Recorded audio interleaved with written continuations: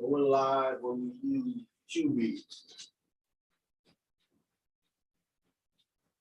You can download this extension on the Chrome browser. It'll bring back them dislikes. Going live when you use QB.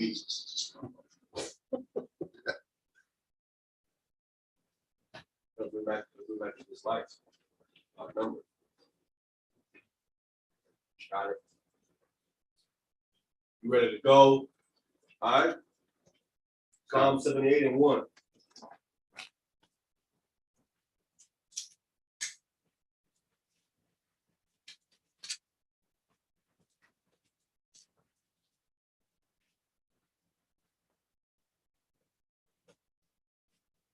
All right, everybody there? Mm-hmm. All right, Psalm 78 from the top. Come. Psalm 78 from the top. Give ear, O my people, to my law. Incline your ears to the words of my mouth. That's all you're told to do. You got to go ahead and listen to the law, to the Torah, to the words that come out of the Most High's mouth. Go ahead. Verse 2. I will open my mouth in a parable. I will utter dark sayings of old. And you don't take it back. Go ahead. Which we have heard and known, and our fathers have told us. We will not hide them from their children, showing to the generation to come the praises of the Lord and his strength and his wonderful works that he hath done. Right, so he's going to give you a backstory, or the backstory. When you going to get a backstory. That was a title for a song I'm thinking about writing. Called Backstory. You know what I'm saying? Okay. I always need the backstory.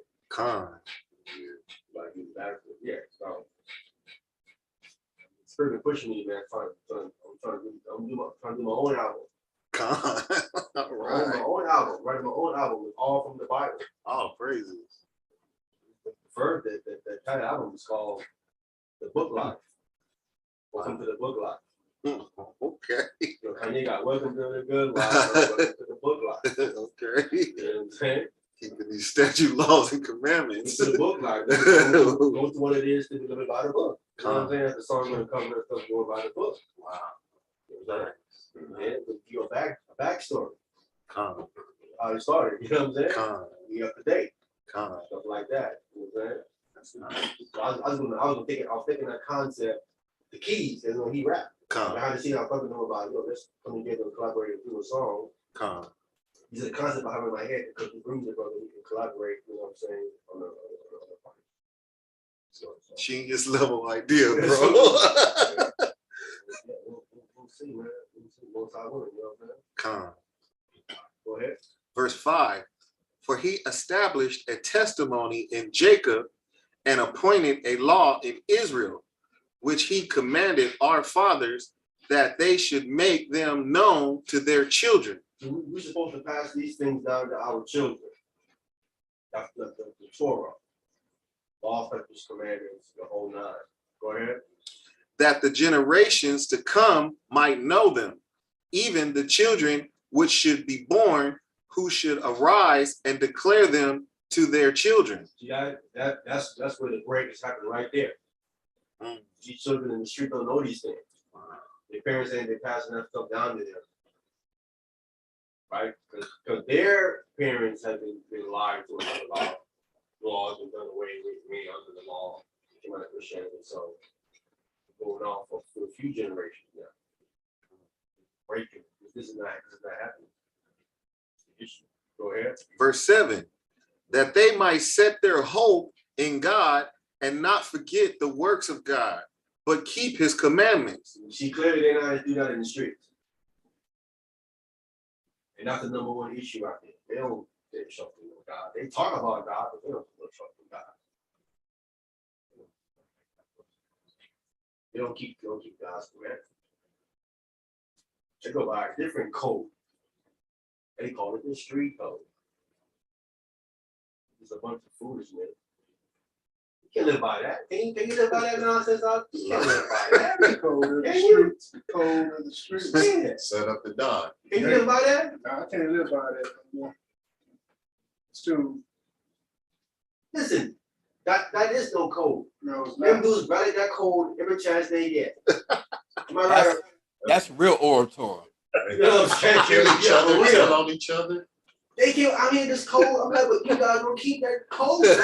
You gonna keep that code yourself? Wow. Snitching, please. Y'all break it all the time. So Esau get you in that room, sing like a bird. You know what I'm saying? Man, I was listening to Canaries last night. sign up for the choir. You know what I'm saying?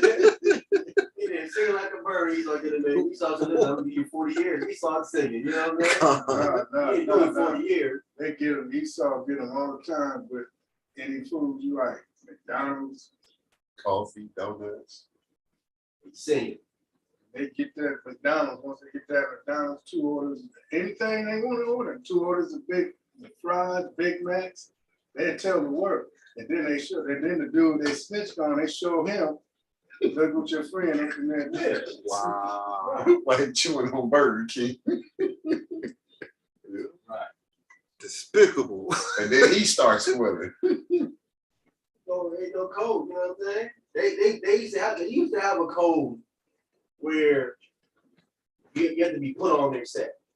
I don't go by that code no more. People are jumping on these gangs that they never been put on, right? Tekashi ain't been put on. He ain't been put on. What about Coke? What's that girl name? Cardi B? All of them. These new people, I'm looking like them like, y'all not quoted on. No one quoted y'all in. Stop it. Lil They Wayne, violate that code. Lil Wayne, and You ain't jumping on these people, they have money. I'm like, Chris Brown. Was he claiming Peblos or something? some he was claiming. I'm looking like, dude, you not a street person. You not a gangbanger. You like, Hey, you know what's crazy about him? He actually was really starting to claim that when he was like really grown. Like, dude, you're not supposed to be doing that. You know what I mean? Young Thug and Soldier Right. Boy.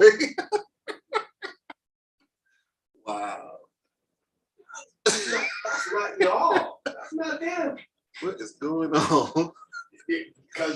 Because the guys in the streets, the real dogs, are slacking on their code. They slacking on their code. For what? For money. For fame. They're allowing these guys to say it from their hood because they're famous. You know what I'm saying? Kind of like how we just do with these camps. I'm from ISUBK. I'm from IUIC because they're taking their code. They're thinking that's, I'm like, that's something to be bragging about, bro. You think it is, but it's not. But they ain't lose because they're famous. You know, I mean HOI because they Shabbath is famous. They're thinking that's something because there is something that's famous. That's not something to be bragging about, bro. But how you was over when these gangs started killing people in their own set. Why there was a code where you couldn't do that. You got to get permission from the OGs before you kill anybody on your own set. Anything goes. And I'm like, but if that's the case, man, what? Why join y'all gang if it's like that? That's how it is in here in Israel. We don't move like that. You can't just jump on it, bro. We gotta, you know what I'm saying? You gotta get some clarification and account to see what's going on. Turn on the whole year with some stupid women.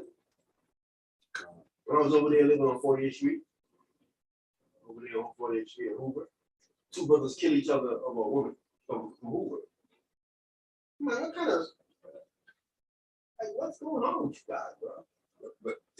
And when they come to that level, why do you still want the neighborhood to put in work for you when y'all killing each other? Listen, they brothers. For a woman. Woman and their family, they blood, and they from a hood. Move. Should be a code like, no, I can do that just for the sake of the set. I can't kill you for the set. And we brothers too. All that went right out the window. The blood went out the window and the hood went out the window. I'm saying to myself, so you said a woman can come in and trump your hood and your blood? Now, dude doing life and dude dead. She's still to the next. On to the next brother. Like Biggie in Pop. Man. I'm like, come on, bro. So stop with the street code nonsense. Stop talking about the street code because there is no code. Right? Remember, you know what I was saying? There's no honor among thieves. You thought there was none.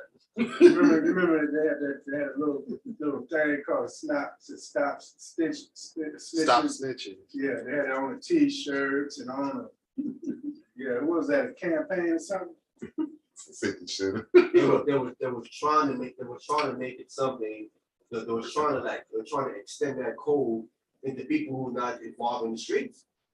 Right? Like, dude, I'm not part of y'all world. I'm gonna tell. You know, I'm not part of y'all code. That's y'all code. Right? I understand for gang members, that's y'all code. That's what y'all go by. Y'all know the code. But for someone that ain't part of y'all, they can't expect me to keep or know y'all code or go by y'all. I don't live like that. Then it'd be like when a little girl gets shot. It'd be something stupid. Whatchamacallit live by that code? Don't live by that. What's his name? And IUIC with the funny looking glasses on, look like a Star Wars character. What's his name? Hathan? What about? Now he the one that said, yeah, I'll tell him. Oh, Something going on in my neighborhood, I'll tell him. He can tell you he'll live by that street code. I don't expect gangbangers to live by my code. Right? They don't live by theirs. So those people live by your code, because I don't think you live by my code. You know what I'm saying? I know you will live by my code. You live by my code, you probably wouldn't survive the way you move it. You know what I'm saying? I'm about mercy and forgiveness and letting stuff go. You ain't gonna let that. You ain't letting that ride. You know what I'm saying? Right. Like you ain't getting the pass. I'm like, no, you getting the pass. You're different. Wow. So that little trying to put that code that doesn't work, man. So there ain't no street code, there ain't no other monkey, none of these grimy. There is no code amongst these people. When you're doing negative, there's a code amongst us that's moving negative. No, there isn't.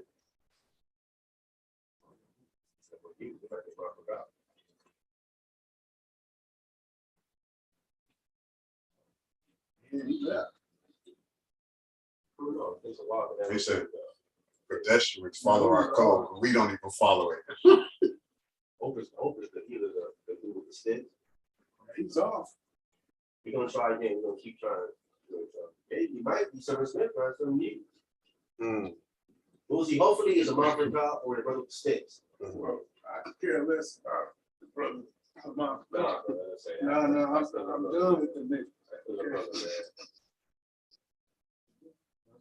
Like I was saying, man, there ain't no that way of life. There is no code. You can talk about a code, but there is no code. Might be Sergeant Smith led. Tony, you on here twice, Tony? Tony's not on. Tony right there. Who was Tony now? I can see he.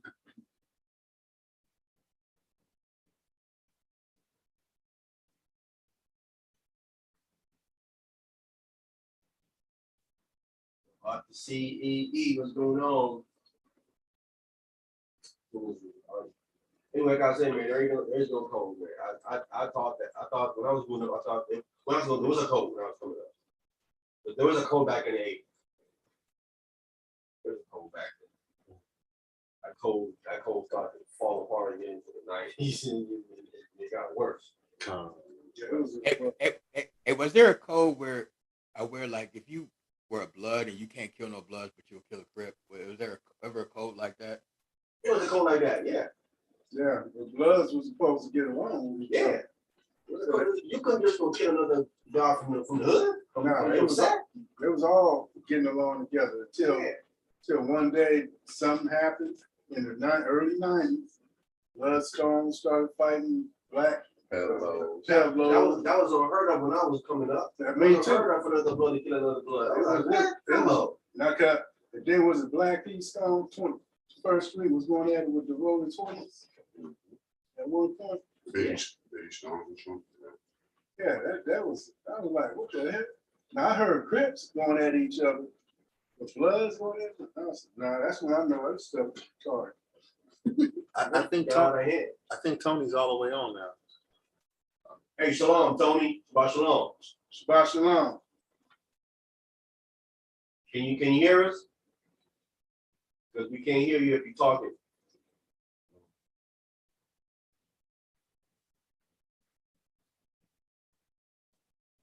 Tony, can you say something? We cannot hear you.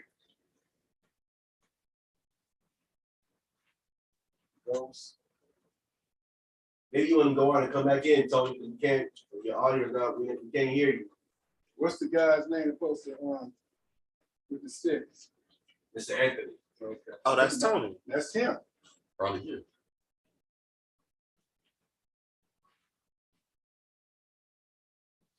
We need to hear him because he's gonna talk to us about the stick. We need to hear him. It's him.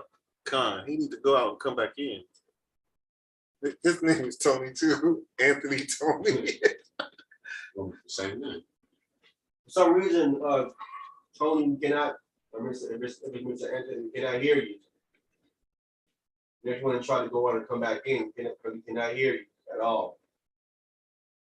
And we need to hear you so we can give you the orders and stuff.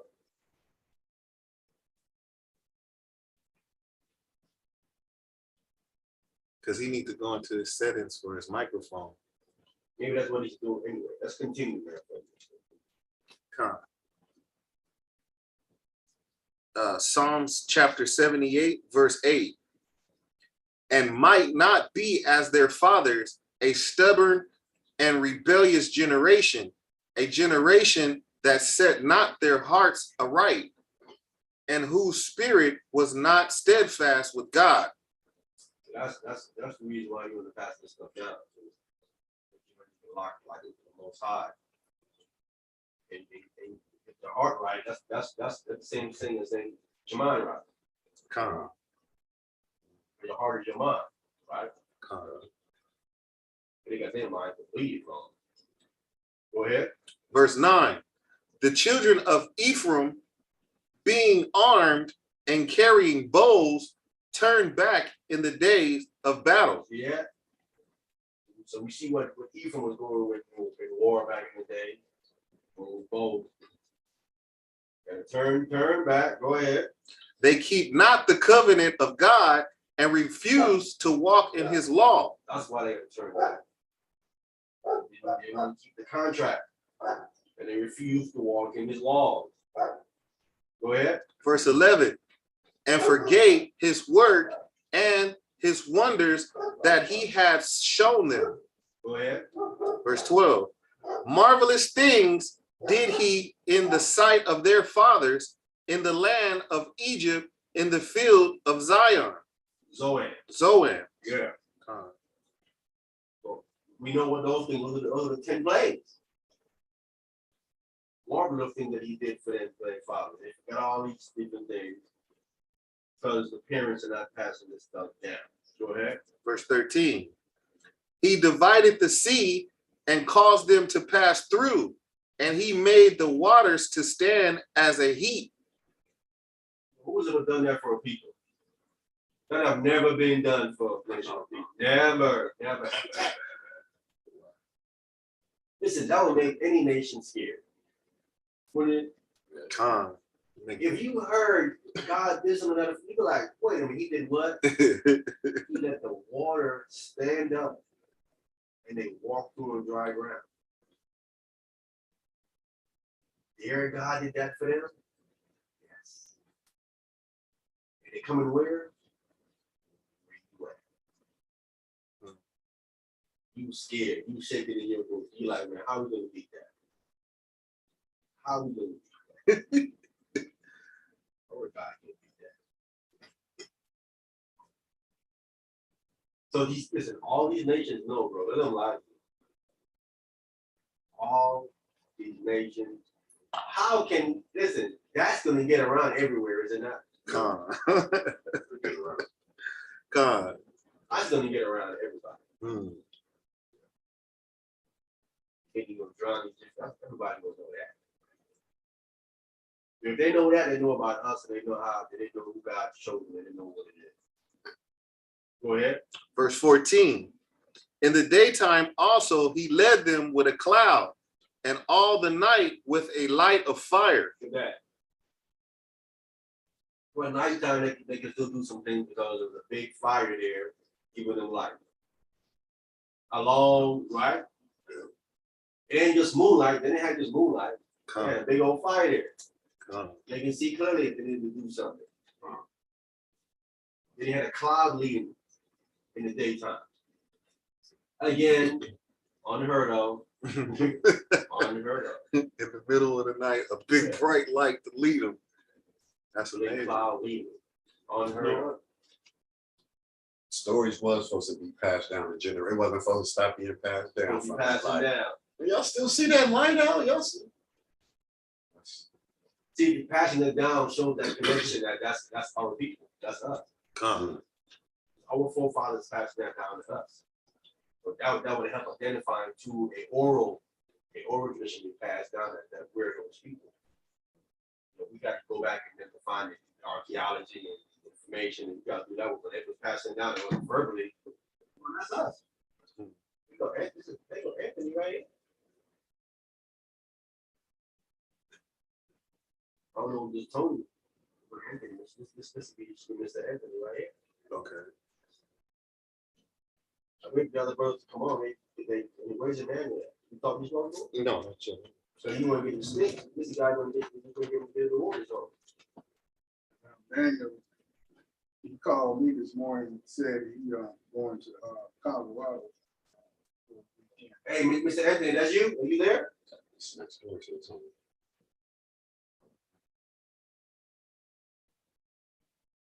Anthony, you there? Say something. Hey, this is Tony. Hey, how you doing, brother? Hey, I'm okay. What about yourself? All right, all right. Yeah, I was having trouble with my phone, so I had to get another one and get in on it. Yeah, that other phone I have, we couldn't get through on it. Okay, you want to close it off, but it's still on. Okay, there we go. It's gone. All right. Okay. How do you turn this up? I think that's the loudest. Oh, It's all the way up. Do you have earphones? No, I don't have them with me. Do you have any earphones? No.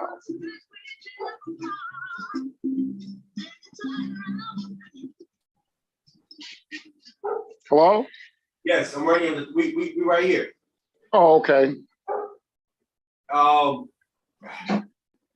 you ready to take the brother's orders, or no? Are you ready for that? Yeah. I mean, you know, did you show them what you had? I forgot to bring it. We doing the Passover. I got a million things to remember. I forgot to bring the stick to the class today. But they have seen the previous two you gave me. They've seen those two. Yeah, I want one just like that. No, you want the one you want the last one that he got. Oh, yeah. That I just got. You don't want that one right there. So Okay. wait, you're losing me. The one that you got from Miss Portia's house the other day?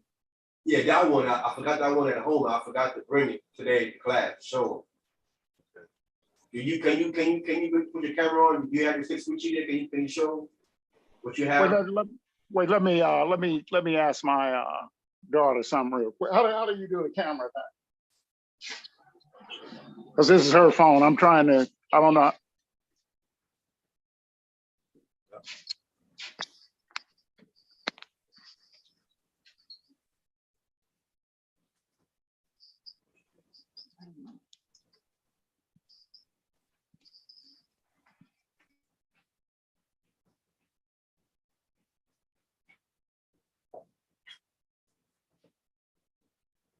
Yeah, so while he's getting that ready, man, he's gonna continue. So you gotta remember, you gotta know what you want, right? Come. With your sticks and stuff. There you go, right there.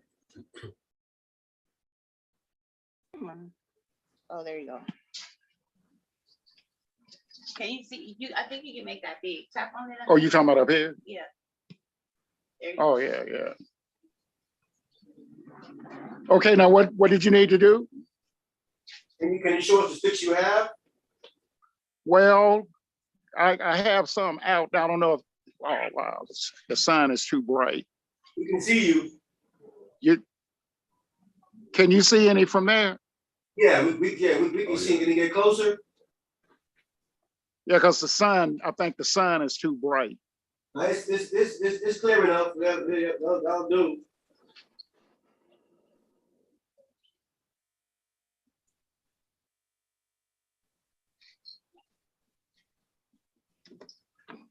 Is this one clear? Bring it a little closer. Yeah, okay, yeah, that's good. So those are the markers you can put on the stick. Yeah. Some of them I do that. Some of them I put engraving on there, plus the plus Yahweh. Can you show a stick with that name on there, Yahweh? Yeah, one like Yeah. that, right? Can you see that? Yeah, there it is. Yeah, that's it. That's it. That's it right there. That's nice. Yes. And let me show you some more with some engraving on it. Hold on a sec.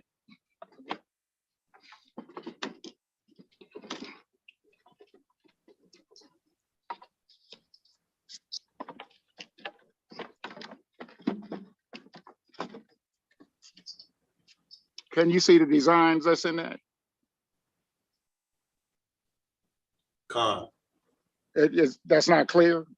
Yeah, we can see that. Yeah. So the sun is not bothering the look of it, because I can't tell from here. All right, it looks nice. It looks nice, man. If that's what people are into, man, it looks nice. You know, that particular design. See, a lot of these I engraved with Yahweh on some of the, and you know, some of them is engraved and some of them is just smooth. Yeah, the ones we want that Yahweh, and we want Christ's name on there, Yahweh Shai too. Those two names we want our sticks. Now, like this, I'm gonna show you one that doesn't have any. It just have the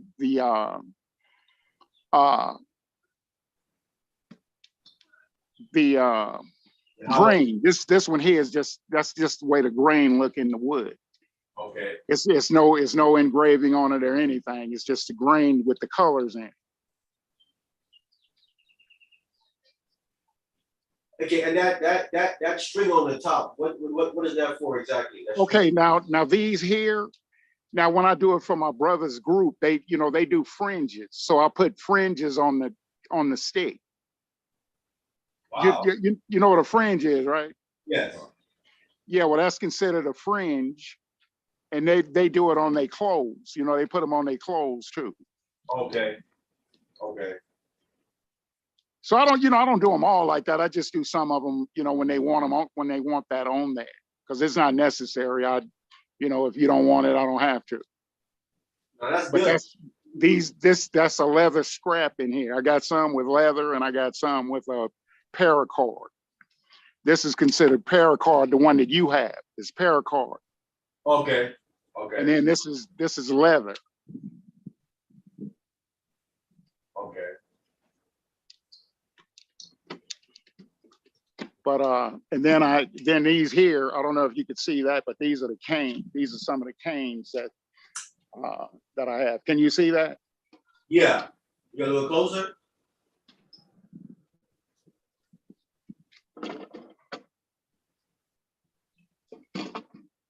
Oh man, those are nice.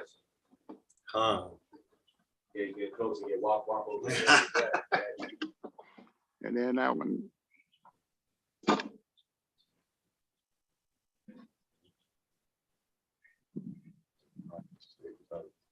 That's nice for old man. Yeah, walk with that. That's nice. That's nice. And these here, I got some smaller ones too. I make them anywhere from 3 feet to 6 feet. So these here are smaller.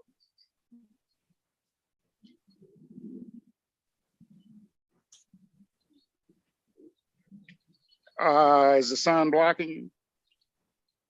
We can see it's good.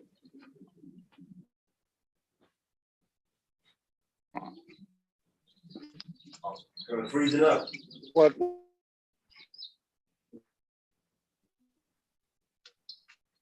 Are you still? Okay. All right. See, these here is not as tall, but they're not. They don't. These are just with the grain in it. It's no engraving or anything like that. But they're small.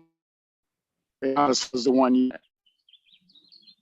But like I say, I can make them anywhere from 6 feet. And then here's some more canes. The picture is freezing up. All those are canes. Okay, it's back. Huh? Said the picture was freezing up, but it's back on again now. Now this is one that have engraving on it. Can we get closer?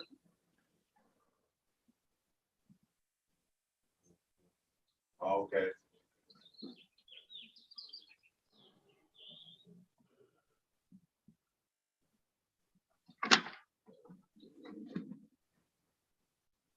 But you guys are mainly interested in the staffs, right? Yes. Yeah.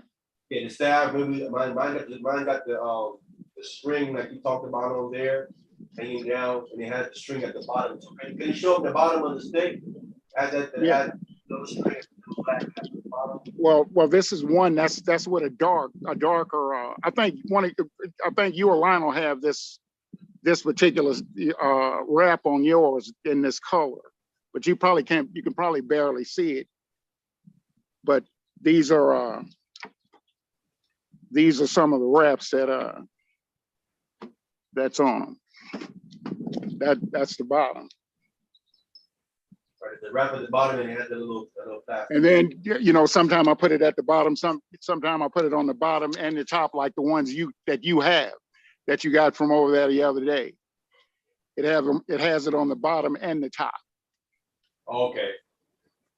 So this one here, it just have it on the bottom. I don't do them all like that because everybody don't like the wrap on all of them.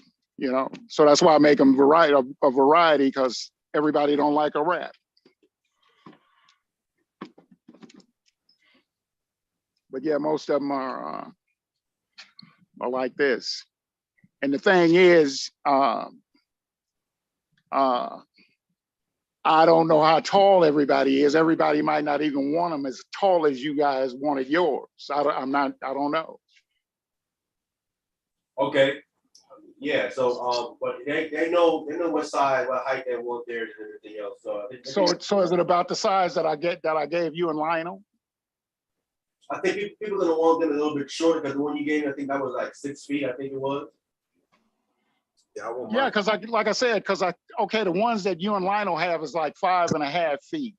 I can make some 5 feet or 4.5 feet. Okay. Is the stick supposed to be taller than you, or is that not how it go? What's that? Is the stick? I'm just asking the question. The stick not supposed to be taller than you, is it? No, it don't have to be. It just depends on what size you want. I got people that want them 6 feet. I got people that want them 3 feet. I got people that want them 5 feet. It depends on the person. I was surprised that you and Lionel wanted them as tall as you did, because that was pretty tall for a staff. So, like the ones you're looking at out here, these are like 5 feet, 5.5. Some of them is 5.5. Some of them is 5 feet. This one here is like a 5-footer. I don't know if you could see, I'm not sure if you could see that, but yeah, that's 5 feet.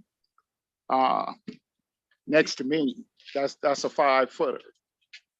These sticks can also come. You can get them straight too. If you guys don't know, you get them straight or with the bend in it. Yeah, see, a lot of people like them with a character, with the little character to it. In fact, I just saw a guy that just started a church. He came over today, and he didn't pay, he didn't buy them, but I gave them to him. He's supposed to give me the money for them Sunday, but that's why I have them out here now, because he wanted to come and pick some. He came and picked up some of the ones I got laid out here now. Okay. That's the reason I got him out here. Because he wanted to see, he wanted to pick what he wanted. But the best I could say is I don't know how everybody, I don't even know if everybody liked the thickness of the ones that you and Lionel have, or you want them a little thinner. I'm not sure. I could do them either way. Do you have one with Jesus' name on it in Hebrew, Paleo Hebrew? Yeah, Can you I have some out here now. can we see it? Yeah, hold on.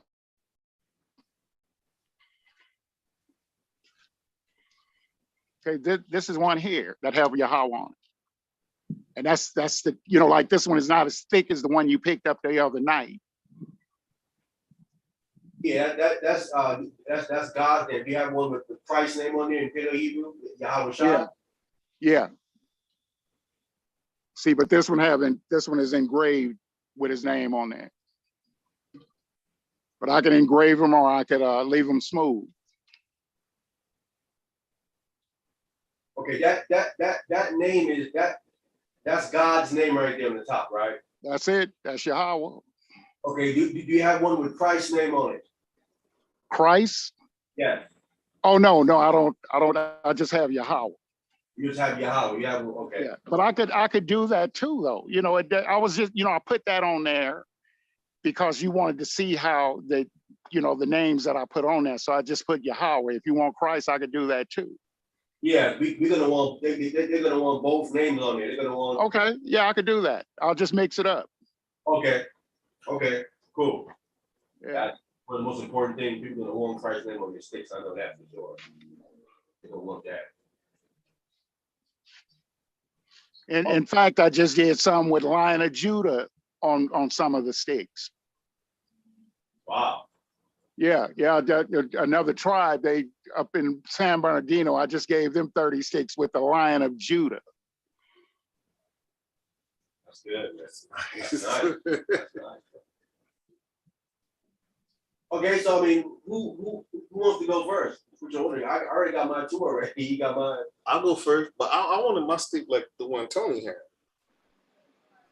Does he have any more of those? What you mean? The thicker 5.5 Just foot? tell him. He knows what you're Okay. talking about. Yeah. I would like a two of the thicker ones, the 5.5 straight staffs. Okay, so you want to now? Who is which one did you I'm not sure which one are you talking about? How thick was it? Yeah, you remember the one that you gave me that night? Oh, so you want them that heavy? Yeah, he wants them that heavy. That's what he's saying. Yeah. Wow. Okay. Well, I mean, I could do that. I can do that. So you want two of them at 5.5 feet? Yes. Okay. Cool. Let me write that down. I got two of them at 5.5 because I do have some that thick, but that's pretty thick. I mean, if that's what you want, that's what I'll give you. But most of the guys that I sell them to, they don't like them that thick. But I like it depends on the person. So do you want it engraved like that or just smooth? Yes, I do. I want the father and the son's name on it. Okay. On both sticks. Now what I was saying is engraved. That means with this engraving on it. Not just, see, some of them is smooth and some of them have this engraving. Right. So, I don't, do you want it smooth? Yeah, he wants it smooth, but he only wants two names on it. He wants Yahweh and he wants Christ's name on it. The rest of it is smooth. He won't. Okay. Now the one that you picked up over Miss Portia's house, that's what I consider smooth. It's not, it's just smooth skin. Yeah. So that's how you want it. Yes. Okay. So I got two of them. Yeah, the two of them with Yahweh and Yahweh Shai on them. Okay. Yeah. Okay. Anybody else? Yeah, it got me down for one of them the same way. He said add one more to that order. Now, he want his the same thickness too? Yes. Yes.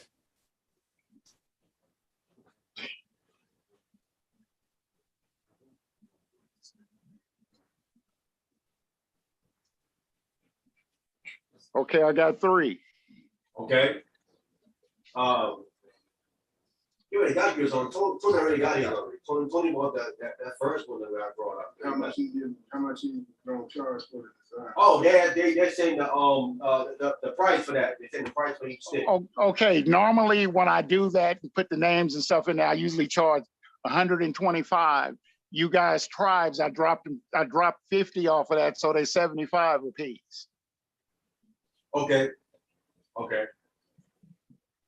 So Yamana, what you want, Yamana? I want that one kind of like my height, 6 foot, You want yeah, he wants 6 feet. and want my name. You want your name? Well, but not my name. You want the Most High Christ name? Put the most. That's what I was gonna do. But I put the Most High Christ name on it, Okay. and then the church name, and that's it. Might be a little bit much. Okay, just put the Most High. Most High Christ name. All right, you want that 151. Right, I think they're about the same size. Yeah, you have one more to that order again. Yeah, somebody bust in and I couldn't hear you. So it's one. What do we have? 4 or 3? 4. Right, 4 now. Okay, so I'm making one that's going to be 6 feet. Right. Okay. Making yours is you said on 5 feet. you say 5? 5 or 5.5? What is it? Let's go with 5.5. 5.5. Out of the 31, yeah, out of the thing with the same stick. So that's 3 5.5 and 1 6 feet. Yeah, 5.5 is like. Actually, you know what? I'm gonna take mine at like 5. I want mine. Okay, yeah, because like I said, man, when you get them, you're gonna say to yourself, "That's pretty tall." Normally the staffs are anywhere from 5 to 5.5 feet. Normally. Yeah, let's do that. Make them all 5.5. That would be easier. Or 5. Okay. Now, but, like I said, the one that you just picked up the other day, that's 5.5. Now, is that tall enough for you? See, you know because you've seen it. Let's go 5. Go 5. Yeah. I want mine 5. Go 5. Okay. So how many 5s am I doing? 4. Okay, 4 5s. Yeah, just go 5. What I have is it's up there. And then I'm doing. Am I still doing the 6 footer or I'm not? No, not no more. No. So we got 4 5 footers. Yes. Okay. 4 5 footers with the they want the Most High and Christ name on there. Yeah. And I don't know how much more it'll be to put those wrapping that thread wrapping on it. That doesn't matter. That's okay. I could just do. I just do that if you want it. It's not extra. You didn't want that. They want it in blue. Get it in blue. Like navy blue would be good. Yeah, I have navy blue. Okay. I have it in navy blue. And in fact, did you seen Lionel's, right? Yes. Did he pick the one with the blue wrap on it? No, he put the one with the black. Okay, so the one you have the blue. Yes. So you want another type of blue, because that is a navy blue too. Oh, I do have a navy blue. No, that one. Let me show it to you. Okay. Can you see that? It's not like yours, but this is a navy blue. You gotta go back in the sun. Go back into the sun. I seen it though. Oh yeah. Yeah, that's fine. That's fine. So you want that instead of the blue that you have? Yeah, that's fine. Yeah, that'll work. Yeah. Okay, that'll work. Yes. So I'll do all of them have to be with the ref, all 4 of Yes. them. Okay. You wrap it at the top and at the bottom if you can. Yeah, that's not a problem. That part is not a problem. Okay. Cool. So when did you want them? As soon as possible. Well, I could have them to you by Thursday. Perfect. So what I'll do is I'll call you on Thursday. I mean on Wednesday and let you know when I'll be down there on Thursday. But I mean, make some more. There's a couple of brothers that have not popped in yet that want sticks. Or what I'm gonna do? See, when I come, I'm gonna have some extra ones anyway. I'm gonna have some extra ones anyway. Okay, but for that one right there that you're making those 4, I would, let me see, because Tony gonna want at least, we gonna want one. Mhm. Tony gonna want one. Jason gonna want one. I would make 2 more like that. Make 6 of them at least, and then 3 other stuff too. Okay, now you want them all in blue.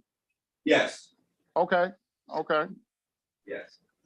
I can do that. Yeah. So what I'll do is call you Wednesday, and I'll let you know when I'll be there on Thursday, or I'll just leave them with Miss Portia. Perfect. Okay. Yeah, I want mine in black. So you want black? You want just black thing? Yeah. So I'm doing one Yeah, in black. please. You want it black? Put it black. Okay. It's only gonna be one in black, right? Say again? It's only gonna be one in black? Yes, Okay, so I got 5 blue and 1 black. yes. Okay.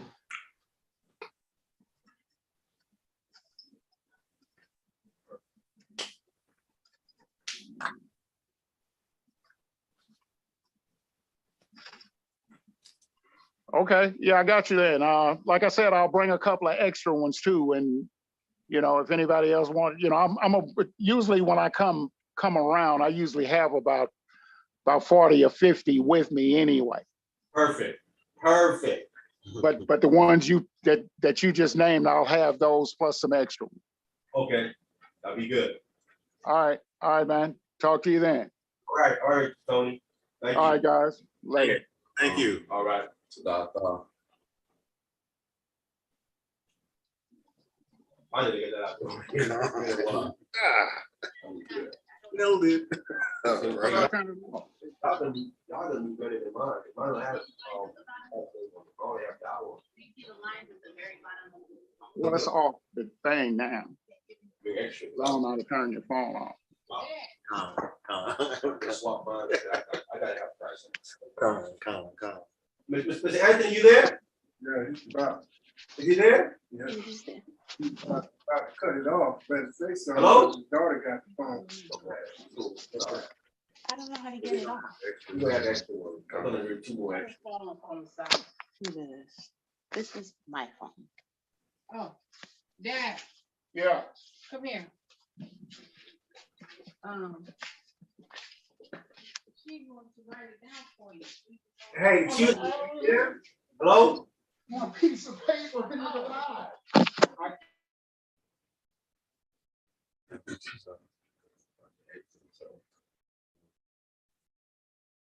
I'll just text him. I'll text him on his phone to make 2 more. Come. I'll text him. I'll text him later on. And I mean, hey, can you ask him if he's able to ship them? Like, you know what I'm saying? Like, because some people are not out here, you know what I'm saying? He's gonna bring them down. Okay. He's gonna bring them down to us. So he gonna bring them down to us. He gonna bring it to Ariad's house, and I just go get it, and I can have it for you brothers for the Passover. I'll bring it to the dojo. I have it all. All right, so you finish. I text him about making 2 more extra ones. And once you bring it, I just I take it to the Passover. They'll all be there. Come. Just take some there. Come. All right, let's go back to where it was in Psalm 78. Okay, we in Psalm 78, verse 15. Yeah, we're in Psalm 78, verse 15. Okay. Everybody there? Seven Smith, you there?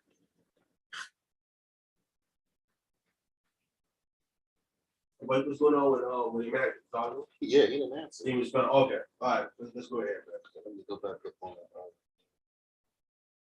Clubhouse. Come back. All right, go ahead. Psalms chapter 78, verse 15.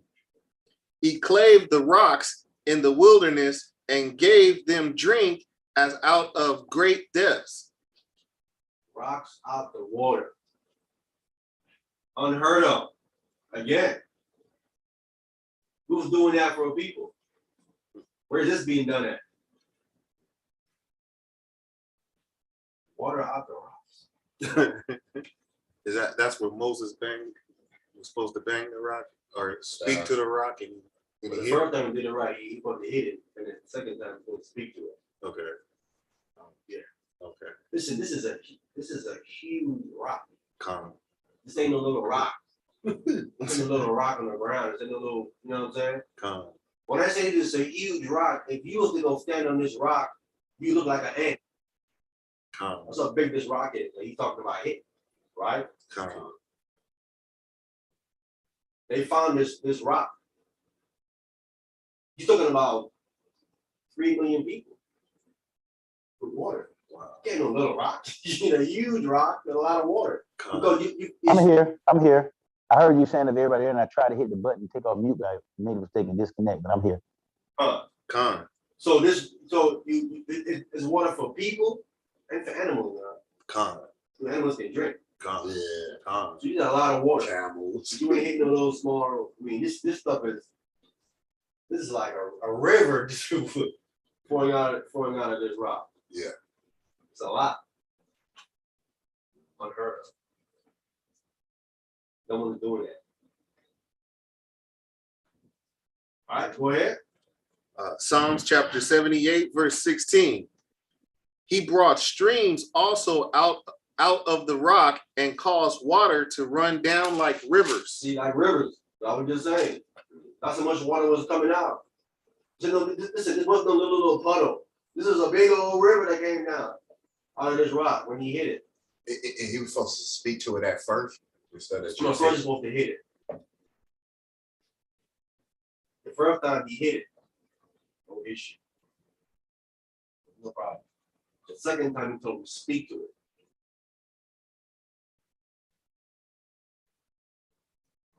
because it's like a living water. It's living the rock. Huh? Because the rock living. Yeah. Or because he flexing his power in a different way, or because the rock living. He's not listening. The rock is a shadow picture. A shadow picture is a future fulfillment. The rock represents who? Yahweh Shai. Represents Christ. So when the first time he hit it, that represents him. Christ. Him dying, right? That's the hit. The boo, right? Come. The second time he's supposed to speak to him. When he comes back, we're gonna be talking again. I just put the Gabar last night. Gabar told me that they are Israelites out here teaching that Christ's gonna die twice. He's gonna die when he come back again.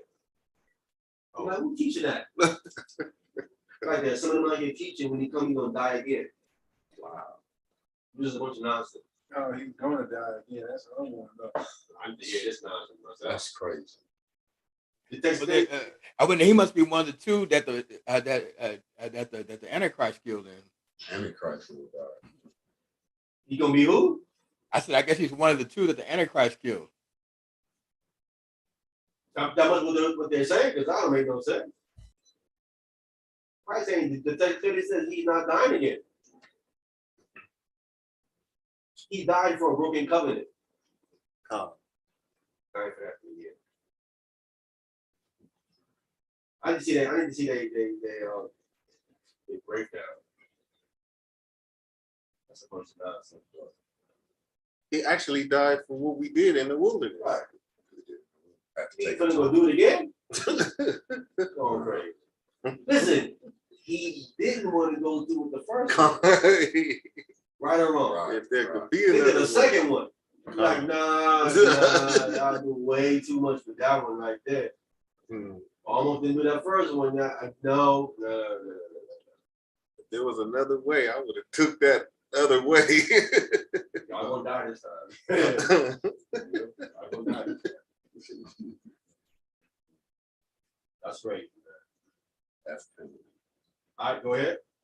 Verse 17.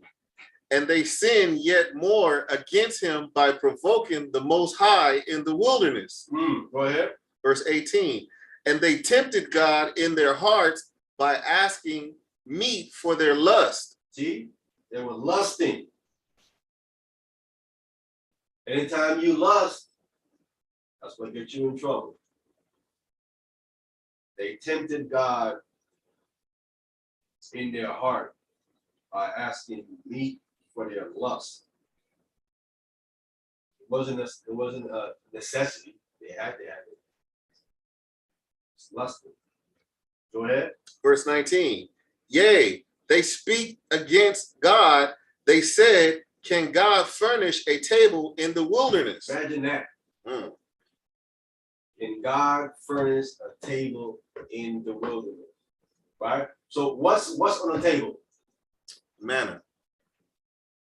On the table you would have three things, right? No. The table to eat. Oh, manna. Can you furnish a table, right? Because when they're hungry, they're saying they want something to eat, right? Water. So when you're talking about furnishing a table, we're talking about some things to eat. Okay. Right. You said what? Well, I said water. Of course, we're gonna have water on it. Or something to drink. Some kind of liquid on the table, right? They had that. You got water, right? They had manna coming down every 6 days a week. And now they want meat. Now they want meat. That's your table. Animal flesh. Oh, yeah, animal flesh. That's a table that was asking for. And you furnish a table here. I mean, we got some water here, we got some bread, but we made out of meat. For their own desire. For their own lust. Pleasure and desire. Yeah. But no desire is important. When they start doing that nonsense with that meat, God would back up from it. And they were like, listen, make a tabernacle that I can dwell in the middle of Israel. But Israel at that time was not eating meat. It was eating this manna and water. Right? I mean, their vessel was pure, clean. They had all that buildup. Right? It was clean. But you got meat, I can leave. Messing up your vessel. Right? Now I have to implement farsit, which is purging. You gotta purge. Eat manna, you ain't gotta purge. If you're eating mostly fruits and vegetables, you don't have to purge. Right? Do you? You don't. You gotta purge when you eat meat. So don't break down, You right? gotta get that out of you, right? You gotta get that out of you. You gotta push that stuff out of you. Because it's not gonna function right. It's like you put some sand in your gas tank. Right? That sand gonna get in there and start messing stuff up, stuff ain't gonna flow right, gonna clog this line up, right? Clog arteries. Let's go from that meat, fat, too much grease in the meat. Like grease getting in your arteries, start clogging it up. Right. From the wrong, so to clear it up, you're gonna need to get some cayenne pepper. Get in there, try to hopefully break that stuff down and push it out. I was talking to somebody last night and I was saying, as Israel, we got some stuff to figure out. You know, I don't think the Most High is really dealing with us yet because as a nation, we haven't figured something out. And this sounds like what we haven't figured out. Well, this is the backstory. Wow. This is the backstory. Okay. Right? We need the backstory. This is what we get. This is the backstory, right? Okay. No, I mean, as far as like the diet though, like we still eat meat. No wonder God don't want to deal with us. Okay. Wow. But the problem with eating meat is the excess. Right? It's the excess of the meat. The fat, the skin. Not only that, where we are eating the meat, they're not doing it correctly. They're not killing the animal correctly. And they got all kind of hormones and all kind of crap that they add to the meat. So you're not really eating a pure meat anyway. Wow. Got steroids in it and all kind of crap with it. Yeah. And Esau's always mixing stuff in the meat. So that we violate the Torah. Put some jello in it, gelatin, Liston, he called all kind of names. Red 39, blue 36, all kind of ridiculous names just to hide it that he's putting some kind of Yellow 22. Yellow 22, all kind of crap. You know what I'm saying? And he's doing that to keep us further from ever going back to reach our Lord. He knows as long as we violate Torah, it's diminishing our power. He knows it. He stopped doing that, he's done. Because we're gonna grow more and more and more in power. We gotta keep diminishing us. So it's either I gotta get him down, I gotta either lie to him, get the wrong information in their head, they're not the real people, they're Gentiles, and feed them that nonsense and keep them down. That's the only way you can get it. Otherwise, he's done if you don't do that. He knows it. All right, go ahead. Verse 20. Behold, he smote the rock that the water gushed out, and the streams overflowed. Can he give bread also? Can he provide flesh for his people? Well, they say we hit the rock and water came out. Okay, can he give bread? Okay, we got bread. Now they want what? Flesh. See what they call it? They don't call animal meat. The Bible refers to animal as flesh. See, that's what he calls it. Yeah. That puts a whole new spin on me. See what he said, the Bible calls it accurately what it is. Oh. You want flesh. You don't want meat. You want flesh. That's why big dumb lie to us like about meat. No, you're talking about flesh. Come. If we understood that's what it was, like, no. No, we want the meat, the fruits and the vegetables. Esau can lie to us and say, no, that's fruits and vegetables. Meat is animal. No, the Bible says animal is flesh. It makes you sound more like a cannibal. Doesn't it? That's what it is. Doesn't it? Like the animal eating the human, we eat them back. Wow. That's what it sounds like. That's what it sounds like. And then that even, see that right there. Now, see, the backstory help you with the forward story. Remember when Christ come and say what? What did Christ come and say? Flesh of your flesh of my flesh. See, if you don't eat my flesh come. and drink my blood, Come. right? You are not a part of it. You have nothing to be part of it. See? And they say, he's talking cannibalism. He's talking cannibalism. Man, we here for to eat you. You talking about cannibalism. Right? Come. This is how they're viewing what he's saying. And that's not what he's saying. You gotta consume my information. Come. Eating me is consuming the information. Holy scriptures. That's what he was saying to them. Eating my flesh and drinking my blood is consuming my information. He meant the soul food. Huh? The soul food. Yes. That's what he's speaking of. Right? Eat that. Because when he's teaching you, what is he doing? He's He's feeding you. Eat that. Some people hear, but they don't want to eat that. They're like, they're rejected. They won't eat that. That's what he was saying to them. But again, that's part of the backstory. Back in them days, the one who really understood the culture and the backstory knew what he was saying. But the unlearned people didn't know. They were like, no, we don't get that. We don't get it. The majority of them didn't get what he was saying.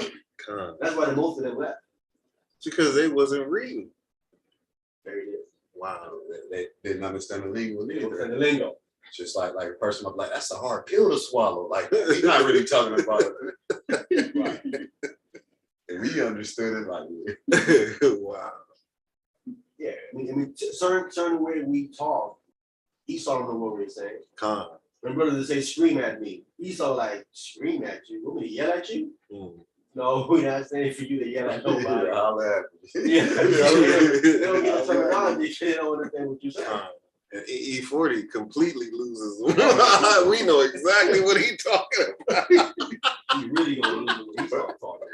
I'm just now noticing that we the only ones really call our food soul food. Everybody else got their definition of their food. We got soul food. We brothers. the only one that's constantly coming up with these different phrases, and we do it like every other year. Am I right, blind or wrong? Yeah, we do that. We got flavor. The smoke, come on. Yeah. Come Now you hear all them saying that in the newscast when they doing their stuff, you know what I'm saying? on. Yeah. They're using all this stuff. Want the smoke. Hater, we made that popular. Bro. I remember when Hand to the Faith was popular. You know, and then when Corona came, now people start giving elbows and giving them that, and give me 4 feet. Like that's still all our language. Don't get that misconstrued. That's still all us. Yeah. Y'all just fall in pursuit. Okay, into a sense. That's all they doing, bro. Again, Hey, only give me we 4 patent feet. that. We patent that stuff, we rich. We patent on this lingo we coming up with, we be rich. Those are just things that testify we are those people. The same thing in the backstories happened all the way down to the time. So it happened in the one people. True. That's good to show you when Christ said, "You're the salt of the earth." You are the salt of the earth. Come. There ain't no nation got more flavor than us, is there? Nah. No. Where I'm waiting to see where. We still have our Savior. I don't see no that our kind of flavor. We got the flavor. All flavor goes all the way right and then all the way left. Does it not go? Come. Go all the way left. Wow. There is nothing more flamboyant or crazy than a gay black man. He's gay to the next billion power, is he not? That's true. He ain't just regular gay like a regular white person. He's well in with his gay. Come. Yeah. He got all kind of head movement, snaps, and words, all kind of stuff he got with his thing. The closet is definitely not for him. He really you minute the gay to take to the man. Even when they kind of like pimping and banging and all that, they do kind of take. They go there with it. You know what I'm saying? They just can't be regular gay. That is real. True They just can't be. They snap. They only play it off so Puffy can only play it off so long. Puffy are gonna, he a closet gay. You know what I'm saying? Pop up every now and then. Pops up every now and then. Wild swinging party. You have people, you look at them, and you like, they have that gay vibe on them, but they're not gay, but they do that gay, kind of gay vibe on them. You like, gay vibe on them, bro.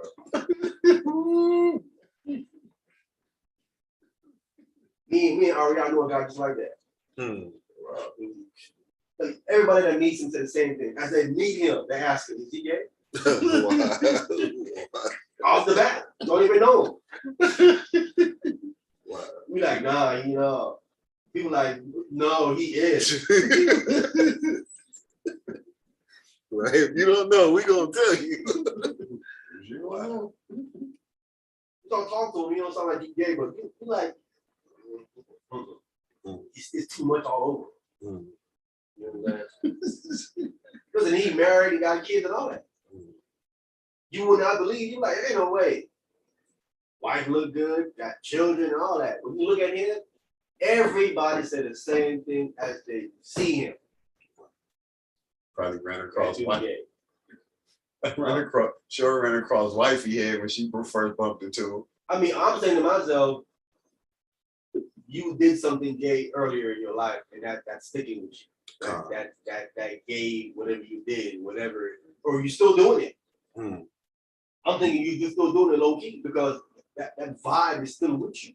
That look, that move, you know what I'm saying?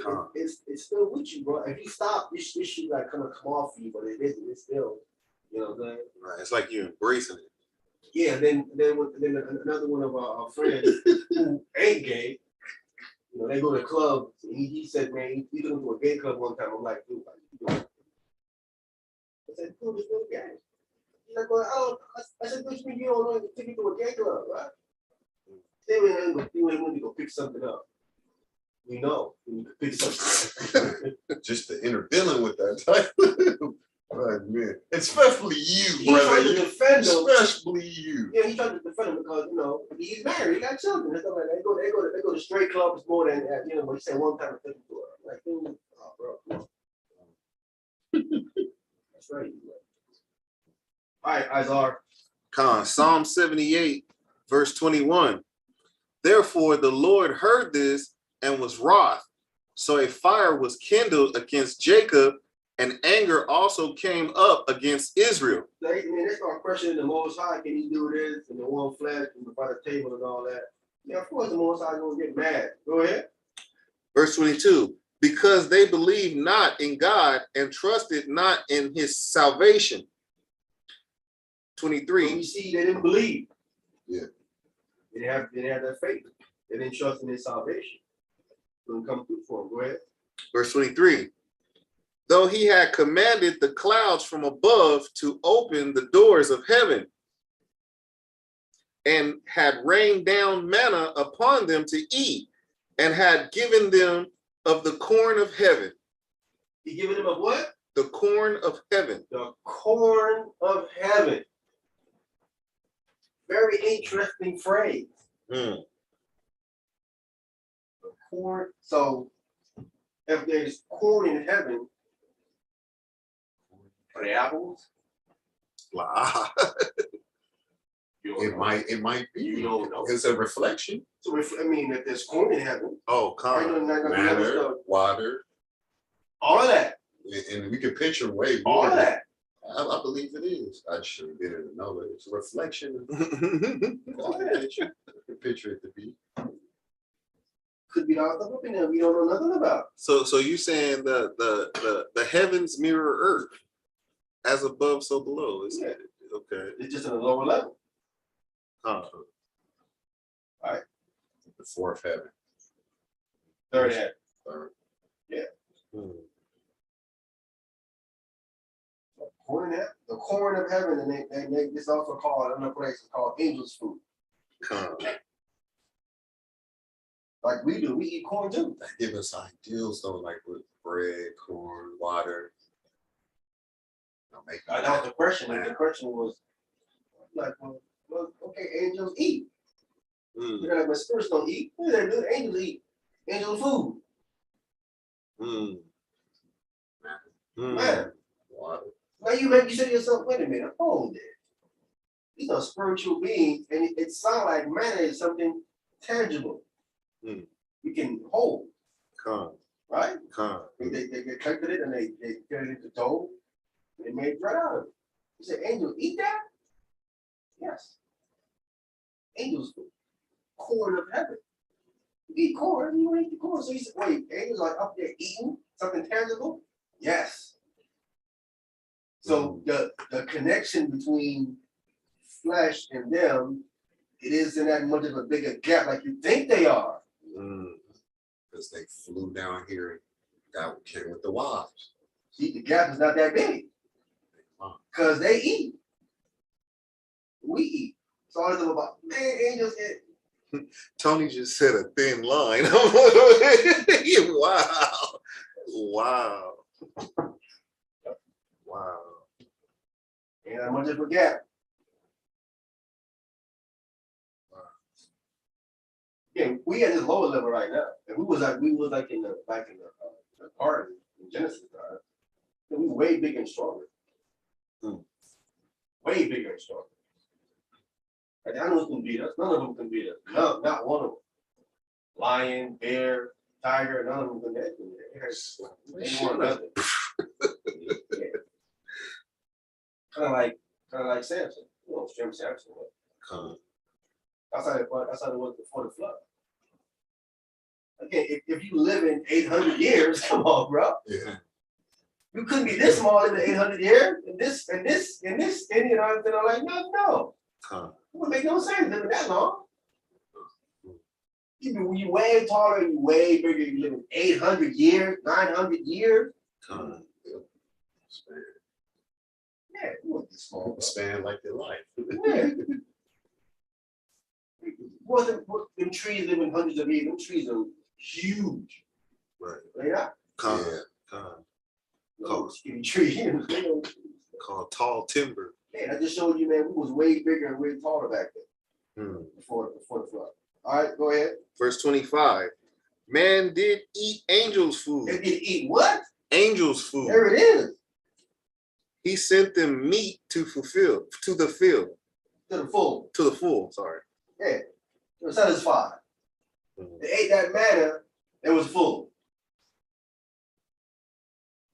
Mhm. That's the kind of food you want to eat.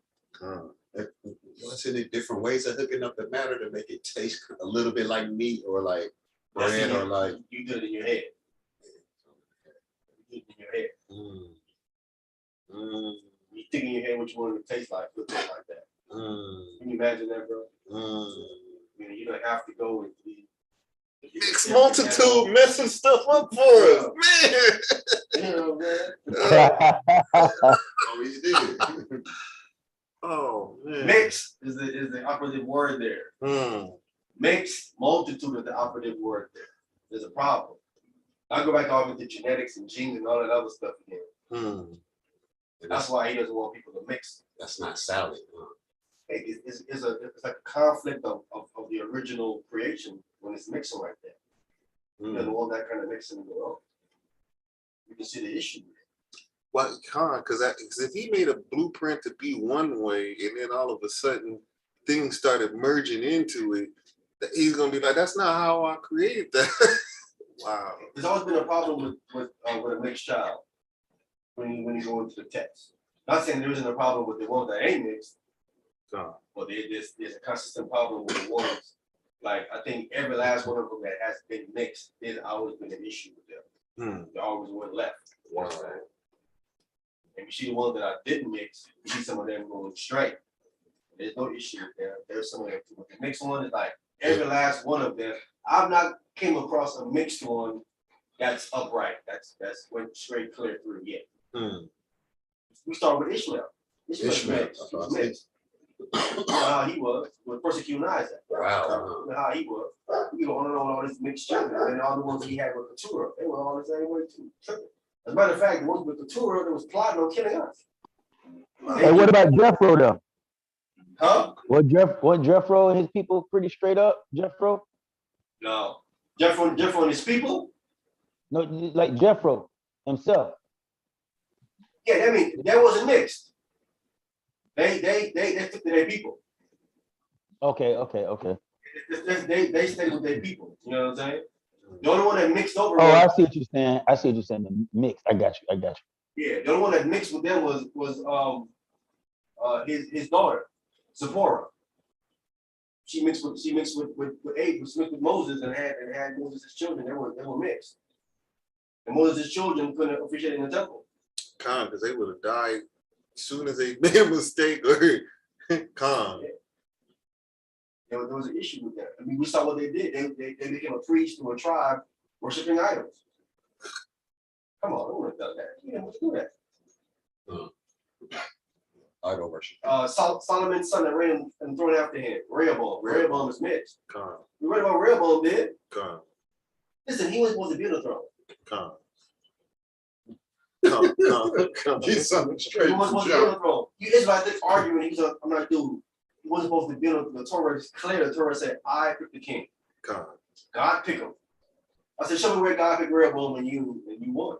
Just show it. Crickets. We know God picked David and he picked Solomon. We know that. He picked them both. And he ended it right there. But as you read in the Kings, what people are missing is that it always mentions his mother.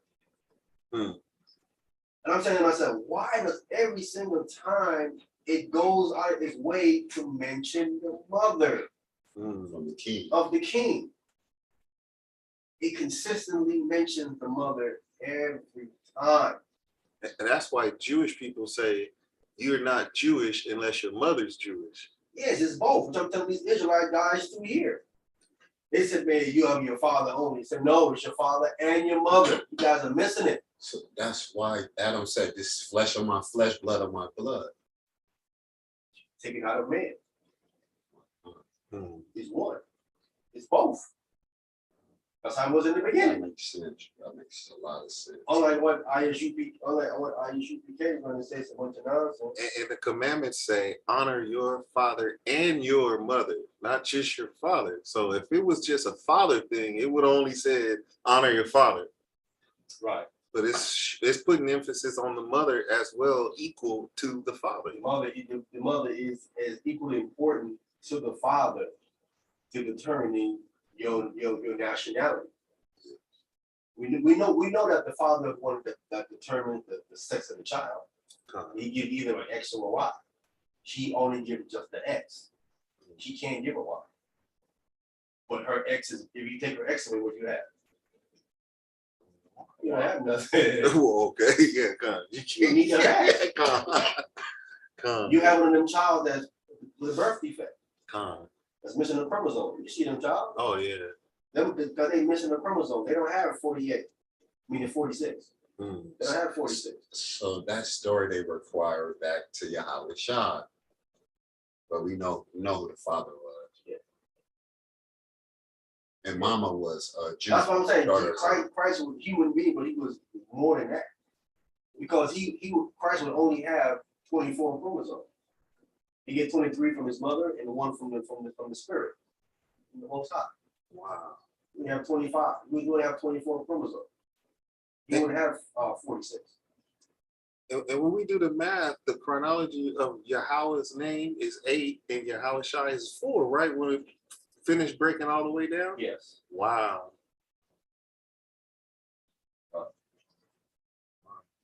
Dang, that is deep. Whoa. And the math is there too. Wow. Each letter is a numerical value. So you put the words together, you also put them together math at the same time.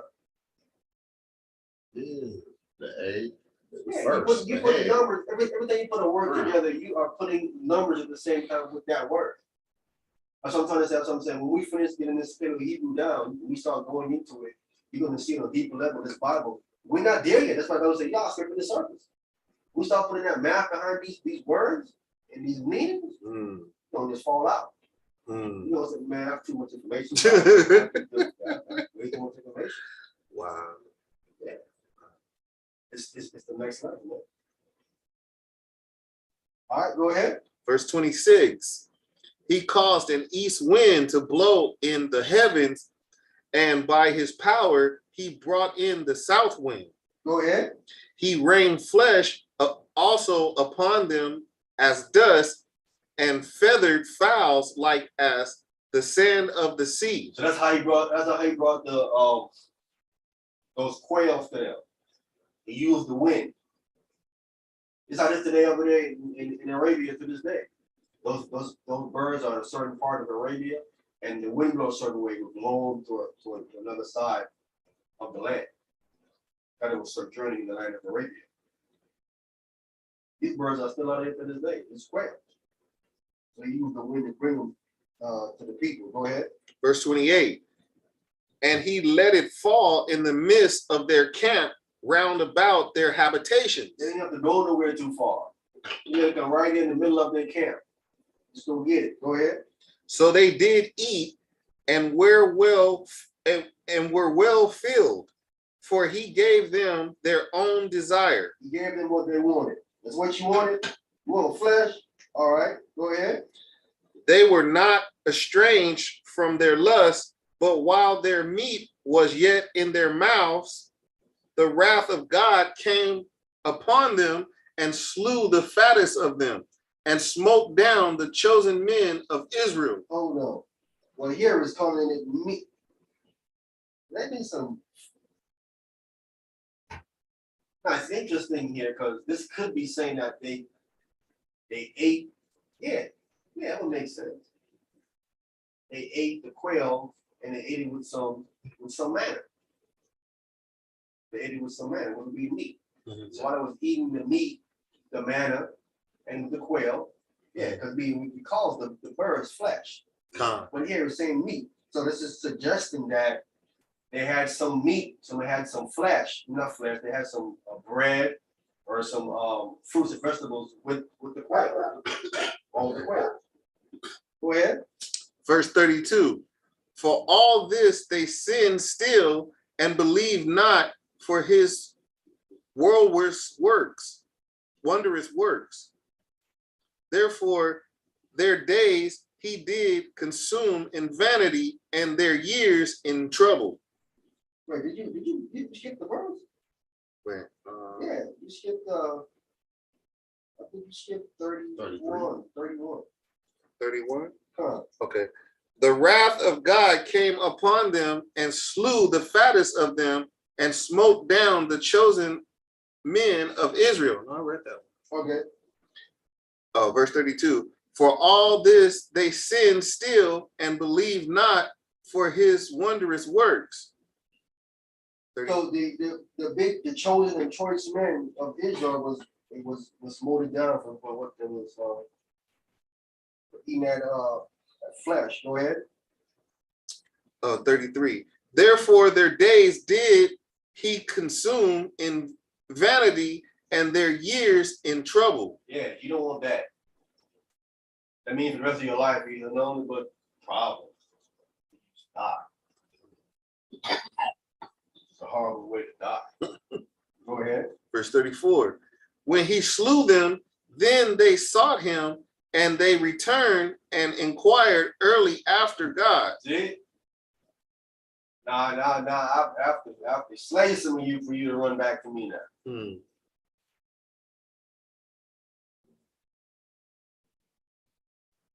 So when he slew them and they ran, Playing it how like fat backwards meat. is that, bro? Playing it like fat meat ain't greasy, you know? That's what they Right. did. Like I said, man, you cannot generalize this whole situation here because you know Joshua and Caleb wasn't a part of this nonsense, right? He wasn't a part of it. Joshua and Caleb was like, nah, we ain't doing that. Y'all do y'all thing. You know what I mean? I'll do that nonsense. Right? Moses wasn't a part of that. I would say not even Aaron and Miriam was a part of this nonsense, right? Yeah, that would make sense. Flesh, Yeah. like that's They wasn't like, nah, we good. You know, they lusted, you know what I'm saying? Following that mixed multitude. Text that. Yeah, I would bank my money on Caleb and Joshua they was not part of this. All right, go ahead. Verse 35.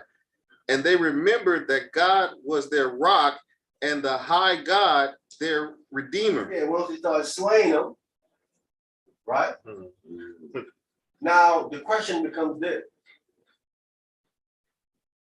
why would God do that to them? It was okay to eat flesh. Is it wrong to eat flesh? Is it? Whoa. You don't know? No, it's not. Well, no. It's kind of hard to answer that. It's a two-way sword. It's not I wrong. would say no. I would say no because Christ ate fish and honeycomb. Yeah, but we have a law that you can eat certain animals. It says that. Lamb at the Passover. Clean animals. Yeah. So the question is, why would God slay them for eating flesh, animal flesh? Why you get mad at them then? He gave them a meal already, and now they lusting after flesh, listening to the multitudes mixture crowd. But Tony, they can have that. That's lawful to eat animal flesh. That quail is clean. They probably didn't bless their meal. I think one thing I always look at this story is that the manna was more than just food. The manna was his word. So it's kind of like they was had a desire for the fleshy things over more than his word that was going to keep them for eternity or keep them during that time being. So I think that was a part of it. Like they had a more desire for the things that's on the earth more than what he was giving them like daily. I mean, that's one way to look at it, but eating animals is lawful according to Leviticus 11. Yes, sir. Because they didn't remember him. That could be part of it. They didn't. That could be always part of it. Put him first. But I mean, the text is saying that how he get mad because they asked for flesh. And plus Moses, Joshua, and Caleb is right there, and they're still ministering to him. Like, hey man, you guys shouldn't be asking for that. So they would have That's to lawful. What do you mean you ask for that? You can eat that. The text said you can eat that. On Leviticus 11 it said you can eat that. But Moses would know if that was pleasing to the Most High or not, wouldn't he? Well, then why is it lawful for you to eat? I mean, why would I would say so? Let's say you like today's time, he's already providing for you, but yet he know you desiring and listening to other things. I think that would get him upset. He already given you everything, but yet you want something else. But he has to remember too that we're only human. You know that? I'm saying why remember he got mad at it. That's like your child asking you for something that you said he can have. Why do you get mad? Or is it something we don't understand? Because I told my son, if I say, look, I'm gonna give you this at 8 o'clock, but then you keep coming to me asking me for something I'm already gonna give you, have enough faith, I'm gonna give it to you. But this is what I want you to have now. You see what I'm saying? Hey, but would you get mad to the point where you would actually kill him? Definitely. I have thanked my kids before. If they ask me for something more than one time, I told them they're gonna get it, and they ain't patient. Yeah, I'm saying, would you kill him? Because the question. That's a little extreme. No, we ain't gonna kill him. But well, he slew him. We just read it. Right? We just read it. He slew him. We have to be missing something. There's something we missing here. When I read it, I paused. I said, "Wait a minute, I'm missing something here. Stop reading. Stop. Pause right here. Read it again. Let me read it again. You can't go keep going to the next chapter. Stop right here. Golden calf. The golden calf is probably why you stop right here. Now, here's what I came up with, because I was listening to all kind of angles. And I'm like, nothing making any sense. Don't that make sense to me? He don't want you to eat flesh. Period. So once that conclusion is come to, then the question, then when that question becomes, then what are you saying about the Passover? They can eat lamb. What about that?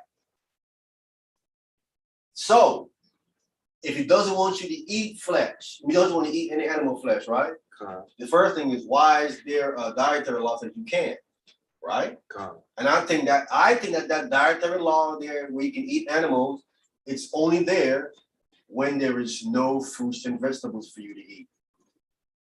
When there's none for you to eat, and there's only animals, that dietary law comes into effect, which animals you can eat, right? For instance, when they had a flood, it killed all the vegetation out. It only left what? The animal. So then in Leviticus 11 comes into play, and Genesis 9 comes into play, what you can and cannot eat, because there's no vegetation, right? Now, so then what's the law about you can eat lamb or a goat? Lamb or a goat, you said you can eat either one. What's the symbolicness then of allowing you to eat lamb? See how it shines. There you go. Oh. And again, that only happened what? Once a year. That's not a yearly thing. That's a once a year. If you ate meat once a year, it won't do you nothing. Because your nothing at all can whatsoever. Kick everything. But didn't he give them the quail? Huh? Didn't he give them the quail? He did give him the quail. He gave the quail to punish him, to show him. Is what you want? Here. I think. Wow, I get it. Wow. There's more going on with this. I'm telling you, this quail is doing something to them, is hurting them in some kind of way physically that they don't see. And he sees it and he don't like it. And he doesn't like it because it's causing some kind of wedge between him and them. Oh, look, let me read this again. Go ahead. Starting from Psalms chapter 78, verse 31. the wrath of God came upon them and slew the fattest of them and smote down the chosen men of Israel. Wow. And that's where that would come into play at. He smote them because they asked for it, and the ones who ate it and consumed it, he slew them. What I'm saying, there's something about them eating that defiled their physical flesh, that separated God from them. Because God don't deal with God don't deal with defilement. If you're defiled, he ain't gonna come nowhere near you. That was unclean. Huh? That was unclean. It made him in a sense unclean. Right? Flesh. Again, the question is, I'm reading and I'm like, dude, he is highly upset. So it was already clean from manna and water. Right. Now you want to add now you flesh. add, right. So I'm like, wait a minute. I'm like, the only reason makes sense him to get that mad, it ain't just because he don't want you to eat it. It is something that's going to separate you from him on another level. So you would be saying too that Moses, Aaron, Caleb, Joshua, they didn't eat this. No. Of course. They ain't touched that. They ain't touched that. Knew better. And I would even go farther to say that I will bet you no Levites ate none of that either. I would bet you no Levites ate none of that either. Wait a minute. The whole priesthood wouldn't touch it. Wow. Wow.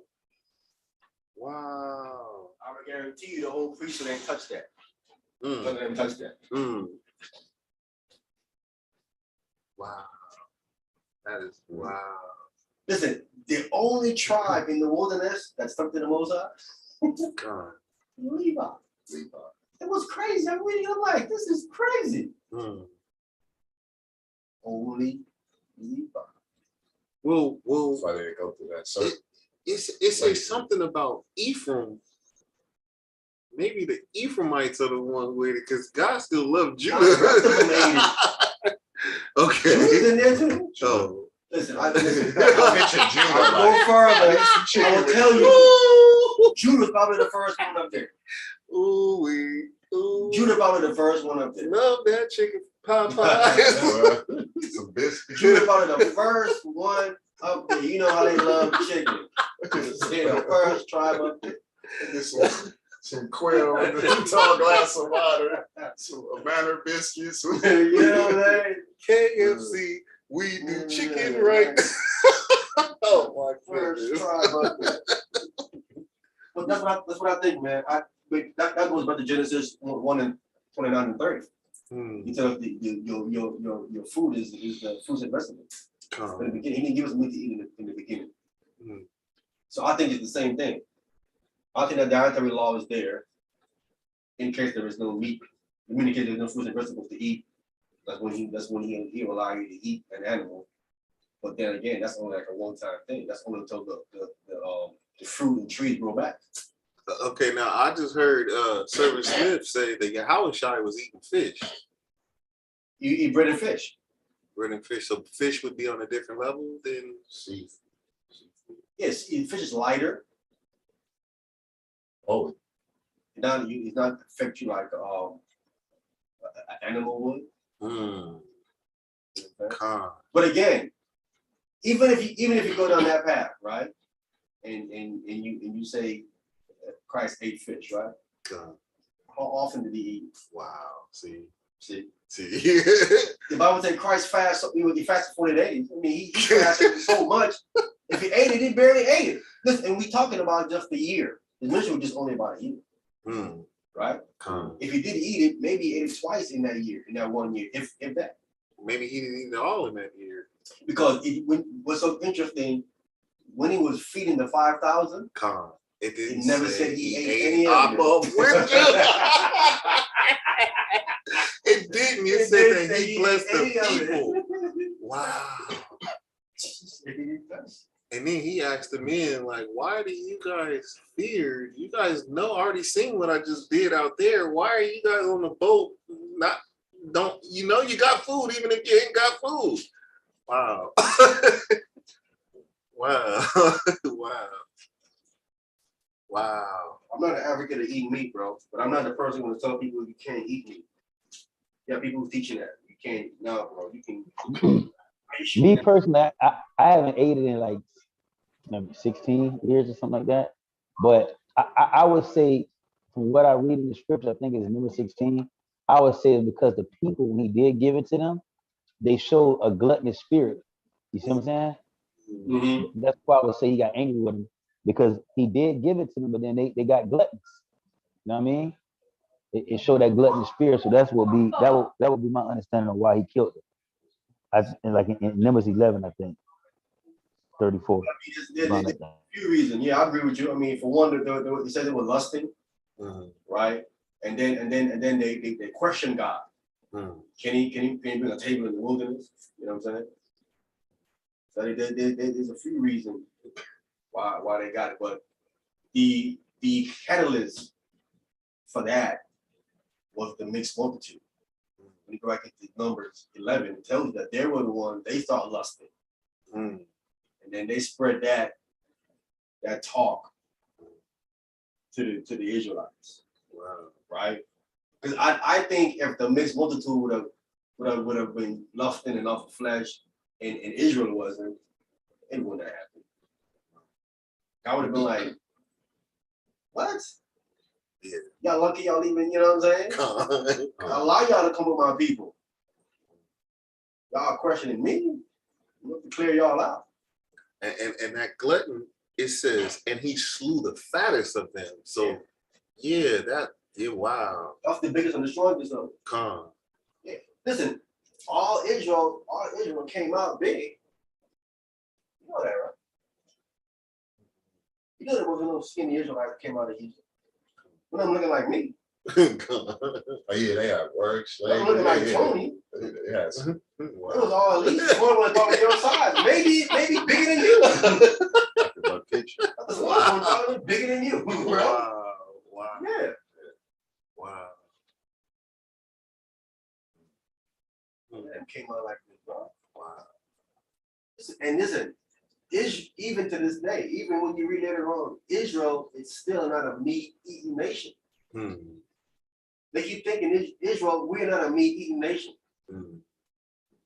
Even this story here with this quail, still we're not a meat-eating nation like that. That's why we get diabetes and all of these other That's why when you read about Israel, you don't read all these sickness within our nation. We don't have that.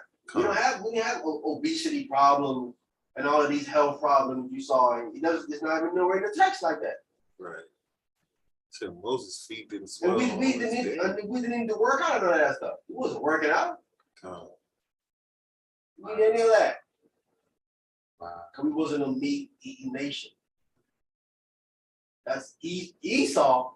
He's a meat-eating nation because he hunt like crazy. He's always hunting. He ain't farming. He hunting. He's constantly eating meat all the time. He's might not go. Let me go farming. Let me go dig plant a tree of fruits and all that. He's not. No, I want a GMO on the fruits and freaking fruited. Let's create some freaking fruit. So if you plant something, you better be burying it. We gonna come back to that. We gonna come back to that again. All this meat eating we doing, that ain't not gonna work in the kingdom, bro. That ain't working. Get another bowl of that manna. that's another reason why again I think the animals were talking. Because if animals spoke today, anything would happen. That would kill a majority of that meat eating right off. It would kill him right off. And they'll be spitting the law at us. Like, bro, you ain't even supposed to be eating that in y'all book. No, what is you? I know this law, man. Right. Just look at that law before you do it. You're like, you know what, man? Wow. Go good. Don't do me like that. What's that machete for, man? So don't tackle you with my horns, right? It's a very interesting reason because they don't specifically say why the animals lost their speech, but this could be one of the reasons. Wow. There gotta be some Satan play in that. And there's a lot going on, bro. Wow. All right, let's go back. We're about to reach your verse, your question. All right. We have verse 36. Nevertheless, they did flatter him with their mouth. They did what? Flatter. They what? Flattered him. Flattered him with the most. They flattered the Most High with their mouth. Go ahead. And they lied unto him with their tongue. Lying. You know we can do that, right? You know we can do that. Listen, men do it all the time with women. Pump their head up. Girl, he the best looking thing. Pump their head all the way up. It's up there lying too. Knowing he see a woman look bad at her and everything, they will lie. Right. She going for it. Right. Go ahead. Verse 37. For their hearts were not right with him, neither were they steadfast in his covenant. Yeah, it was consistent to the contract. Go ahead. 38. But he, being full of compassion, forgave their iniquities and destroyed them not. Yea, many a times turned he his anger away and did not stir up all his wrath. Ooh. That's, the text says 10 times they did that. Ooh. 10 times the Most High was like, all right, give you a pass. Give you a pass. Let that go. It was worthy of death. Give you a pass. 10 times. 10 times. 10. Not 3. Not 4. Not 7. Not 5. Not 7. We today won't let nothing slide. We let that one thing slide. Except on someone's shoe, we never let that slide. And that ain't worthy of death. But what we did was worthy of death. And 10 times he let it slide. Wow. Let it go. 10 death sentences. Like, they will pass on it. Ooh. Wow. He had to sing. Example. He had to sing. Yeah, I was sure he had That's to. an example to follow, bro. Oh, my That's how you know he was black. Because You see what I'm saying? Edomites, they not letting it ride. The first time is already. Your first offense, Wrong. throwing a book at you. I'm gonna make an example out of you. That's the reason why, man. You gotta let some stuff go, bro. You gotta let some stuff go, man. You have to. You can't take revenge for everything. You just can't. You gotta swallow that one. Most High did. And he left an example right here. Wow. Okay. Verse 39. For he remembered that they were but flesh, a wind that passeth away, and cometh not again. Yeah. Wow.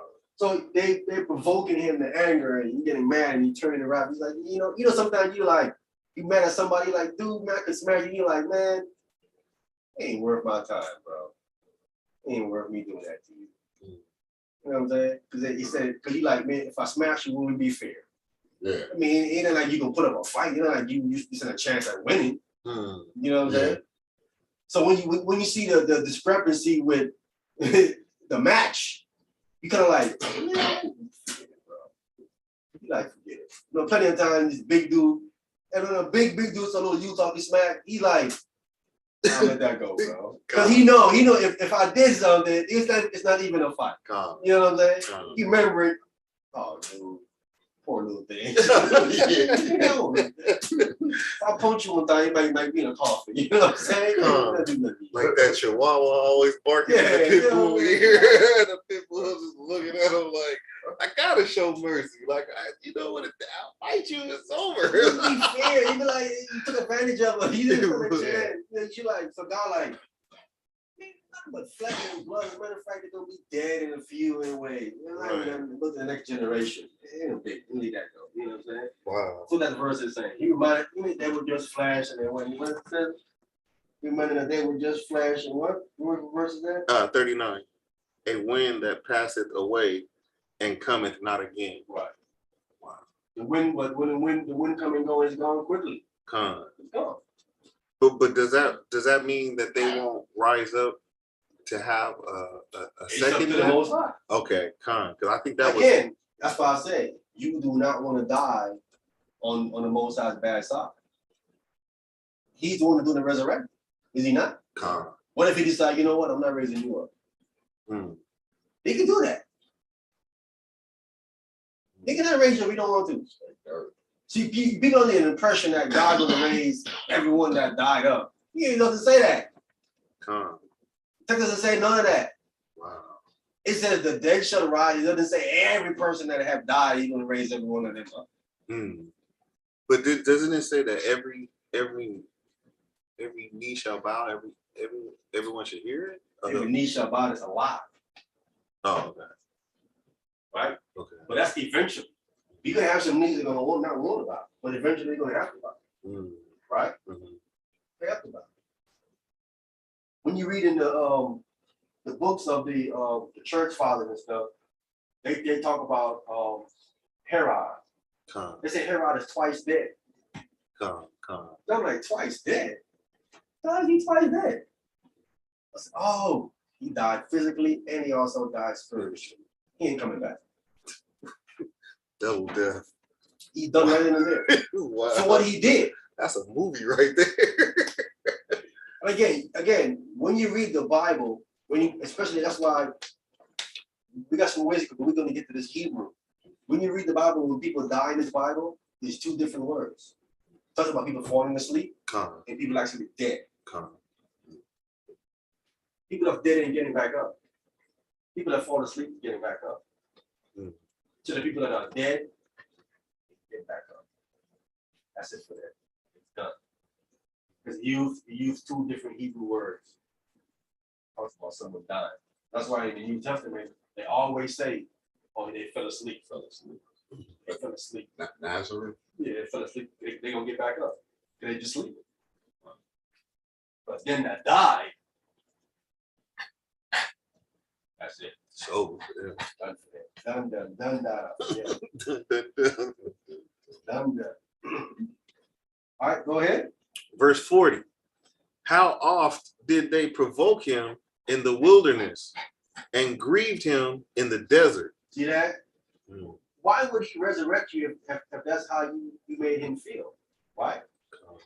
I do even on a low level, right?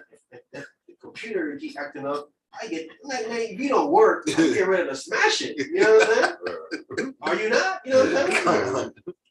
But whatever it is, they working right. But the phone ain't working right, you're gonna throw the phone against on the ground. You don't want to make a call and get freezing up. You get hotter, man. You're like, man, I'm gonna smash this phone and get another one. That phone is done. He didn't get it back up.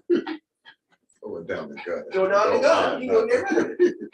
So if that's how you treat him, if that's how you make God feel, you grieving him in his heart, he's gonna say, man, I'm getting rid of you. You ain't getting back up. Wow. Because he's judging you in his anger. That's why the scriptures always say, don't judge me in your anger.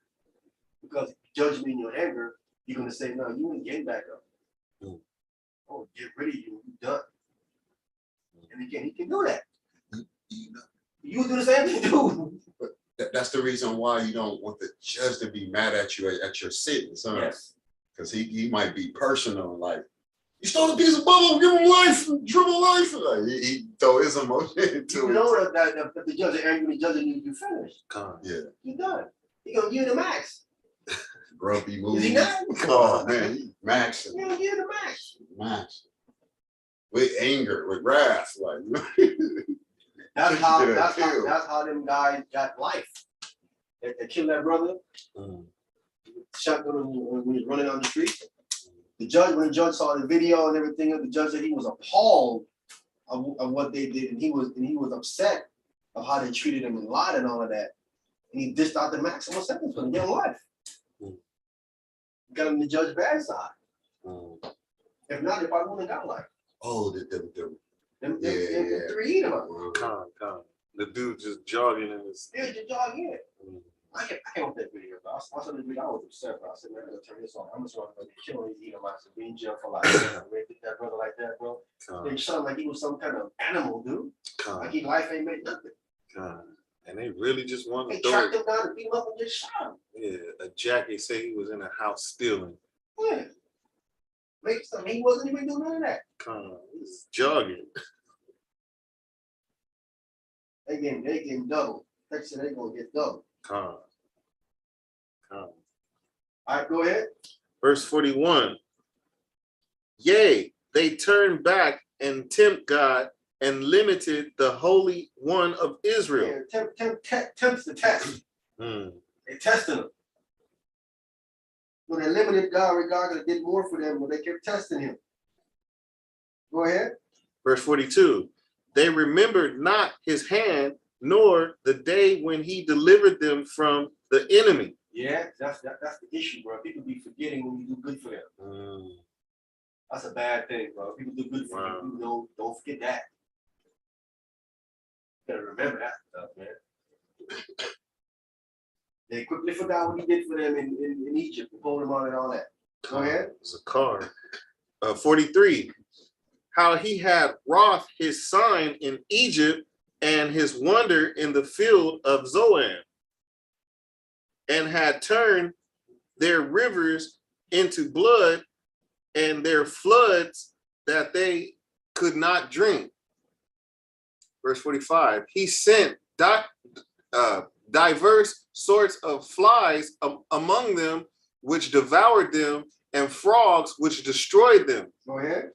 He gave also their increase unto the caterpillar, and their labor unto the locust. Yeah, all of that he's doing for them. Go ahead. 47. He destroyed their vines with hail, and their sycamore trees with frost. Go ahead. He gave up their cattle also to the hail, and their flocks to hot thunderbolts. Ooh. Go ahead. Verse 49. He cast upon them the fierceness of his anger, wrath, and indignation, and trouble. Go ahead. He's by sending evil angels amongst them. Yeah. They could be demons too. They could be demons. No, this is left hand side angel. Him carry out judgments. Carry out judgments. If it's demons, then he would allow them to do what they do. That's what they do. You allow them to do that. Evil angels are speaking of the angels who carry the Most High judgment out. There ain't no evil angels in heaven. Yeah, I can get you. It's just a word. They do the judgment part of the Most High work. So that would be considered. That would be. I'm gonna try to pull a precept just to show. Can we get Amos chapter 9? Just to prove what I'm saying. Before they say, "Oh, this guy is making stuff up." Let's see if I'm making it up.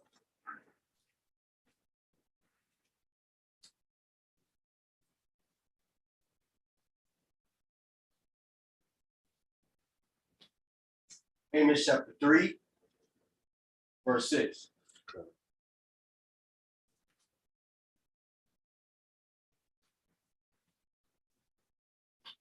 Amos chapter 3, verse 6.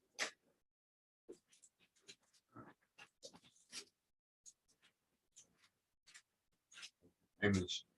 Isaiah, how old are you at in Psalm? Come. Okay. Amos chapter 3, verse 6. Does everybody get there? You ready, Bob? Where's that book? That's been a long time. Amos is in the minor prophets. It's probably gonna be right after Micah, something like that. Yeah. Okay, I got it. Before or after, somewhere around. After, Okay. wow. People are not too familiar with their minor prophets. Like they don't just read that part of the Bible that much. They always read Isaiah, Jeremiah, with Daniel, like there's a lot of destruction. And America is gonna burn up. Zechariah, that's what they read. They don't know that. They guessing. All right, who got it? Take this one. Okay.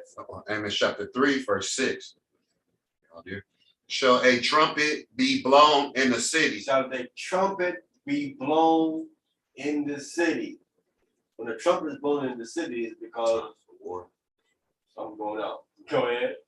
And the people not be afraid. Shall there be evil in the city?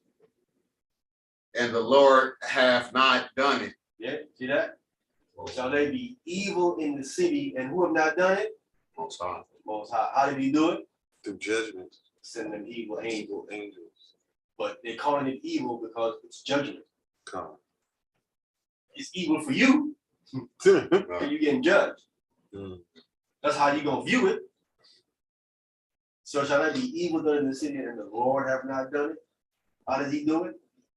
Sending his judgment boys. Left hand angels. You talk about you want to talk about it. The HY pull up boys. Most I got the vengeance boys. Vengeance boys right here.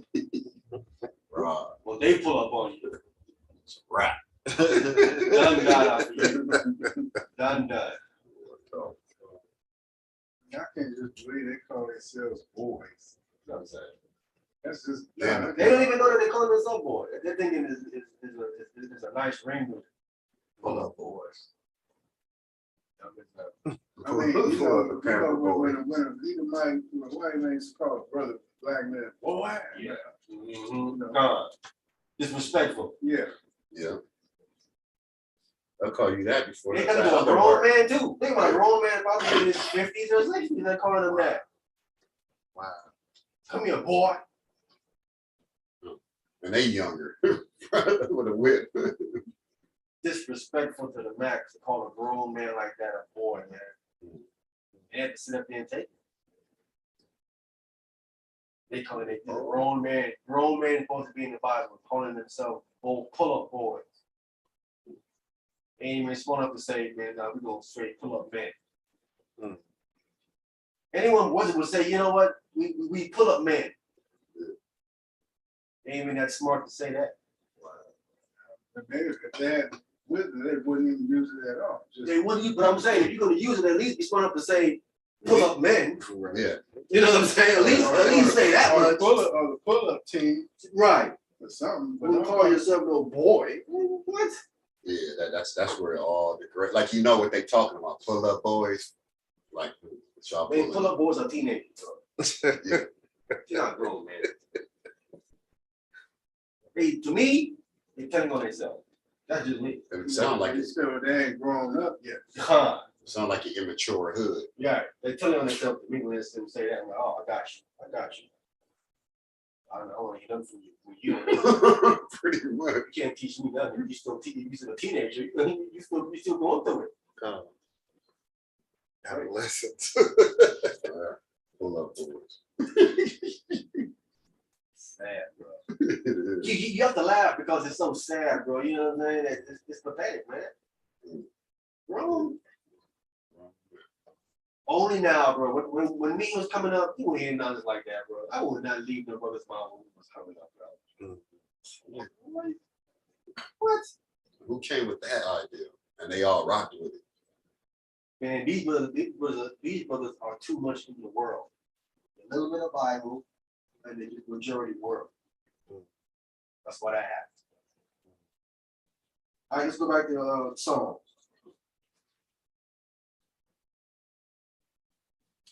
We have verse 50.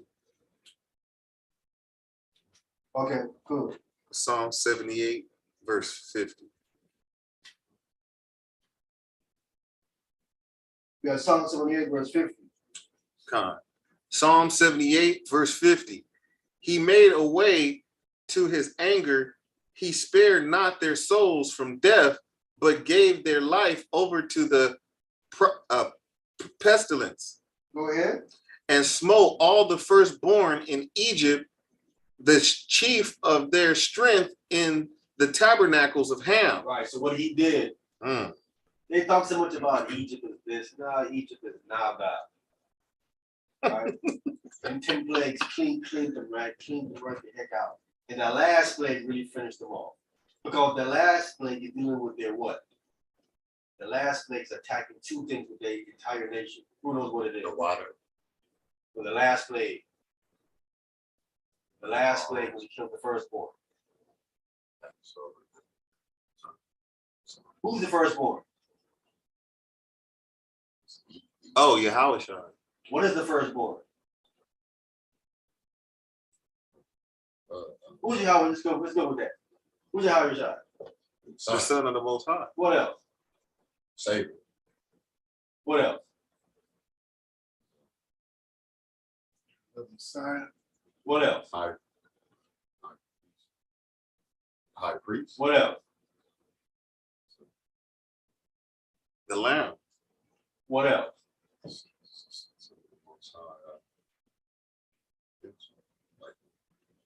The Lord, What else? I mentioned the most obvious thing, the word. Yeah, what else? Let me read this again because we missed this. He's a what? the ruler, What is a ruler? King. Prince. He's the king. Okay. The king. The king. Okay. The Well, yeah, he is the king. king. I think like said Prince, he's the king. Not the prince, the king. The firstborn is the king and the priest. Khan. King and A priest. double blessing. Khan. If you kill the firstborn, what are you doing? Killing the blessings. You're killing the king and the priest. Khan. Now, if a nation have a king and a priest, what's going on with it after that? So it's a nation that got a king and a If priest. a nation don't have a king or a priest, what are they? Powerless. Powerless. They done. Gentile, yeah. They have no leader to lead them anywhere. No Khan. war. They have no connection to a deity without the priest. They're absolutely done. They're completely vulnerable. You can do what you want to do with them. Because Wow. the one's going to fight for them, there's no king. Khan. The king organizes the people, right? Khan. Muster them up and get them, you know what I'm saying, train them. He Come on. trains them, get them ready to go. What he does. And the priest connect them with the God. Oh, For their blessing for the fruit stuff to grow.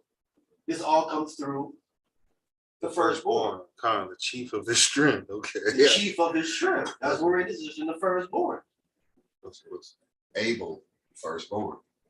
Huh? Abel, the firstborn. Well, Cain was the Cain. firstborn. Cain is the firstborn. Right? He Come. didn't want to listen. He didn't want to listen.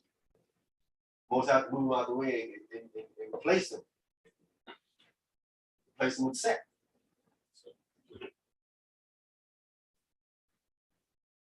With his wickedness. But the firstborn is where the strength is.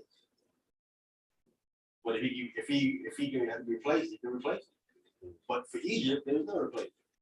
Khan. Wow. And was Reuben the firstborn under the 12 tribe? See, it's He lost it.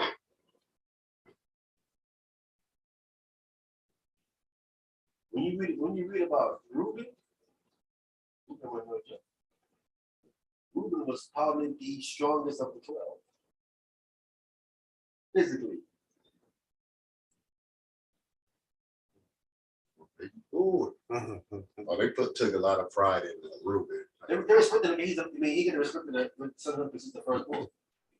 They would actually have to acquiesce to if he has the last word on it, they would have to acquiesce to what he's saying. Wow. I think if I remember correctly, he was actually the one that saved Joseph. And was going to kill Joseph. They wanted to kill him. Judah. And Reuben was the one. I think it was Reuben was the one. Reuben or Judah. One of them said no. Be our brother because they put the Don't kill him. lion They said just put him in his hole. and a lion. I think it was Reuben that actually saved him. Remember correctly. But this goes back to what God told Moses to tell Pharaoh. He says, "Tell Pharaoh, Israel is my son, even my firstborn." What is he saying when he says that? What is he saying? You the king and the priest. Of what? Israel. Of his power. Huh? Of his power. Israel is my son, even my firstborn. What does he say? I always love Israel.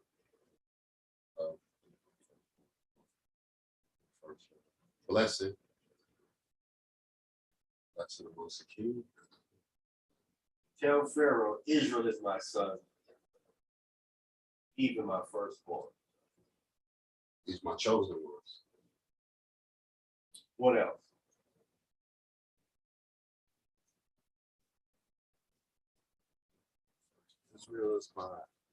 Israel is my son, even my firstborn. Israel is a what? My chosen Nation. It's a nation. Israel is a nation. It's a nation of people. You have many nations. But this nation is what?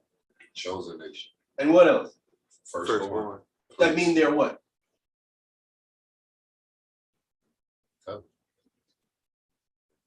Special, chosen. Just whatever just now. They're his power. They're his strength. What else? Just whatever just now. King and priest. They're the what? King and priest. They're the king and the priest of the what? The word. The entire world. He's telling them when it comes to this entire creation, the kings and the priests are right here in this nation, right here. Okay. Right? Mhm. Look at the firstborn gets 2 blessings, right? Double You blessing. get the what? King The and kingship and the priesthood, right? That's what he's saying. There ain't, listen, can a Gentile be a priest in the nation of Israel? No. Can it be a king? Wow. They cannot. What about Herod? Was he a Gentile? Yeah. He ain't no king in Israel. He was set up by the Romans. Israel didn't, you think Israel called him king? You know they didn't call him that. That's what the Romans called him. Title, that's the title of the Romans placed upon him. Israel would never call him that. Wow. It's like a joke to like this Lord. dude. Come on. Wow. We'd rather die before we call him king. We'd rather die before we call. That's when they knock the ego off the top of the. They will never call him king. The only Israelite that's only calling the Gentiles king is them sellout Israelites. Them dudes are sellouts. We had sellouts. Some of them did that. Judas. Huh? Judas. I won't say Judas. People view Judas as a sellout. I think people don't know the whole dynamic. Judas. He was a zealot. What is the dynamic with Judas? Because I mean, if he was what they say he was, he would have brought the money back and threw it down. I think Judas was being manipulated. Definitely was. He clearly was. Satan jumped in him, so he clearly being manipulated because he left himself open to the manipulation. With the hate. Huh. And I think also he thought Christ was there to do something to take down the Romans, and he was like, "Nah, man, come on." He did. Thought he was. But again, someone like they're trying to paint him as a sellout. No. Sellouts, not sellouts. Yeah, that don't. I don't know about it yet. Because he came back and when he threw the money down, he was ashamed of himself, what I have done. He repented. He repented right there. And he went as far as he viewed what he did is the ultimate betrayal. Or he made the ultimate mistake to the point where he feel that my life isn't worth continuing because of what I did. After he understood, the text says, when he understood here that he betrayed the innocent blood, he said. People didn't understand in the text. They're telling you what he understood in his head. That meaning his thing is, I cannot have an innocent man killed because of me. Right. I allowed an innocent man to die for 30 pieces of silver. An innocent man, not a guilty man, an innocent man. So he went and hung himself. You think and he hangs it down on a rope. And be clear, when on the rope, he hung himself. He committed suicide by killing himself on a sword.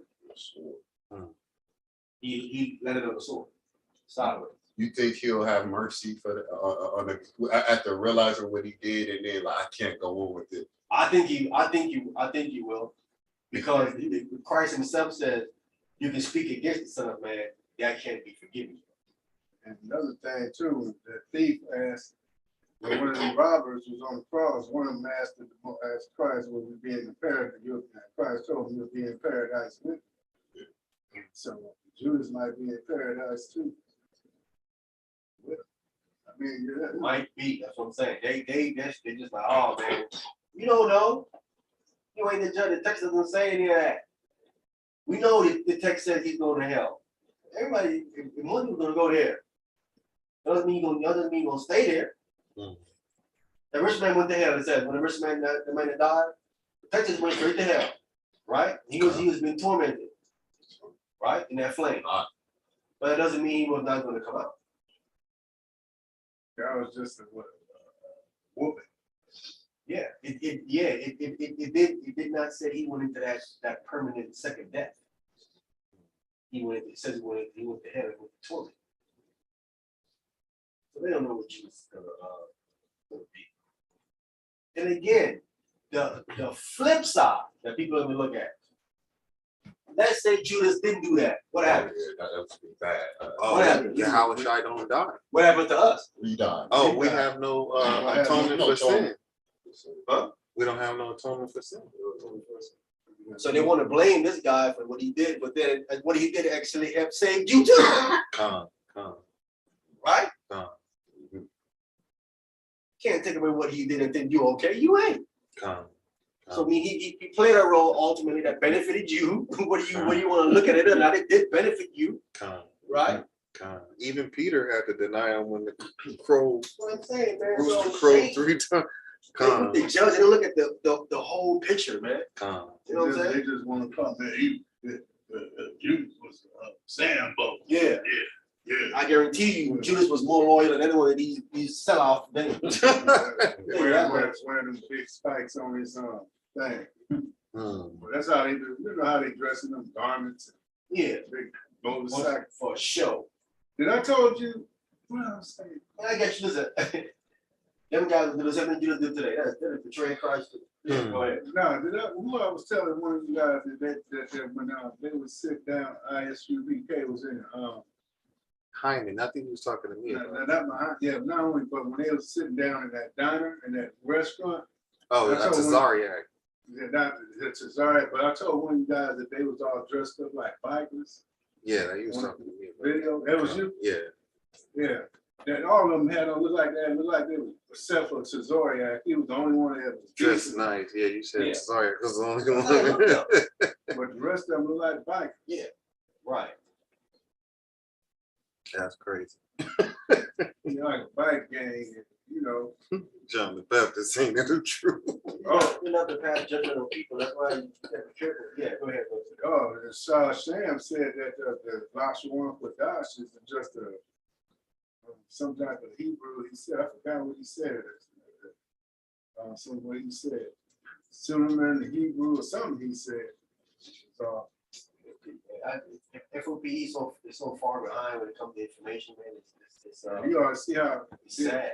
and you ought to see how the fools, and then they just laugh and curse all day on it. That's why they channels you get flagged.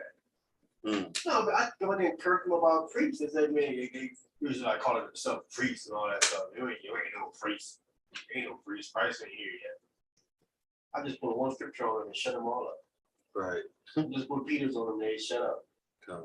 They couldn't respond to Peter's 1 Peter's 1 and 10. They couldn't even respond. I mean 2 and 10. They couldn't even respond to it. He said, when Quinal said, I respect your opinion. No, I'm not giving you my opinion. It's not opinion. I'm giving you the script what the text says. It said that you are a holy, I said R is present, priesthood. I said if you guys ain't priests, stop teaching. Because teaching is a priestly function. If you guys are not priests, stop trying to squash a problem with the brothers. Stop trying to be an intercessor. That's a priestly duty. Stop doing all of that. If you guys are not priests, why y'all performing priestly duties if you ain't a priest? Does that make any sense? It's like you a cop trying to arrest people, but you ain't a cop. Citizens arrest. Stupid fuck, you know what I'm saying? You have to be quiet. That is foolishness. Yeah, I respect your opinion now. Yeah, I know. Wow, so opinion, huh?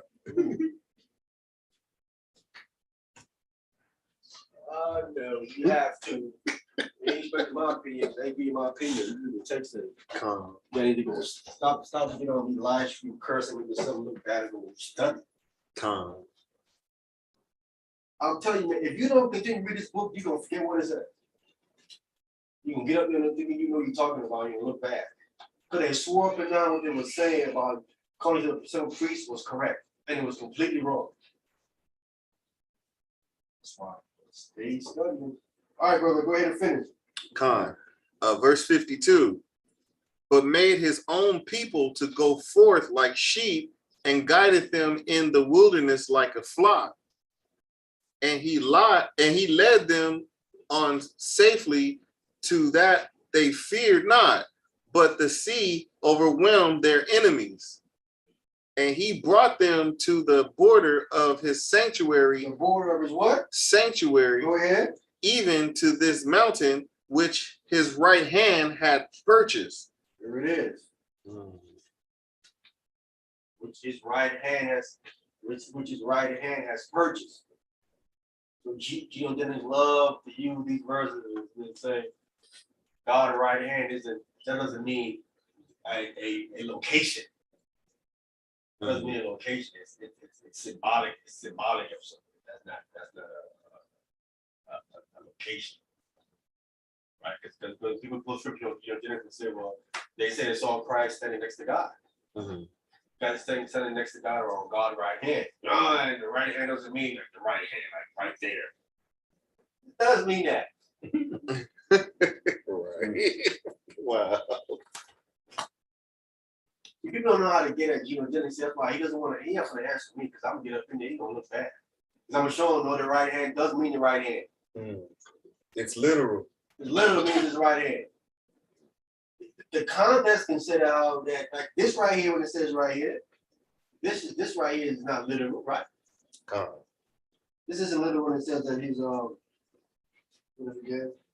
Verse 54.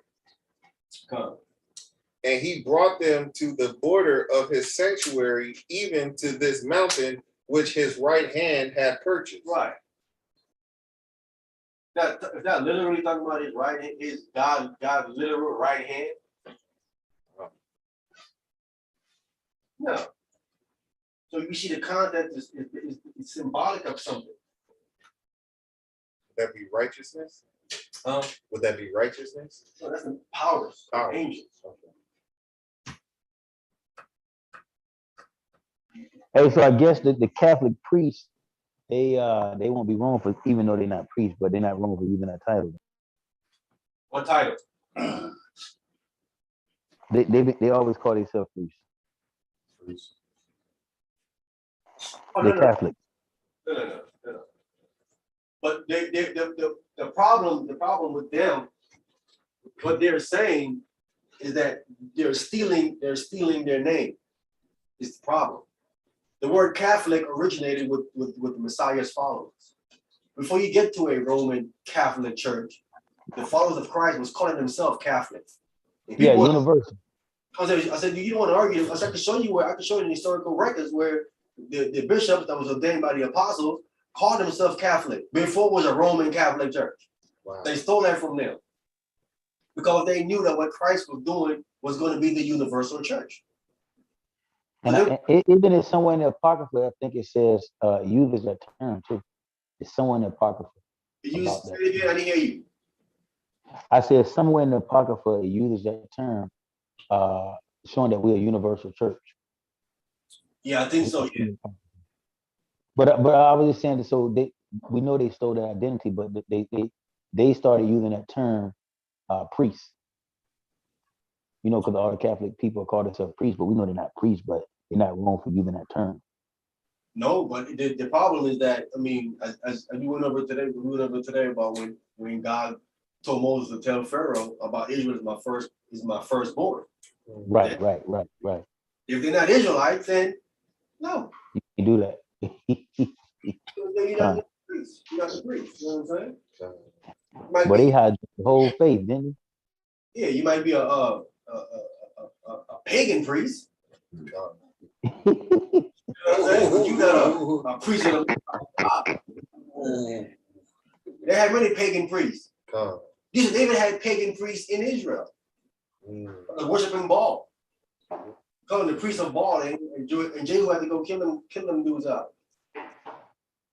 Let me ask you, what will happen to I think it's in Ezekiel 44, when you got the priests, they doing the work in the temple, then you got the son of Zadok that's also priest. But one of those priests, a couple of those priests they didn't have a good heart, but they still doing the work.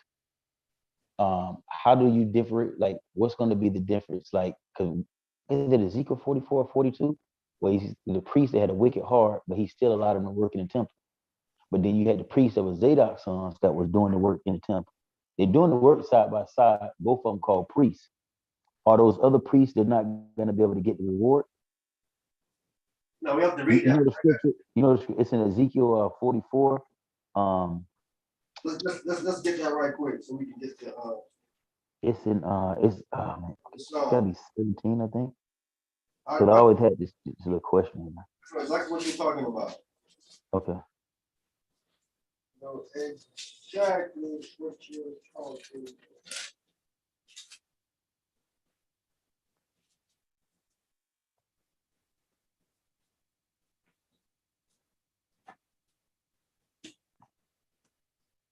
It was just odd that he gonna let both of them do the work, but when he won, I mean, their heart was far from him. Ezekiel 44. And let's start at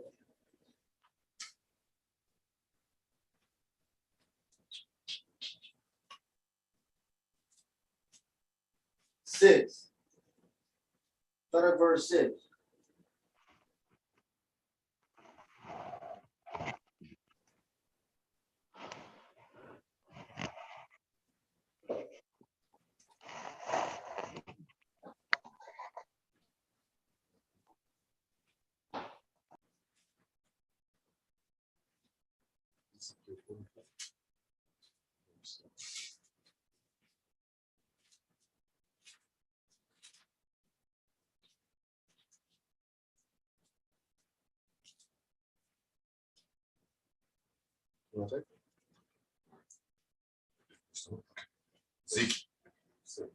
Ezekiel 44, verse 6. And thou. I'm sorry. Where are we? Ezekiel chapter 44, verse 6. Okay, thank you. Yeah, real loud, Tony. Come. You hear? Yeah, go ahead. And thou shalt say to the rebellious, even to the house of Israel, thus saith the Lord God, O ye house of Israel, let it suffice you of all your abominations. All right, let it be okay. Let that be enough. Enough is enough. With your abomination, let that be the end of it. Go ahead. 7. And that ye have brought into my sanctuary strangers, uncircumcised in heart, and uncircumcised in flesh, to be in my sanctuary, to pollute it, even my house, when ye offer my bread, the fat and the blood, and they have broken my covenant because of all your abominations. Yeah. This is a verse I had for vocab below that I didn't get to. I couldn't get to. And this is the future. He said, you have brought uncircumcised men in heart and in flesh into my sanctuary. And he polluted it. The people will pollute it. He brought strangers. Not Israelites. Hey, I was texting her in that group chat with that dude. He was talking to him too. I was putting the scripture in there. Strangers, yeah, strangers. Yeah, that means this covenant they gave with Abraham is still in effect. He said, you have broken my covenant. He's speaking of the covenant of circumcision that he gave to him. And like I told old dumb vocab Malone, the Torah speaks of circumcision of the heart and the flesh. You ain't saying nothing new. But Paul was teaching it on a higher level. No, Paul teaching on a deeper level. I said the deeper level originated in the Torah. What are you talking about? There ain't nothing new Paul is talking about. Paul ain't teaching nothing new, bro. All in the Torah. Now, if it's new, it's prophecy. If it ain't prophecy, it's in the Torah. What's wrong with these so-called Christians? They got a mind freeze or something going, bro. It doesn't matter what they say. I can go find it in the Torah. I told one of them, he thought he had me. I said, man, Christ, you're talking about a Sanhedrin. to judge you and all that. And he said, that's new. I said, if I can find that in the Torah, then what? He said, that ain't in the Torah. He said, that ain't in the Torah over here. You can't find it in there. I said, if I find it, then what? No, you can't find it because it's not in there. I said, I got that point. I said, but I'm asking you, if I do find it, then what? Well, if you do find it, then that means I'm wrong. If I'm not wrong, it ain't in there. That's weird. He's mad to this day. Went right in there and read it for him. You can believe he didn't say that. He was reading like, oh no, it's impossible. I can't be. Yeah, it's right in there. Right in there. Nothing new under the sun. I just wanted to show them that you guys don't know the story that y'all think y'all do. Y'all make a whole bunch of statements and y'all do not know what to say. It's right there. Right up. That's how you gotta get it, man. You gotta say, but what if I do find it? Then what? It ain't in there. Okay, I got that one. You gotta back it all the way to the corner. Then you go and pull it out, finish it completely. All right, go ahead, Tony. Come. First, Verse 7. 7. Come. No. Sorry, not verse 7. Verse 8. Come. All right. Ezekiel 44, verse 8. And ye have not kept the charge of my holy things, but ye have set keepers of my change in my sanctuary for your charge in my sanctuary for yourselves. They're doing their own thing. They're sending their own keepers for the Most High's charge. Go ahead. Come. 9. Thus saith the Lord God, no strangers uncircumcised in heart, nor uncircumcised in flesh shall enter into my sanctuary of any stranger that is amongst you, children of Israel. See that? So now, if they're teaching you ain't gonna get circumcised, how are these Gentiles gonna even come to God's sanctuary? They're claiming all the Gentiles gonna come to sanctuary, they're gonna come pray and all that. I'm like, well, I know they gotta be circumcised. But you guys are teaching that they don't have to be circumcised. But Ezekiel's saying clearly right here, they can't even come to the sanctuary. They finished. This is the future. This is our future. This is not the past, this is our future. This is the Millennium Temple we're speaking of here. All right, go ahead. 10. And the Levites that are gone away from, far from me, when Israel went astray, which went astray away from me after their idols, they shall never bear their iniquity. Even. It's an even. They shall even bear their iniquities. The iniquity. The iniquity. They're going to bear that. They're going to have to carry that. Right? Whatever judgment and comes along with them going off, they're gonna carry that with them. Whatever shame and disgrace, they're gonna have to carry that with them. They're gonna bear their iniquity. They're gonna carry that. Right? Go ahead. 11. Yet ye shall be ministers in my sanctuary. Stop. Yet they're going to be ministers in the Most High sanctuary. The Levites are still going to be ministers in the Most High sanctuary. Still going to pick them. Go ahead. Having charge at the gates of the house and ministering to the house, they shall slay the burnt offering and the sacrifice for the people, and they shall stand before them and minister unto them. So they're still operating in the temple. In our future. Go ahead. 12. Because they ministered unto them before their idols and caused the house of Israel to fall in iniquity, therefore have I left up mine hand against them, saith the Lord God, and they shall bear their iniquity. So they did a lot to cause Israel to go astray. They kept Israel on point. Again, not every last one of them, but the majority of the Levites went off. majority of the Levites went off. Go ahead. 12. 13. 13.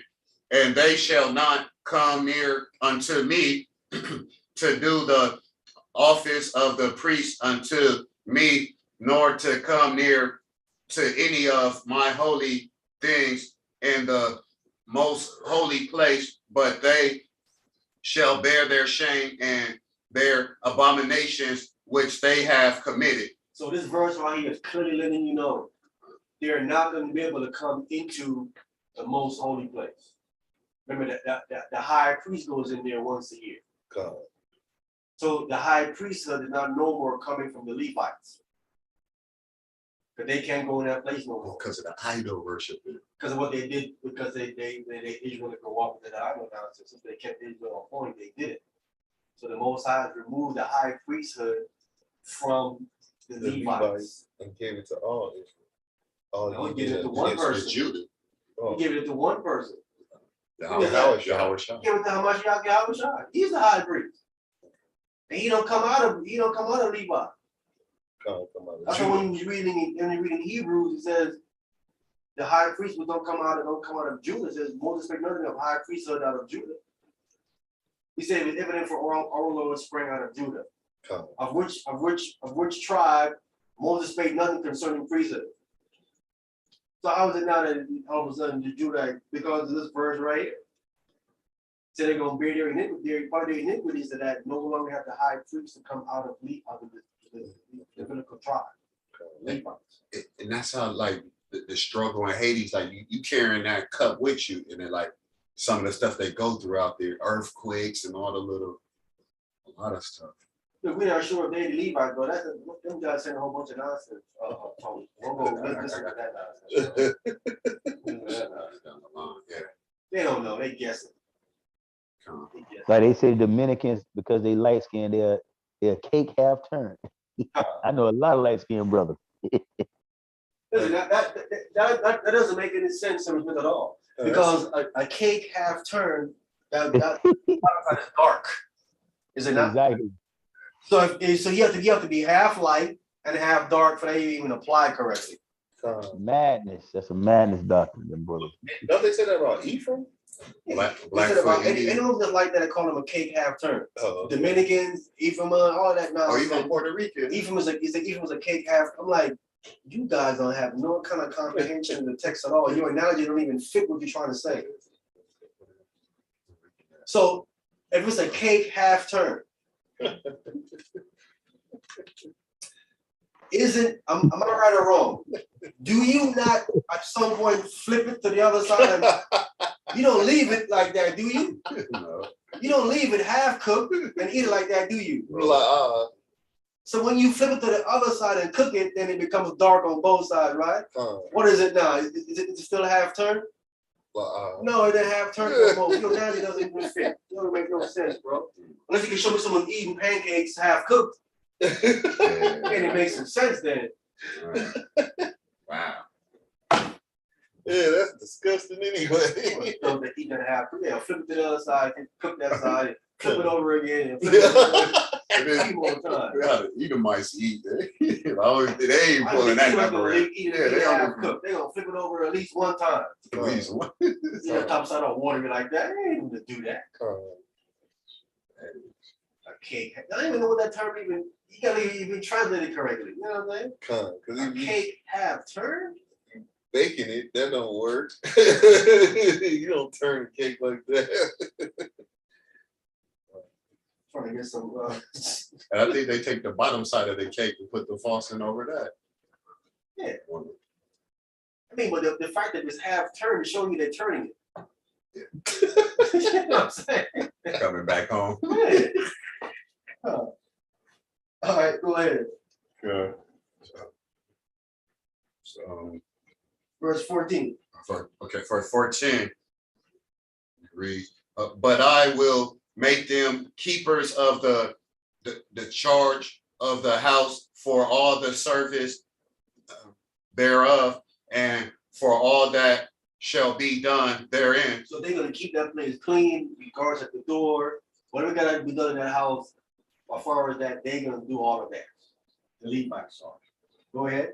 15. But the priests, the Levites, the sons of Zadok, that kept the charge of my sanctuary when the children of Israel went astray from me, they shall come near to me and minister unto me, and they shall stand before me to offer unto me the fat and the blood, saint the Lord God. So now the sons of Zadok, they're going to operate where it's called in the most holy place, right? Because you have the not the most holy place, in the holy place. You have the holy place, then you have the most holy place. The most holy place is where the Ark of the Covenant was in. Then you have the holy place where they had the menorah, they had the altar of incense, and he had the table of showbread. That was in the holy place. Zadok, their son's going to come that far into it. But that the last place, the most holy place, they can't go up in there. Or the Christ goes up in there. Or he can go up in there. So they still operate. So the sons of Zadok are getting the blessing, they're going to come from that holy place. And the Levites are going to be on the outside of the courtyard, and everything else will be with the temple. All right, go ahead. 16. They shall enter into my sanctuary, and they shall come near to my table to minister unto me, and they shall keep my charge. That table goes all again into the table of showbread, because they have that bread before that. That's in the holy place. Go ahead. 17. And it shall come to pass that when they enter in that the gates of my inner court, they shall be clothed with linen garments, and no wool shall come upon them, whilst they minister in the gates of the inner court and within. So they got to have a linen garment on. And the reason for that is that because if not, it's gonna be sweat.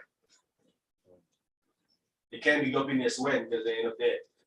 You know, they're gonna start smelling stink, and the most time they have that in there. So you gotta have a linen on where breeze go through the linen to keep your body temperature down. You start sweating, but the exit immediately. Wash up, change it quick. Once I having that fog inside of that sanctuary. Yeah. And then when that new Jerusalem come down, I don't think no one can go up in there that's in the fleshly body. Anyone that goes into they call the pearly gates. Because the interesting thing is that they said a pearly gate, but it's literally a big old pearl. It's literally a big old pearl that you walk through. Wow. That's why it's called a pearl. I'm like, I'm like the pearly gates, I'm thinking it's like the big old gold gate and they got pearls on it. No, it's actually a big old pearl. That's the gate. Wow, that you walk through. That's why it's called a pearly gate. That sounds like a Stargate. Yeah, it's crazy. I'm reading it. I'm like, duh, pearly gate. It's a big old gate. It's a pearl. Wow. It's not a gate with it's not. That's not what it is. Yeah. You think it was gold bars? I think gold bars with pearls pearls on it. Wow. They give you this wrong impression of the pearly gate because they tell you when they show you the vision of it, they show you a gate. Right. You know what I'm saying? Yeah, right. But when you read the Bible, it isn't a gate. It's a big old pearl. You actually have to walk. And that's like a room walking. Crazy. Yes, sir. No, when Stargate, the show Stargate come on, like this big pearl comes, like it's this big circle, and it's kind of like, like a reality type thing, and you walk through it. It looks really like a pearl. And that's what I'm thinking, like a Stargate, like, wow, that's amazing. Esau know what's going on, man. He probably seen this or something. We're stealing it from the book. Man. That's another level, bro. Right? Wow. Hey, so are those priests get the same thing as the son of Zadok? The wicked priest? No. The priest that Work on the outside. They're gonna work on the outside and help out the Zadok, the Zadokite family, and the Zadokite family is gonna actually help out the high priest, Christ.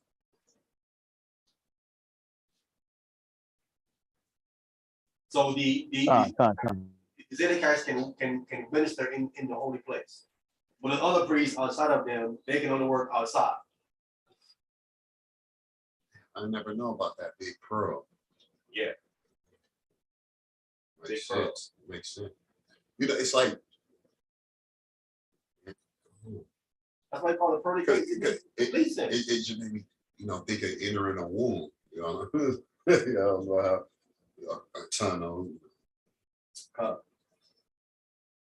right, go ahead. Give me one couple of more verses. Go ahead. Come. 17. Yeah, 17.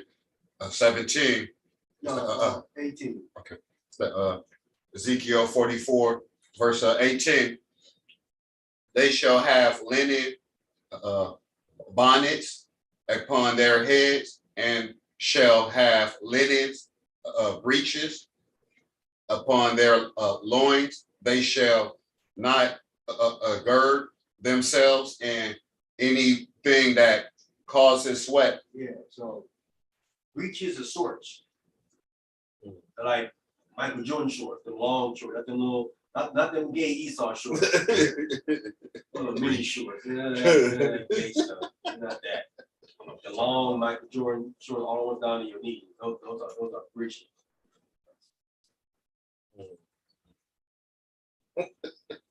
Go ahead.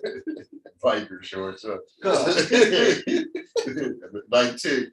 And when they go forth into the utter court, even unto the utter court to the people, they shall put off their garments wherein they ministered, and lie down in the holy chamber, and they shall put on other garments, and they shall not sanctify the people with their garments. Right. So stop this. So we see that they got to change clothes. Wow. There. So when you go up in there, change clothes. It makes sense. Put on some other garments. Right. I'll go back to Jay-Z song. Change clothes, then go. And girl, I promise you, it's just me. Put on like that little Batman uniform. Pull down the pole. Batman got a whole different clothes. You know what I'm saying? Superman, you ever get the booth? Change on the movie too. He spins around. Yeah. But yeah, you notice though with the women, they clothes get skinnier. That's where they probably change clothes. This where they probably get their where they are. It makes sense. They always got that fast costume they hop in. I mean, Superman. I mean, come on, dude. His suit is a tight skin. You know what I'm saying? Gay suit. You know what I'm saying? Kind of biker suit. It is kind of, yeah. It's a tight skin gay suit, showing his private and all that, and you know, he's all that kind of stuff. It's a gay suit. Just because he got the S on his shirt. So. And now all of a sudden you can't tell who he is. All this skin tight bodysuit is gay stuff, bro. Yeah. They don't wear no skin tight bodysuit. Wow. They don't wear no skin tight bodysuit. That is. Just like that. Got the cape and the S on his shirt. They tried to make it look more. Not even an S. Stolen in Hebrew. He was breaking down what it meant. He was asking what that S for. He started going back into the Kryptonian language and what it was. I'm like, see, don't know what it is. Upside down That symbol that he has on his chest. I told you before, Superman is a black man. Y'all know that already. A black man. Anybody ever know? Where you get that from? Why you said I never heard that? What you talking about? Well, Superman is a black man? We know because we know that when Superman get his strength from the yellow sun, when the yellow sun hit our skin, it turns to vitamin D and makes us stronger. It literally makes you stronger when sun hits your black skin and turns to vitamin D.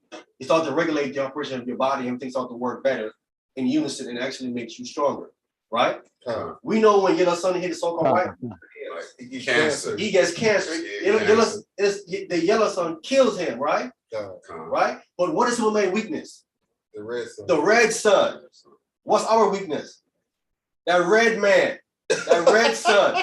Him. He's the red man. He's our weakness right there. That's why Superman is actually really a black man. People with the sun. We are called sun drinkers. Drink that sun. You know, actually, I believe that the story of Superman was inspired from the Christ story. Facts. Superman is clearly a black man. There's no, he clearly isn't a white man because I can see that they showed that. you can't be a white man. That doesn't make no sense whatsoever. Yellowstone would have killed him a long time ago, so he couldn't have been no white man. He's a black man. And the word heroes mean he rose again. Yeah. He rose again. Yeah. And his name is Kal-El. He's an Israelite. Kal-El is Hebrew. He is an Israelite. Kal is going back into the call. El is God. It's the call of God. Wow. Kal-El is the call. There ain't no white man. There's no white man. It's an Israelite. Son of man. He's an Israel. Come on, bro. Wow. Come on. Didn't he call himself Son of Man before? No. No, Superman. Listen, they're stealing everything from us, bro. So we know Superman is clearly he's a black man. Particularly Israelite man, so-called black man, right? The only superhero that I might say be a so-called white man would be Batman. Maybe. Batman has no powers. He works off his riches, his money to do gadgets. You got Iron Man too. Huh. Bat out of hell. Now we know Wonder Woman. Caveman. Yeah, that guy. Wonder Woman is a black woman. She's a so-called black woman as well. Because Amazon originated in the African forest. Ain't no white woman, ain't no African forest. It's a black woman over there in the African forest. All right. So Wonder Woman is a so-called black woman. Let's just be real. Stealing. Like a white woman, can do stuff like that. Bro. And where Tarzan come in at? Tarzan, oh. Caveman. That's not an Esau invention. Listen, how can a so-called white man come into the jungle and take over? By himself. Come.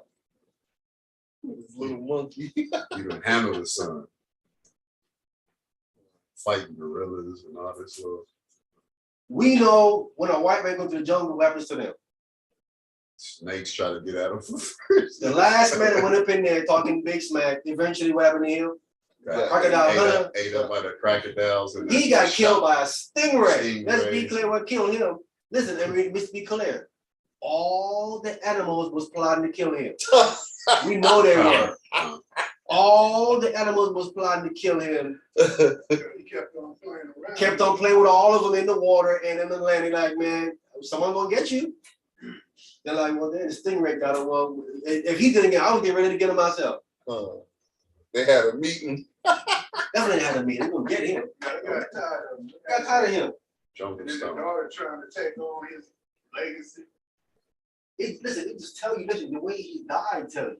Huh. How often did it happen to someone, bro? Through the heart? Wow. That's precision. Man. Yeah, it was a hit. Ain't no coming back. Animals put a hit out on them. That's a hit. In that heart. That's divine judgment. That stingray is not that accurate. Wow. You know where to get him at. Hit him in the exact place to kill him. Wow. And he kills him instantly. When I hit him in his heart, dead right away. He's done. If that poke his heart, he's gonna shut down. He's done. Touching with bears and alligators. He felt one pain and he blacked out. Wow. That's There was no rushing into the hospital. None of that. Nothing. Time they got there, he's been dead.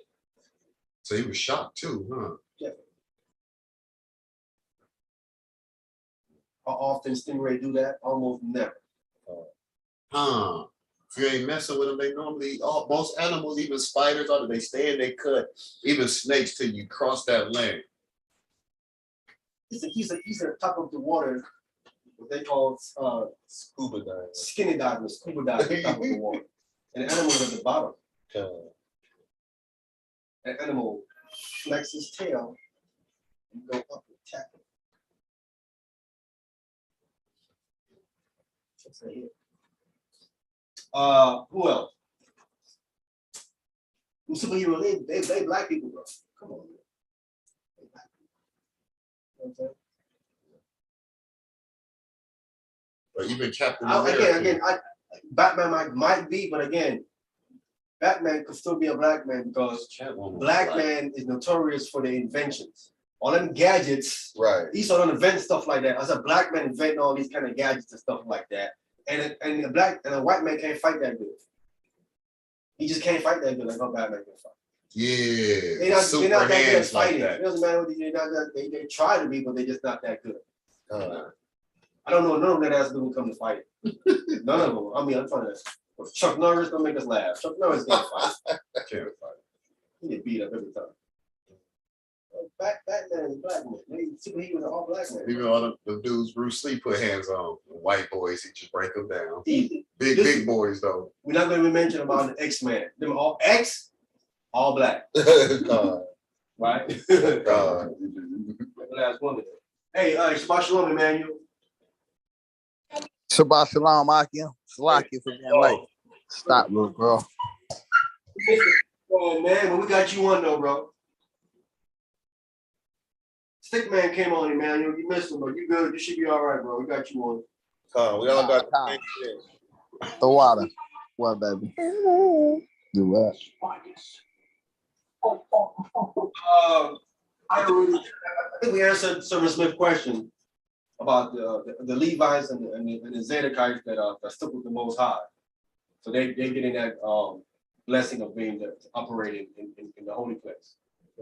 And that is a blessing of the Most High that ever operate within that particular sanctuary, the holy place. Not anyone get to get into it in there.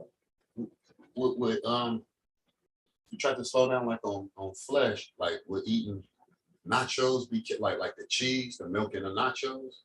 You want to go to more fruits and vegetables, right? Steamed broccoli, cabbage, you know what I'm saying? Mango, pear, apple. You want to get more back into that, into more natural stuff. Instead of this white man talking about you can only get protein from meat. This is lying. Just lying. I know a guy who don't eat no meat. Dude yoked. He said, I don't lift weights neither. Like, how you eat that? I just eat vegetables, fruits, and all what he ate. Wow. Heavy-handed too. Don't want him to punch you. I can picture. I can picture. He doesn't have to eat. Listen, he's not doing this. Punching you hard. His hands this part of his hand is heavy. If he just tap you like this, he just tap you, knock everything out of your body. And he not putting his whole muscle on because they call it heavy-handed people. Hands are just heavy. I mean, it's slower, but when it lands, it's not down bowling balls. And they don't lift no weights, and they don't eat no meat. They're strong. So you don't need to eat meat to get protein. It's just lying. It's just a big old lie. Because he wants you to eat meat to mess you up. Plants have protein too. Of course. It's protein in beans. Veggie burgers.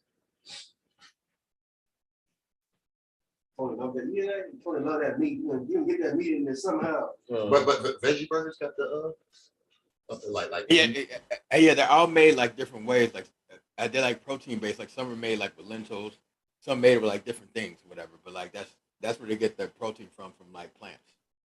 I'm just brother. I always when he's talking about veggie burgers, you gotta watch him. You know you gotta watch him. He gonna throw some meat in there, a little bit of meat in there somewhere. And the meat he gonna throw in there some pork. I think you just what he gonna throw in. Yeah, we got to. Gotta get you. Gotta cut you, man. That's what you gonna do. I know what you're trying to do. You're trying to return home, huh? Yeah. We gonna stop that. Yellow 5, yellow 22, yellow 6. Like, oh man, you kind of forgot me. All right, let's go back to where it was in Psalm 78. In Psalm 78, I think you were at verse 55 now. Come.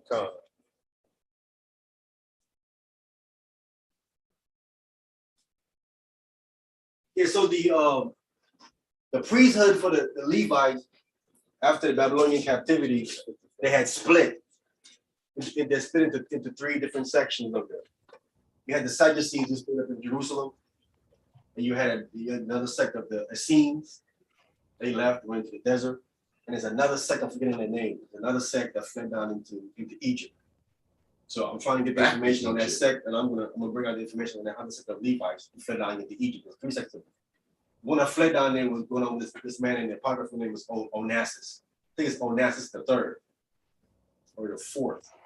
But that Onassis there, he's directly tied with the Maccabees because he's the first one called Maccabee. Right? Onassis the Maccabee, that's where that name Maccabee comes from. That family name comes from this high priest named Onassis. That's where it comes from. It's a family. Then you have Judas, who comes out of that priest, and they named him the Hammer, the Maccabee. But that name was originated from one of the ancestors, come back named Onassis. He's the first one called the Maccabee, the Hammer, because he was a forceful priest in his time. You didn't even hear some Israelites try to call himself Onassis, the third or the fourth, because he was considered like a Messiah figure, how he operated within the nation of Israel. And I think he fled down. When he saw the corruption, he saw them come in, fled down to Egypt. Well, I get that information and bring it out. Again, the mother can't talk about this stuff. They don't know this stuff. They don't know this history of the Levites. All right, so Psalms 78, verse 55. He cast out the heathen also before them and divided them and in inheritance by line, and made the tribes of Israel to dwell in their tents. Go ahead. Yet they tempted and provoked the Most High God to keep not his testimonies, but turned back and dealt unfaithfully like their fathers. They were turned aside like a deceitful bow. Yeah. Meaning he didn't hit his target. Wow. Wow. And that's how you move when you're not keeping the law, statutes, and commandments. Wow. They even define it as missing the mark. They define sinning as they define sin as missing the mark. Wow. That's what it is. Sure. Go ahead. Verse 58.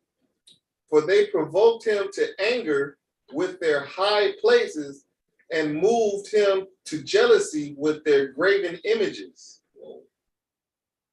Go ahead. When God heard this, he was wroth and greatly abhorred Israel.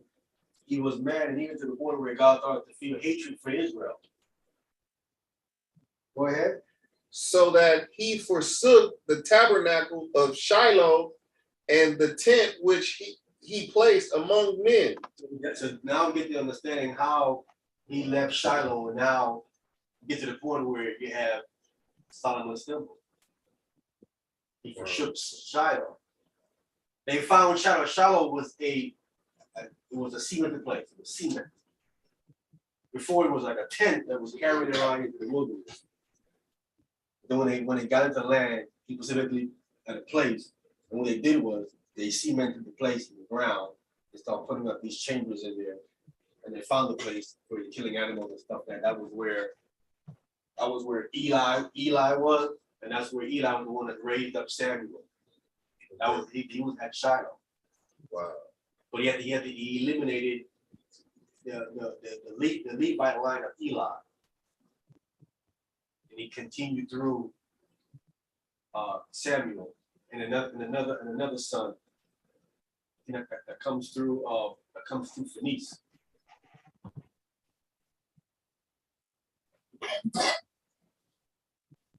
Go ahead. Verse 61. And delivered his strength into captivity and his glory into the enemy's hand. He gave his people over also unto the sword, and was wroth with his inheritance. There you have it. That's what happened. We'll turn you over. Go ahead. Verse 63. The fire consumed their young men, and their maidens were not given to marriage. Yeah. They maidens, they virgins. Because why? Their young men was consumed. The young men that would marry them was gone. Wow. So then the virgin didn't have no one to marry. Left without husband. Go ahead. Verse 64. Their priests fell by the sword, and their windows made no lamentations. And they're crazy. Oh, widows. I'm sorry. Widows made no lamentations. What did you say? Windows. Widows made no lamentation. Because of their wickedness, what they did. They women are like, I know why you died, you were being wicked. You wouldn't die because you're righteous. Right? People are gonna be up there crying for someone when they die for being wicked. You ain't gonna cry for him, would you? If he out here spraying people up with guns and someone killing him, you gonna go and start crying over him? No, you're not. Like, this dude is wicked, bro. Yeah. Killing innocent babies and children and nobody crying for you. And people sitting up there making lies. He never did nothing to Yeah. nobody. He just like they just keep it solid. At least he don't even want you saying that amongst them. Like no, the gut is going out there. You know what I mean? I reached the record. My baby never hurt nobody. Yeah. Correct. All that nonsense. I'll be sitting there lying on this man at the funeral. Especially these members when they almost be dying for on camera. I mean, he was a true dude, man. He was wicked. He was evil. Yes, sir. Did you see that? I think about a week ago or a couple of weeks ago, a rap artist got his name. He got shot, got killed. I don't know if it was. And so when he died, his mother and his sister.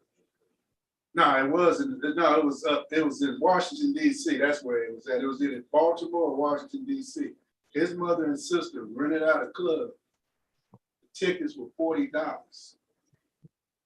Just so they could prop his body up on stage. Damn. I'm sorry. That's crazy. I'm sorry. You mean dude? Wow. Prop mean prop. They had his body on stage. No way.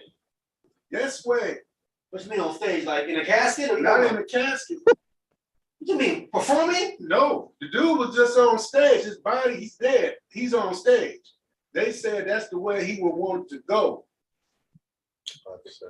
You want to die on stage? Not on stage. That's how he wanted his body. They want everybody to see his body. He wanted, that's the way he wanted. He was already dead. You're saying they just put the casket up there? Work on the stage. But they put his dead body, his corpse on the stage so everybody can view his body like that. And while they performing. While we perform, man, some rap group. So a rap group is performing on stage with a dead body on the stage? Yes. The fouling the whole little. What? Wait, Man, so that's crazy. people paid to go in there and see that? Yeah, $40.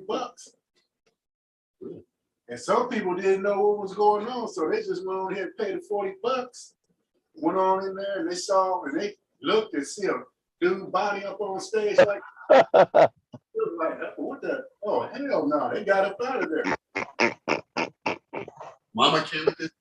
Yeah, mother and the sister came and died. I'll slap myself in the bed like, Dad, That's crazy, bro. I think Dad would tell me to slap like, dude, you know I didn't play no part of that noise. Like, Bro, that's crazy. Wow. Off the Wow. Never heard of. And then it was all on the news back east, and they said that they propped his body, his sisters and stuff. Now they're not talking about trying to find out who killed him. They're just saying how he wanted to be remembered. Yeah. Wow. What kind of mortuary was, oh, I guess, bro. Yeah, you can't make it up, they do everybody. And then who was up on the funeral after? Dude probably at the concert looking like, yeah, I killed dude. Yeah, the killers might have been there. I'm sure he did. You know how people is to the day, like smoking on y'all homie at y'all concert going up, man. I'm going to the funeral too. Great. And they were performing in the rap group. They was performing the Tupac song. That's how I know we the people, man. That's why I believe we the people. Just like they was crazy in that Bible, we crazy today. I can't perform at this body on stage, bro. That's crazy. Just entering the same building with the Crazy, bro. Besides a funeral, you know what I mean? Like entering the same building with this defiled court.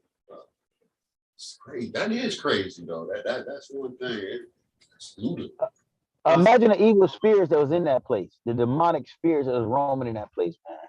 Oh, definitely was in there. They body in there, the spirits are in there. Ain't no Definitely in there. telling how mama worship either. Like, that I do. The sister all with it. They mentally sick, bro. That's why daddy. But he was a Christian though. He believed in Jesus, probably. He saved. Not that.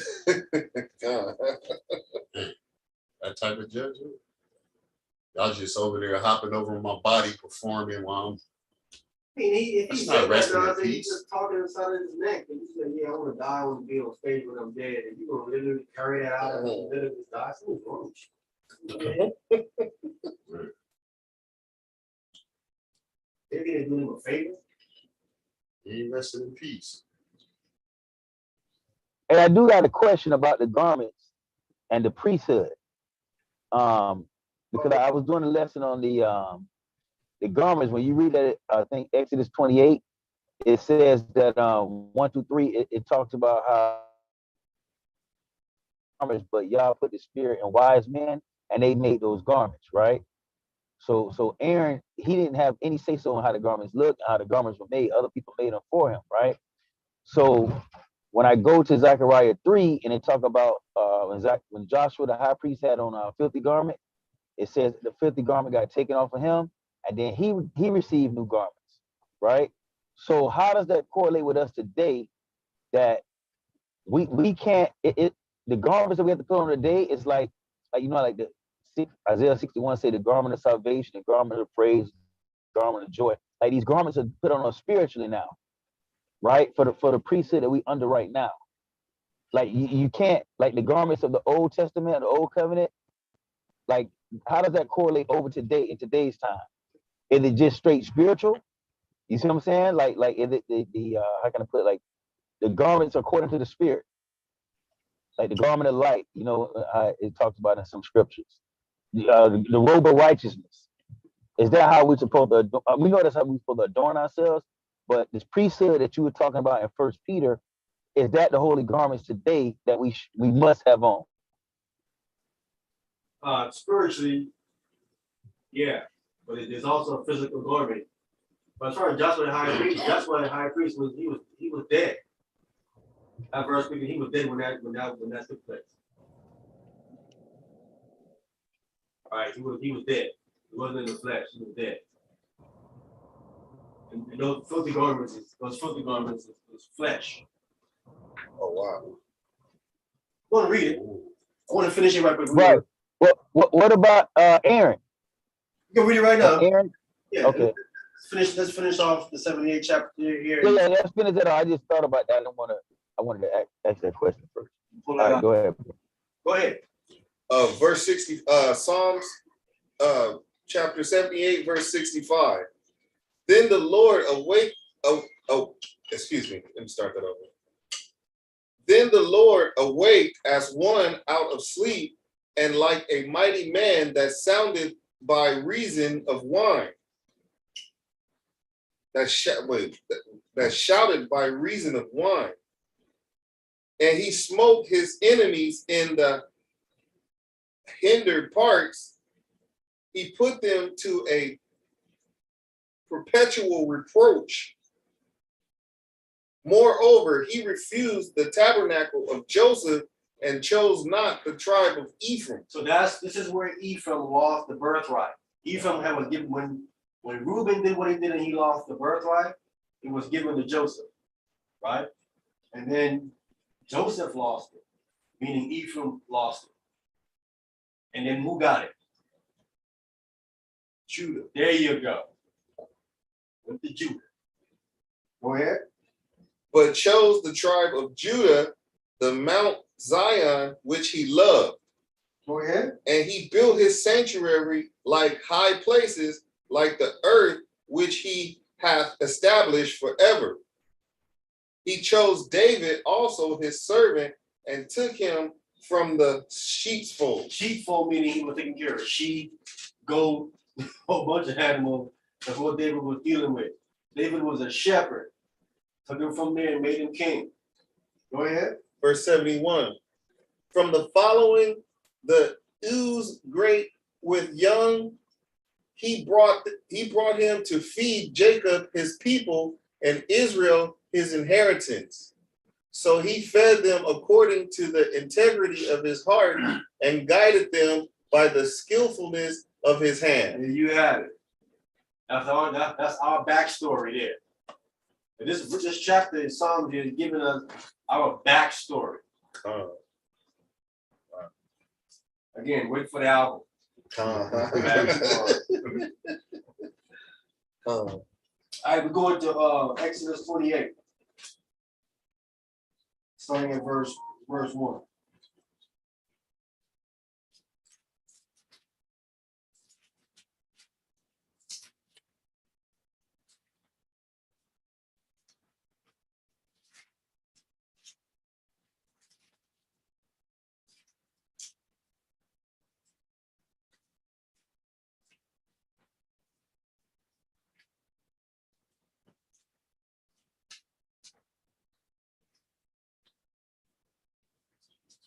You said. Come.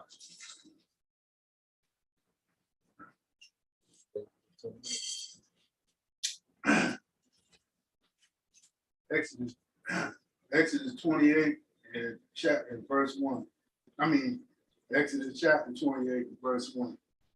And it take thou unto thee Aaron thy brother and his sons with him from amongst the children of Israel, that he may minister unto me in the priest's office, even Aaron and Nadab and Abihu and Eleazar and Ithamar, Aaron's sons. And thou shalt make a holy garment for Aaron, thy brother, for glory and for beauty. So these garments are made for glory and for beauty. They're beautiful and glorious. Go ahead. And thou shalt speak unto the children, to all that are wise hearted, whom I have filled with the spirit of wisdom, that they may make Aaron's garment to consecrate him, that he may minister unto me in the priest's office. So now you see when you're talking about ministering unto God, coming before him, God gonna have you hooked up with the best garment, beautiful and glorious, right? So you ain't coming there with your own ugly Catholic priestly garments that them got on.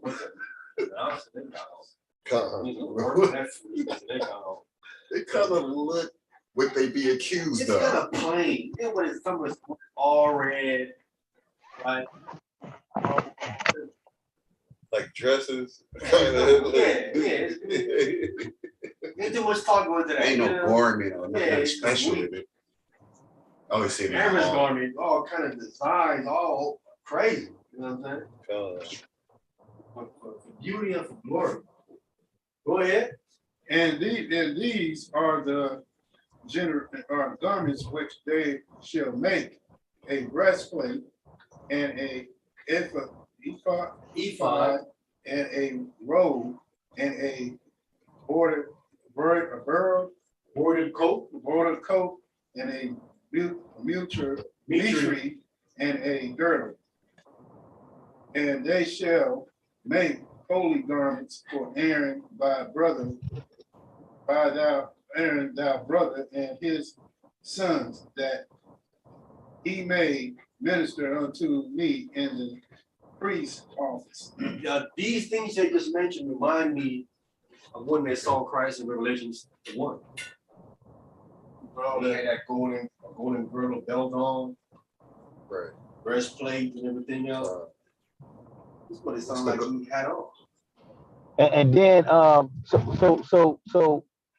we see that the other people are making this, like God had to put the wisdom in their heart. Like I guess he put them up with wisdom, and they had the wisdom to make them garments. Come. They're So like, not playing garment. That's why you need divine wisdom to make that kind of garment. I swear. okay, so with verse, I think it's verse 12, I just want to make sure I'm correlating this with the New Testament. When he put the name of Israel on the ephod, on the 6 tribes on each shoulder, the 12 shoulders, is that all? Would that be? Can we correlate that with Isaiah 9:6 when the government is upon his shoulders? Because when Israel has been upon his shoulders, and Aaron, is that symbolized like Aaron is like the head of the nation? So, like everybody's looking at him like the head of the government. And Isaiah 9:6, huh? Let's read verse 12 right here first. Verse 12, Yvonne. Verse 12. Verse 12. And thou shalt put the 2 stones upon the shoulders of the ephod for stones of memorial unto the children of Israel. And Aaron shall bear their names before on his 2 shoulders for a memorial. Well, for a right. Memorial is something to remember. So the ephod goes to the front and it goes to the back. And they're laying on his shoulders. And on the front of it, you have the 12 stones. In the stones, you have the names of Israel on each stone. And behind the ephod is a little pocket we went over last time about those 2 stones. Those will go in this little pocket behind that. The Urim and Thummim. The Thummim and Urim goes in the back of that. Right. So yeah, this would correlate to Ezekiel who carries his Israel on his shoulder. This would carry that. This would symbolize him being the head of the nation. But at this time, he wasn't the head of the nation because Moses was there. Correct. So when we read Isaiah 9:6, when the government now is upon Christ, which is the high priest's shoulders, that I mean, I'm pretty sure you're probably gonna have a similar garments. But Isaiah 9:6, when it says, "Until a child is born, a son is given, and upon his shoulders the government shall be," is that what he's talking about? Israel going to be upon his shoulders? He's gonna govern the nation. Hallelujah. Yeah. And he's the one that's distributing the judgment and different things. Him and of course his body. Right? Because Christ has a body with 144,000. Which are all also kings and priests, as he is. So when he came, bro, when he came into the earth, if the people didn't see him dressed like that, is this why they probably didn't understand that he's the guy talking about in Isaiah 9:6? Because he wasn't dressed like he didn't come, like you read earlier in Hebrews, Moses didn't speak nothing about this particular tribe, Judah. So this is probably why they couldn't get that, this is the king, because he didn't come dressed in this type of attire like Aaron was. Wow. But some people didn't know, some people recognize what he did based on his miracles. Right. Especially when you read the fitting of the 5,000, they were like, this is him. No, this is him. Because some of them stood back and was like, wait a minute, man. This guy did a miracle just now. Because he only had 12 loaves and 2 fishes. He fed 5,000 people. And one guy was like, hold up. You see that just now? He only had 5 loaves and 2 fishes. He fed 5,000 people. You still asleep or something? Wake up. That's what he did. He's like, man, this is that God, bro. This is him. And so one of the reasons I was bringing this up because when you talking about the dude Malone, whatever his name is, because we're not dressed in this particular garment like the old customs and stuff, they don't understand who the priest is today. You know what I mean? They can't see it. It's the same way when Christ and his brothers was walking around, like these other guys, they can't understand the priesthood change, and he still had his priest today, which would be us. And I guess they don't understand it. But what about the guys that's dressing up like the garments, but they not walking in the spirit of Yahweh? You see what I'm saying? That's why I wanted to really get an understanding of Ezekiel 44. Then you got some people that's like us or whatever, that's probably not walking around or on the corner in the garbs. But then you got some cats like, you know how them dudes be all dressed up in the garbs, but they don't got the spirit. It can confuse Israel. But both of us seem to be doing the work. They're not doing the work. They're doing a different work. They're not doing the work. They're doing a work. Right. But they got the garbs on though. You know what I mean? We're just doing some work. That's all we're doing is just little work, not a whole lot of work. No, they have carnal garments on. They don't have no spiritual. Right. Bikes and Right. What they're missing. Hey, can we get Leviticus 23? This is how they were supposed to recognize the Messiah when he came. That's what I want. What scripture is this? Leviticus 23, starting at verse 1. Come.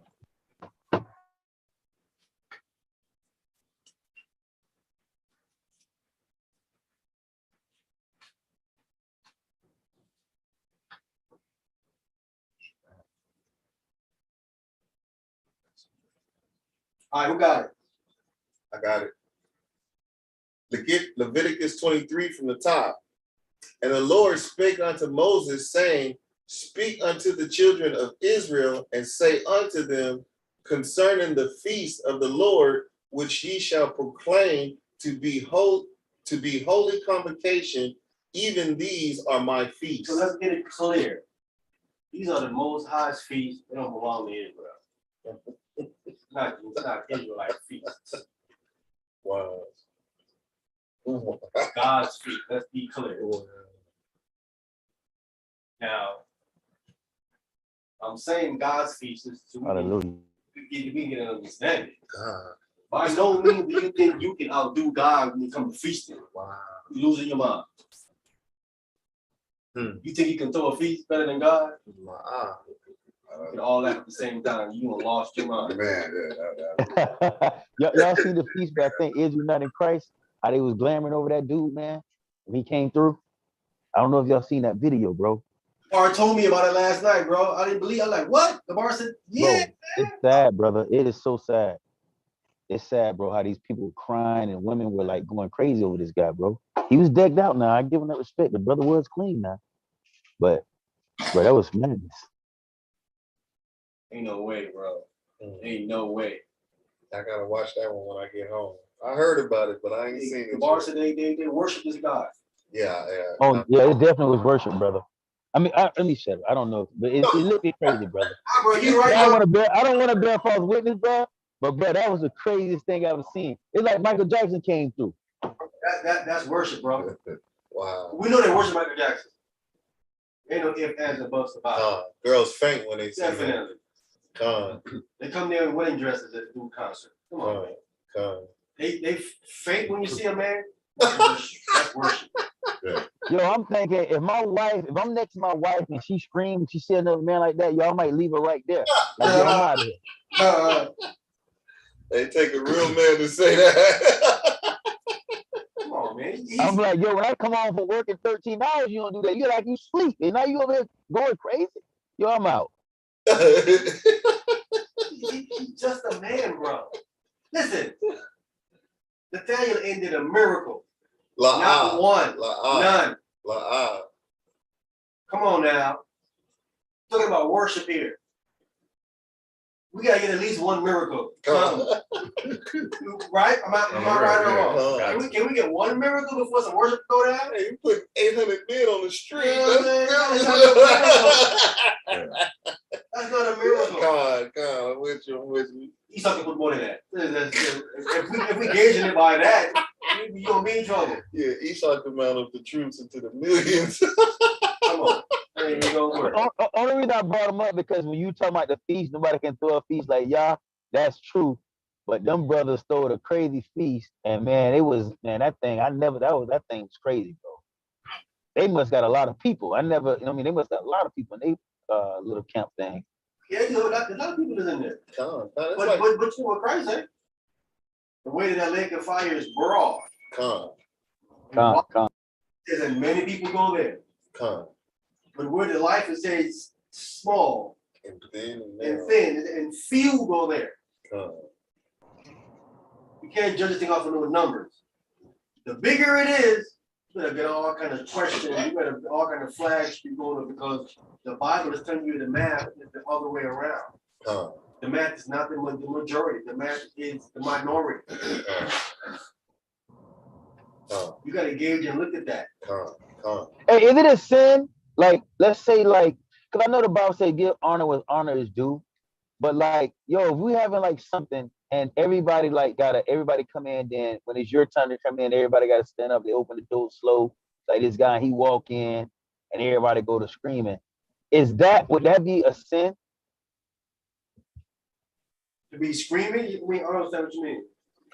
Like let's say they having like they doing the feast day, like what it was, and then they like an introduction. You get introduced. They open the door, and you walk in all smooth with you decked out, and people standing up like like cheering and stuff.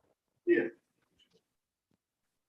I get you. We should do that. We used to have we have the head of the church would come in.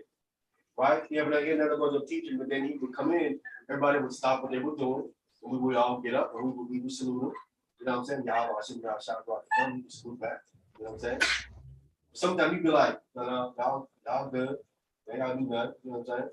So but that was a thing in Israel where we would give that person that have that seniority, have that age, or have done a lot in the school, to get the word out. But in the streets, putting it out, you know what I'm saying? He earned that particular title. Almost like a double honor? You would give him like a double honor? Kind of a double honor, but not exactly. But you would give him that for that rank that he had, because the rank that he had, he usually was earning it. You know what I'm saying? They didn't just give it out for free. He was out there in 10-degree weather and all that, freezing, teaching the people living in these very conditions and all kind of stuff, and you endured all of that in that rank. So you wanted to give some kind of rank and some kind of acknowledgement. So it wasn't an issue, but nobody was falling out. Nobody was crying, no tears. None of that nonsense never happened. It wasn't any of that. You know what I'm saying? But we acknowledged the rank that he had, but no one was going that far. The comforter. I was doing this guy. When I'm hearing, no one did that when I was coming up. No one did that. Okay. Yeah, that company had a video out too, and it was like a rock concert one time. That boy showed up. I'm about to play his video next. Because the brother wanted to see why he was claiming to be the comforter. I got his video why he's proving he's the comforter. It ain't that long. It's about 15, 20 minutes. He's gonna show it.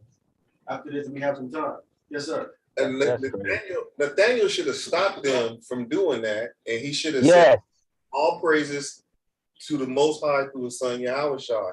I don't deserve that. Of course. But Yes, brother.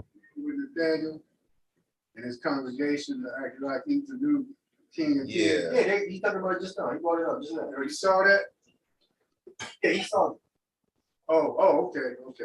So yeah, that's pretty crazy. That was the craziest thing. I couldn't believe it, brother. He was clean now. Whoever made them outfits, boy, them people can sew. But man, please. Got some nice garments. I give it to him. But whoever does all that money they making.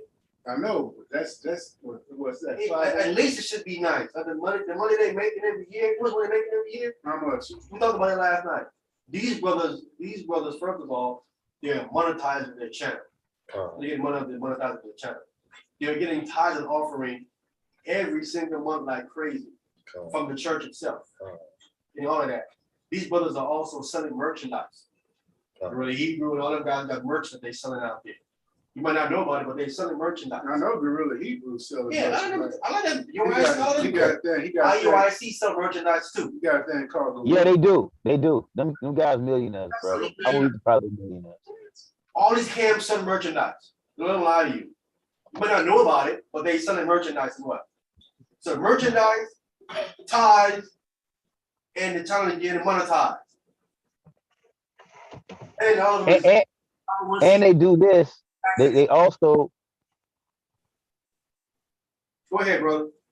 I'm sorry. Say a brother that I know that was in there say they make you pay if you're in that church.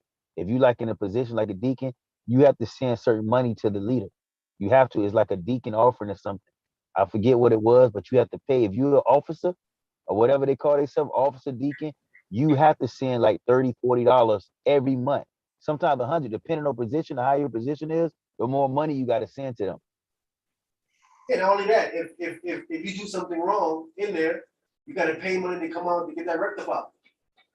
You got to pay money. Yes, you got to pay money because what's happening is that brothers got to come off of their time to put you into a council to get you straight again, whatever the problem is. So you got to pay them brothers for their time. You got to dish money out. Oh, that's how that brother got his rank back.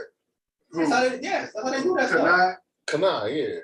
You say somebody got, hold on, wait. You say that's how that brother got his wife back? Rank back. Because Kanai was a bishop. His rank. His rank. So, his rank. Yeah, so he ended up in jail for like a year or something for something he was doing. Wasn't it embezzlement? He was embezzling funds. I don't know what he was doing. He did something to somebody's home. All kind of nonsense, but I don't know what else he did. But you know, he got like 16, 17 kids. Gee. Oh, they got crazy money though. Yeah. It's sad, man. It's sad what they doing to Israel. Boy. That's sad. It's sad they're doing to Israel, but it's worse than doing to themselves. And they build up a case in the middle of the lake of fire because you know exactly who's going to lay it out on Judgment Day. Christ. No. Oh, the Most High? Hasatan. Oh, huh. You're going to say, oh. Yeah. Yeah. Yeah.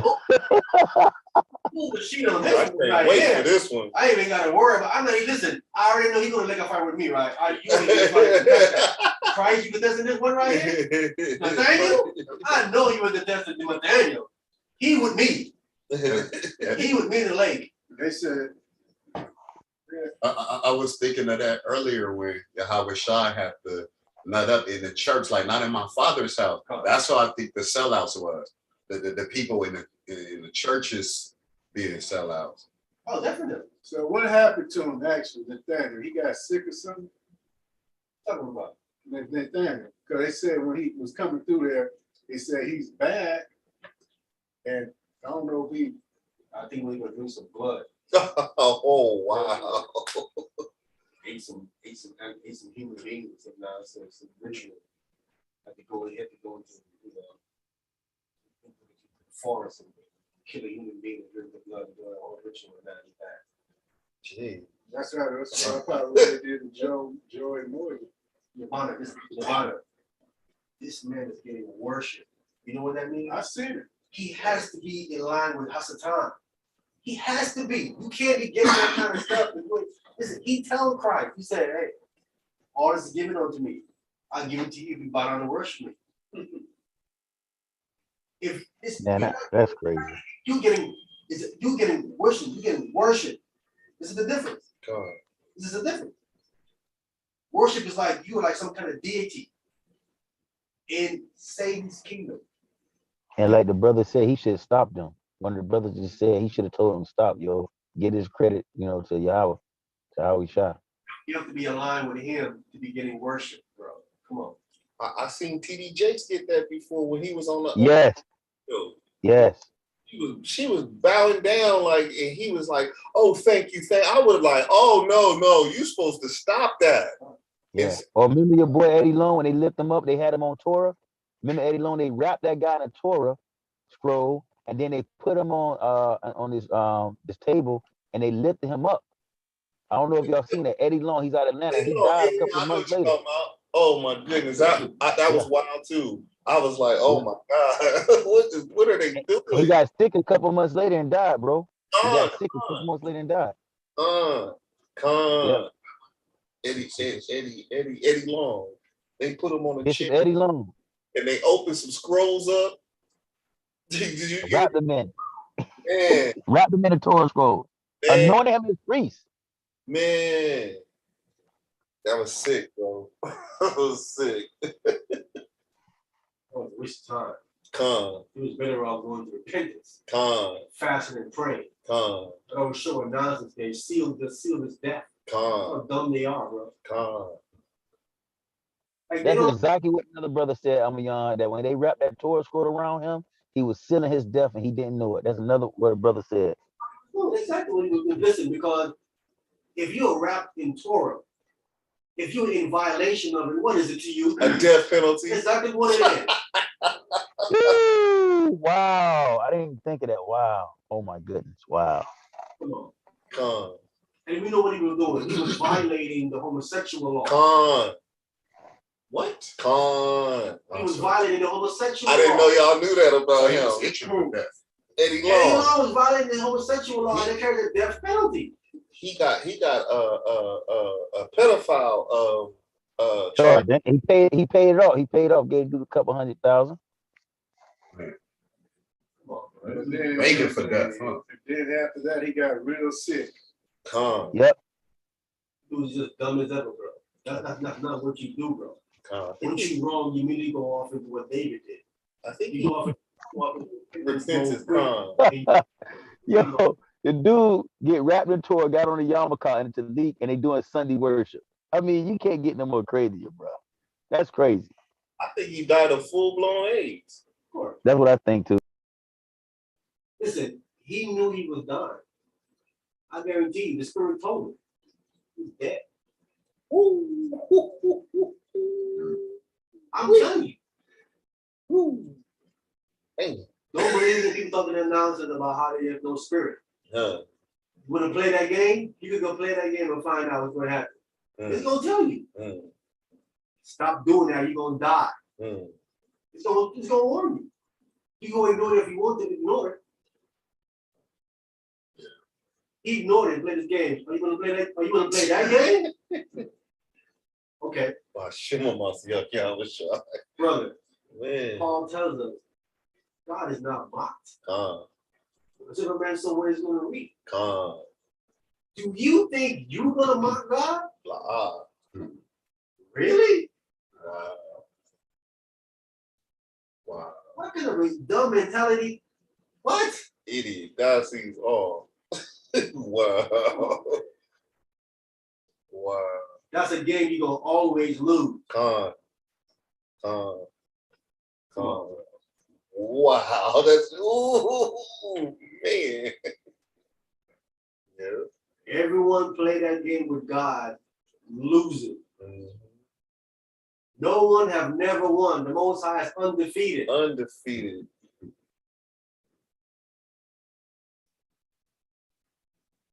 He died bad. Not only that, it's for you to die like that, and then you're gonna go facing judgment. It's better for you to die doing the right thing, and after that, then it's over.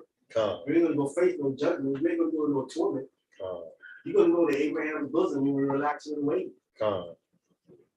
That was swiftly and speedily. Do you think a lot of those guys, they start out with the right intentions, the right heart to help the people, and then like they just go off? Oh, wow. I think they start off right, but what's happening is that because everyone, listen, let no one fool you. Everyone goes through the stage. Whether you start off innocent, you don't know, or whatever the case might be. The more you venture off into the text of the Bible, the more you go off into when you're learning more. Because every time you learn some stuff, you get tested on what you know, because he's not going to elevate you to the next level until to test you to apply what you have learned. It's going to feed you to a certain point and stop. You ain't going to learn anything else. You study, but you're not getting fed. Because now it's going to say, I need you to apply what you learned. I can't give you all this stuff, right? You can't apply all that. Let's do it in increments. You learn this much, apply that. You're going to be put in a situation to test you to see if you're applying what you learned. And if you pass, then you're going to get more information. And so on and so forth. That's what the text says. To whom much is given, much is required. All these guys go through a stage where they get tested. And when they fail, the Spirit tells them, no, that's wrong what you're doing. That's why you fail. Even to the point where you have certain people say this. I'm having what you call deja vu. Deja vu is that the first time you went through that particular incident, you failed. You've been trying again and you're not catching it. You feel that mysticism already, and I think I did this before. Yeah, you have. You obviously failed the first time. You give me a second chance. You better recognize it, but like, wait a minute, man. Something got to be done differently. I can do the same thing I did last time in the situation. I gotta do something different. You're being tested. And it gets to a point where when these guys fail the test consistently, they consistently fail the test. The Spirit backs off of that. And once the Spirit leaves, you know who comes? Hashatan. Satan comes. Satan been wanting to come from the first time you fail, he's wanting to come. But the Spirit is not giving up on you. The Spirit has patience with you. Like it says, long suffering, the fruits of the Spirit. All these things are being applied to that person, to that individual. When all this is exhausted, the Spirit, okay, no problem. I see that you made your choice. You want to go that way? Okay, cool, no problem. And Satan takes over. And when Satan takes over, what's going to happen to you? Start to get large. No, you don't die. You don't die. Because now he's going to bless you because you know you're working on his side. You're his. Because now God will turn you over. Right? Satan wanted Peter. Christ told him. Christ said, hey, Satan wanted to sift you as wheat. So, but I prayed for you. If Christ didn't pray for Peter, Peter was done. Finished. That shows you when Christ told Peter that. He shows you Satan be going to the Most High asking for people based on them being rebellious. Because remember when Christ told Peter, I'm going to die, Peter said, no. Christ told him, Get behind me. Get behind me, Satan. You ain't about the Most High business. When Satan heard that, okay, he calling to hit me. Hey, let me get him. You rolling with me? Wow. Can I get him? Can I get him? Right there? If God turn you over, you're done. And you're gonna think you with God because you've been blessed. Like, think about it, I'm getting blessed. So big my church is, my house, my car, and all that. I'm doing something right. That's your mentality. You're doing something right. You're doing something right. I'm getting all these blessings. Yeah, from Satan. From Satan. That's what you get. That's a lot of the guys they pray with. It's like, thank God for this award. You gotta listen. You can't show me no one, any prophet of God, any man of God that's gonna sit there and accept worship. Point him out. Even the angels don't get that. Even angels. Boy, you took the words out of my mouth. And they say, no, get up, get up. No. That's not even for me. And they are above a man. Come. They're spiritual beings with eternal life. If you're a man and you're getting worship, you're on the wrong side. You're on the wrong side. You're supposed to, as Isaiah said, shut that down. As the angels do. No. Shut that down. No, I'm just a regular man. Y'all fuck that. Cut that out right quick. That's not going to work. We don't do that here. That's why if he's getting worship, he's had to be aligned with Satan, though. Because he's not stopping it. I didn't think of that. Definitely know better. The spirit in you will tell you, stop that. Shut that down. You know better than that. There you go right here, your bottom. Lock the Thomas. There it is right here.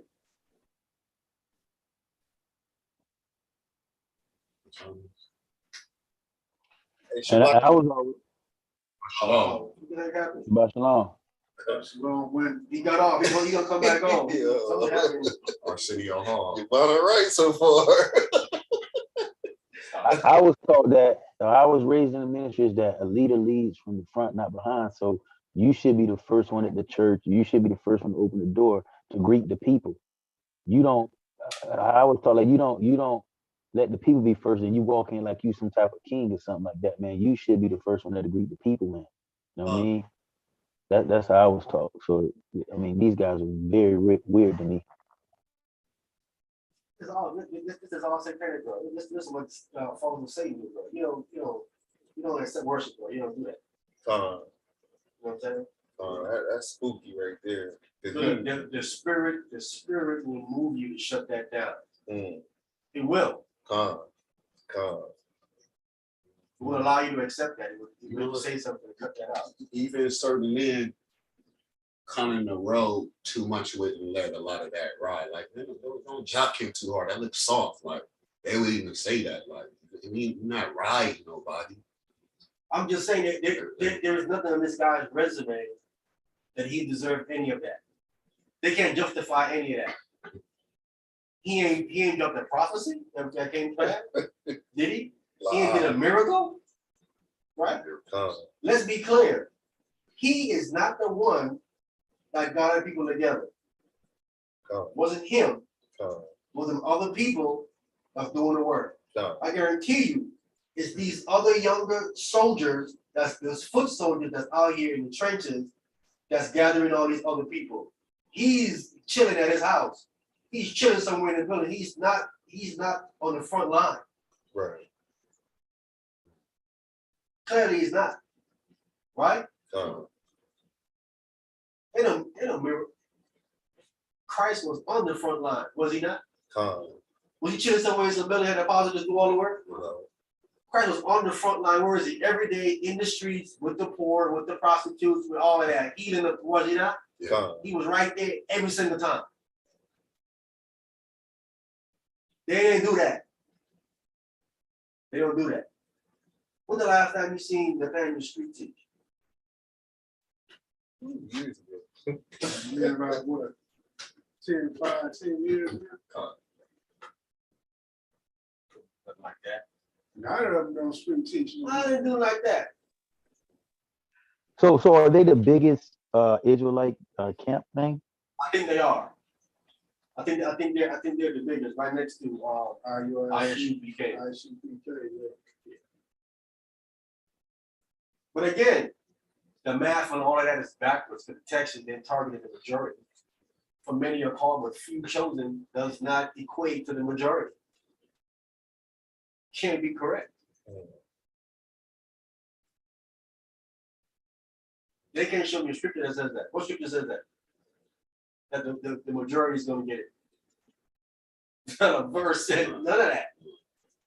Actually, say contrary, because remember it was 10 that said don't go into the land. 2 said go, Caleb and Joshua.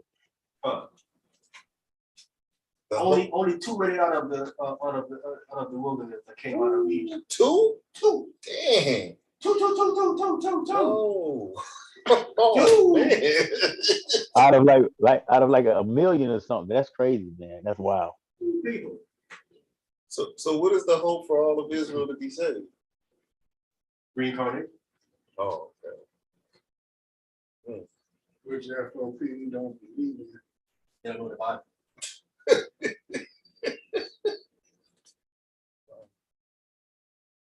They just don't know the Bible. 2? See, 2. 2? Wow. 2 out of millions. 2. Dang. Hey, my man say 2? Come on, bro. Shiny? Wow. I know what book they're reading, but they were reading another Bible. The Bible doesn't say what they're talking about. Wow. Brother, that's a red flag. Yeah. yeah. The church that big is a red flag, bro. Wow. You would think the Christ Church should be the biggest, would you? Do you think Christ Church wasn't the biggest? Do you know that the Pharisees would lap his followers like crazy around the world? Compared for followers? You know, they come close. Wow. Christ's followers didn't even come close to the Pharisees. And that's a good point. I They never all the thought way of in that. Babylon. They had people in Babylon, all over the place. Wow. It's not even, Ooh, they don't even come close. No, they ain't not even. let that swim through That's your what head. Christ for a followers didn't even minute. come close to the Pharisees what they had going on. They're not even, you know where we count. You went to your time. Doesn't work that way. Not telling you. I mean, listen, he's getting his worship not. He said he had nothing to give when Christ heard it and said, "What are you talking about? You was worshiping, you was not. Isn't that what you wanted? Did you not get it? Was he from the school of the One West people? Come. So him and that guy Johanna, they got like the same teaching there. Yeah. From this one God. We got time, I'm gonna play it. I'm gonna show you this God. This one Okay. God.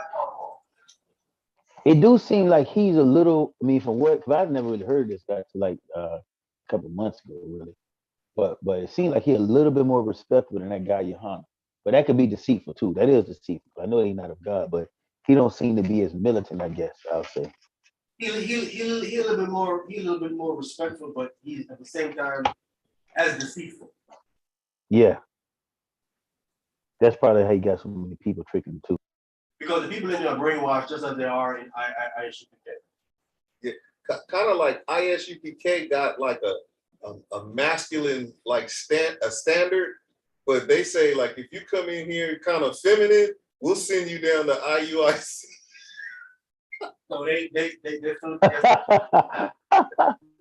got a street vibe with them still. That gangster thug vibe still with them, and they think that that's part of the followers of Christ. Ain't a follower of Christ exhibit that kind of character. Not one of them. I wanted to show them in the text. None of them talk like that. None of them talk about no cowards. None of them talk like that. Yeah, you seen that one video of the guy United Christ said. I mean, ISBK said the only way that Will Smith will redeem himself, he has to go have the Chris Rock got to have sex with Jada Pickett to make it even. That shows you they're not. Listen, all these things are evidence that these guys are not dealing with the Bible. It's right in front of you. Anyone that don't see it, man, is because they're blind. What Bible are they reading? What are they talking about? I mean, to me, again, they all telling on themselves that I know that I'm doing, what I'm moving is correct, because I'm moving like that, and I clearly see what y'all moving is wrong. He's advocating adultery, drug use, and vengeance. Hey, he pulled a script too. It was somewhat exit, but it didn't match up what he was saying that Chris Rock can now have sex with Jada Pickett, but he pulled a scripture, and I was like, man, this is madness. Ain't no scripture that advocates none of that. That's crazy. None. The text tells you can't. That's adultery. What scripture? They say that's right. No scripture advocates adultery. You can't show me that in the book. It doesn't say that nowhere. Wow. If he put it, he's twisting it. That's crazy. He's hurting himself because it's all being recorded. Anyway, let's finish here. We had in Leviticus 23, verse 3. Read verse 1 again. Okay. Verse 1 and 2 again. Okay. Leviticus 23 from the top. And the Lord spake unto Moses, saying, Speak unto the children of Israel, and say unto them concerning the feast of the Lord, which ye shall proclaim to be holy convocation, even these are my feasts. Okay, so these are to be proclaimed, right? You have to proclaim these things right here. Proclaim means when you proclaim something, talking about calling people to it, calling to the feast, right? The Hebrew word kara means to call. Translated here as proclaim, but it's talking about call you to the feast, right? Then it says to be holy convocations. Convocation is the Hebrew word mikra. Mikra is a rehearsal. More accurately, a dress rehearsal. So it's a dress rehearsal for what? for a public performance. If you would people rehearse behind the scenes to do a public performance, right? So it's a dress rehearsal. These things are a mikvah is a dress rehearsal intended for a public performance. This is what this Hebrew is actually telling us, right? And then the other word here is feast. Feast are moedim. Moedim are appointed times, right? So when you have a public performance, that performance is always an appointed time, right? When you go see a show, it's at a certain time. It ain't just random all over the place. It's a specific time that you will come to that public performance. That's Mohadim? Moedim. Okay. Yeah. You will see Moed, right? Or Moedim, making it plural, feast. Okay. Right? So it's appointed time. So all the Most High feast days are appointed, meaning fixed. They're at fixed time. Right? So the situation with that is that you cannot know these fixed times until you establish the beginning of the year first. Once you establish the beginning of the year, you can go ahead and calculate all the feast days except one of them. And that's trumpets. You cannot calculate that one. But all the rest of them, you can go ahead and calculate ahead of time once you establish the beginning of the year because they are fixed. They are fixed time. Appointed time when you're fixed, right? So what do mold mean? What? Mold. What you mean mold? Like did that mean anything with time? Mold? Did it mean anything? I don't know what that word is. What kind of word is it? More like the Moabites, the mold. No. That's the name of a man. But do it mean anything? Moab? Yeah. Yeah, it definitely means something. I don't remember what it means. Yeah, Moab. Every name has a meaning.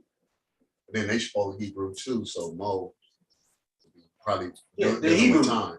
Yeah. No, Yo. not Moab. Moed. Moed. Yeah, Moed. Right. Man, I'm a young. How does that what you're saying? And I'm in agreement with 1,000%, brother. It's beautiful you bring it up. When you go to Genesis 1 and they talk about the word seasons, that's also Moed. So with the seasons, when you look that word up, and I think it's Genesis 1, don't quote me on it, where you see seasons at, 14, I believe, it tells you that word there is festival. So is this saying that the festivals actually started back in Genesis? Definitely. You say those things in the skies are you used to calculate the feast. Yeah, wow. Yeah. You need those things in the sky to help calculate this stuff. That's why you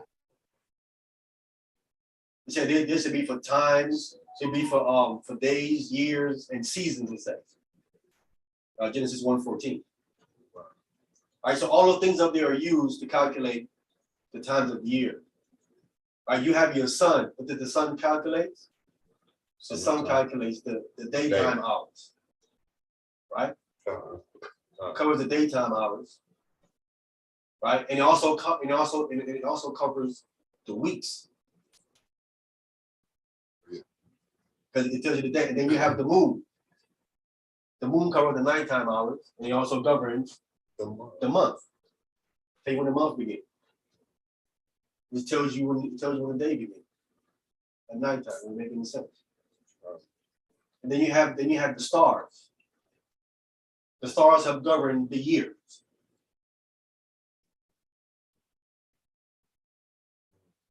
They're in line and position. The stars are going around like this. And they govern the year. The same thing of the moon and the sun are the same thing. They're doing this. They're all going in a circle. We talked about, we did a class on the rotations on the cycle of things. A cycle. These things go through an endless cycle. We went through all these different cycles. Or recycle. Yeah. Right, like the 7-day week, it's a cycle. Is it not? It's been going on here since Genesis. It's the brain. It never stopped.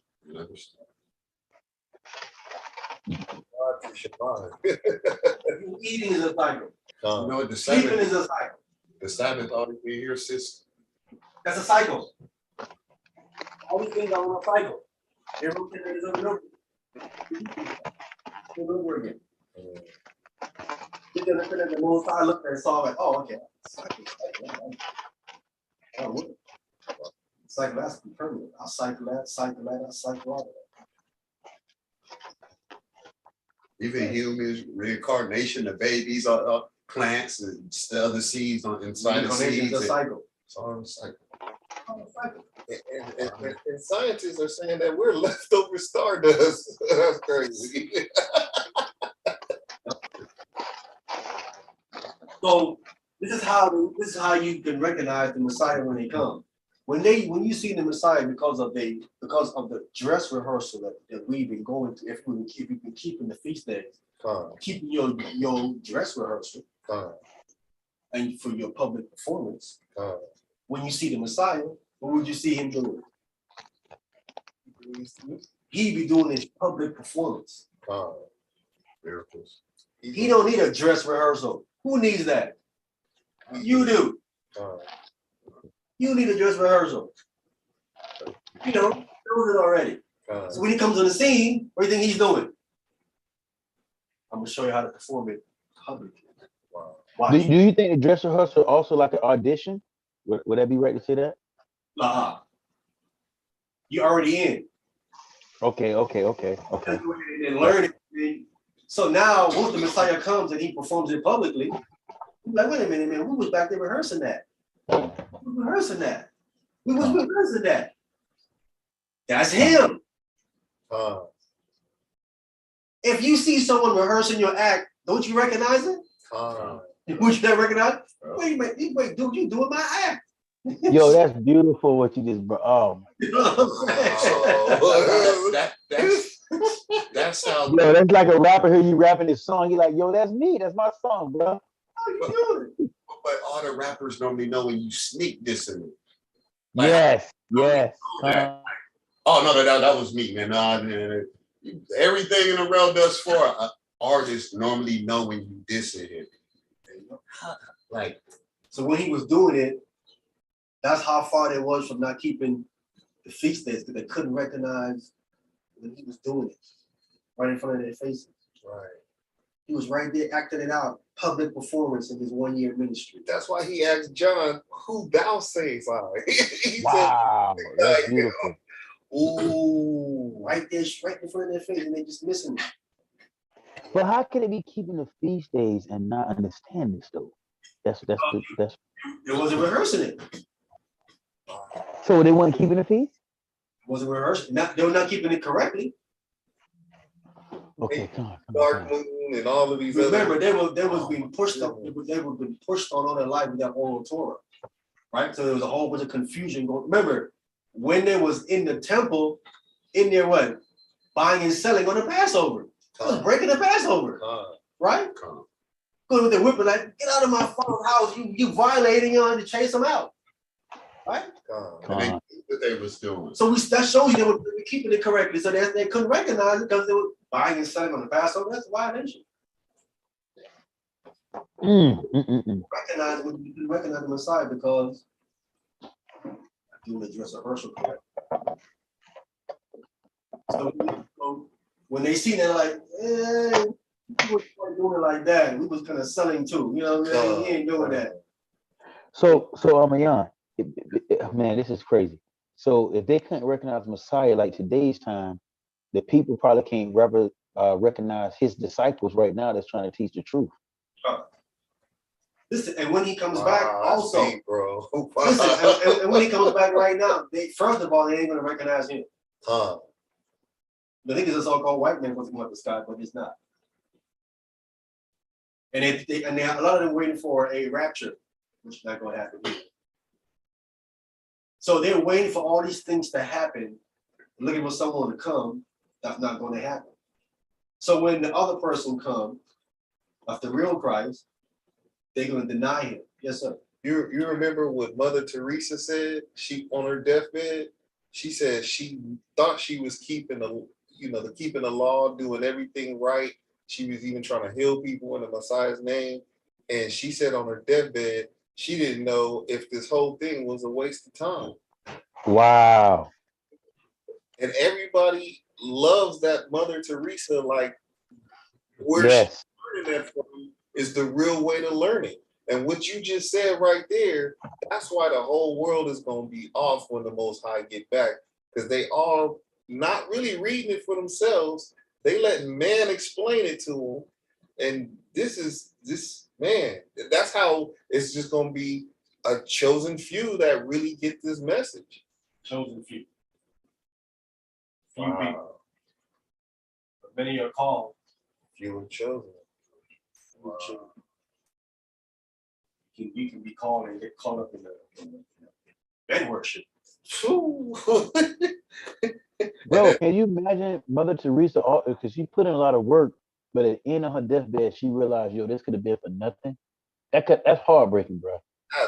That Mother Teresa. Man, that's heartbreaking, bro. Wow.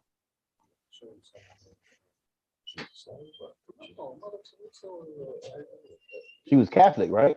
Yeah, Catholic, like a nun or something. She was like a nun, yeah. Man, that's sad, bro. She put in a lot of work and realized, yo, this was for nothing. Well, she was a Catholic. Catholic nun. Which they're trying to mimic the woman. For doing it wrong. They have male unit. They're trying to mimic the women units too.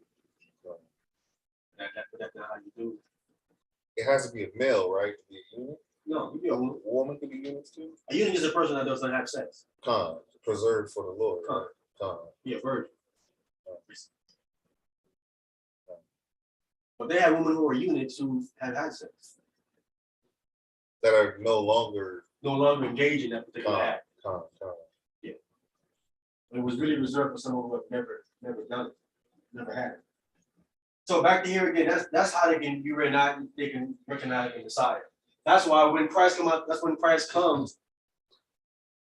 If he comes in our time, we ain't gonna be fooled, because I'm gonna gauge him according to the text says. I'm paying attention to the text said what are you gonna do when he comes back. He ain't gonna rapture nobody. If that happens, I know that's something that's not him. I know that already. You get raptured, you can see it's that Satan putting some foot over your head. Not him. And Satan got powers too, and he know this text. But I've had, when I was studying this stuff, I've had dreams. At the end, where the chariots would come. And it was like, hey, come on, man, come on, beam you up. I said, nah, this ain't supposed to happen. I said, what you mean? We here to get you. We're the angels together. I said, this is not how it's supposed to happen. So what you mean this is how it's supposed to happen? I said, no, where Christ at? What you mean what the text says he gonna come first with the up the sky and all that? That's what we're talking about. I said, y'all go ahead. Wow. All praises. All praises to the Most High. Wow, keep it pushing. I'm not getting no. You know, and that type of, like even in a dream, they could really snatch you. Yeah, they're testing. And you know how many people would have hopped on that chariot? Of course. Woo! Testing you to see if you really pay attention to what you're reading and applying what you're reading.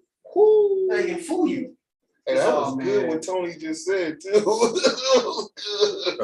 like even like Freddy Krueger dream, you end up dying. That ain't no dream like that, but I could picture what that dream was for. And if you would have went, we would have, you know what I mean, the repercussions never of came that. back. Wow. Like, we got him. Well, we got him fooled. He's with us. We got him fooled. Oh man. Yeah. Man. Yeah. That's why I said feed your spirit, man. It can't deceive you.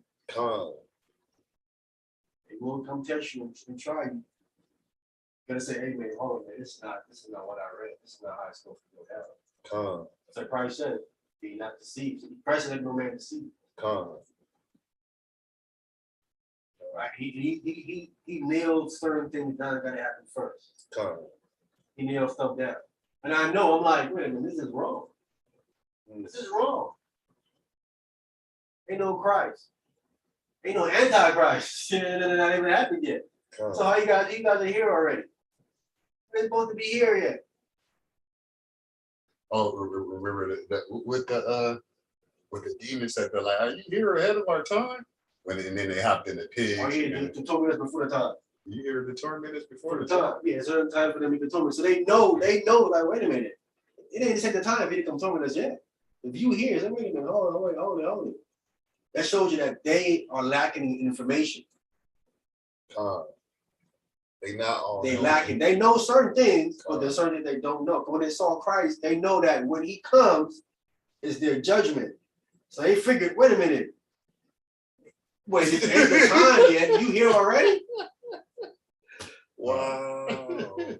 See that? That's telling you a lot right there, just by you analyzing what he's responding. I'm like, no part of how it's going. Yeah, he know his return is their judgment. And when he saw him, they were like, wait a minute, bro. It's so this is why they be like, they knew when he come, like they gonna have to give up their part of the kingdom because the Romans put them in power. They going into torment. They know it. Wow. But they also know it wasn't that early. They said, wait a minute, man, we just came into AD. We know that it's way over there in 2000, way over there. Mm-hmm. This is way early. They didn't know, they clearly didn't understand about the first coming and him dying. And that's good because if they knew, they would have probably tried to prevent it.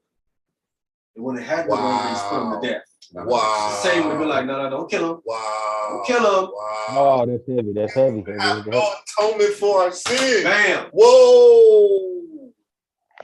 No. Went over their head. I used to always wonder that too, but now it makes sense to me. Wow. Now that makes sense to me. Like, how they because even John had to question it, like, hey, bro, you know that dude? Like, yeah, I know you can, man. But other people had to question it too. If his relative questioned it, like, you know. And the high priest had to offer up the lamb. So if they wouldn't have knew, they would never offered up the lamb. The high priest, they had to do that. He's the Lamb of God. But you remember at Mark when he was preparing his disciples for what had to happen to him, he knew that was about to happen to him, and he got everybody ready to play their part, get the spices ready, get everything ready. I'm out of here. He's like, he's preparing. What was interesting, what I just found out about that situation right there, I was going over the gospel with the Messiah's 1 year ministry, and twice in there, it says about him doing some kind of secret mission. He says he went somewhere and had no man know it. Says it twice. He says he went somewhere and had no man know it. In Luke too, it says that. Yeah, he went somewhere and no man don't know where he went. He went and did something and he disappeared for a while, for a couple of days, and then he just came back. And I'm like, wait a minute. Where is he going? No one knows what he's doing. I think that's when he went to Joseph and Nicodemus and tell them, listen, I'm getting ready to die. Y'all gotta prepare these spices, and he started putting things in order for them to prepare for his death. Because the apostles didn't know. He told them, I'm gonna die.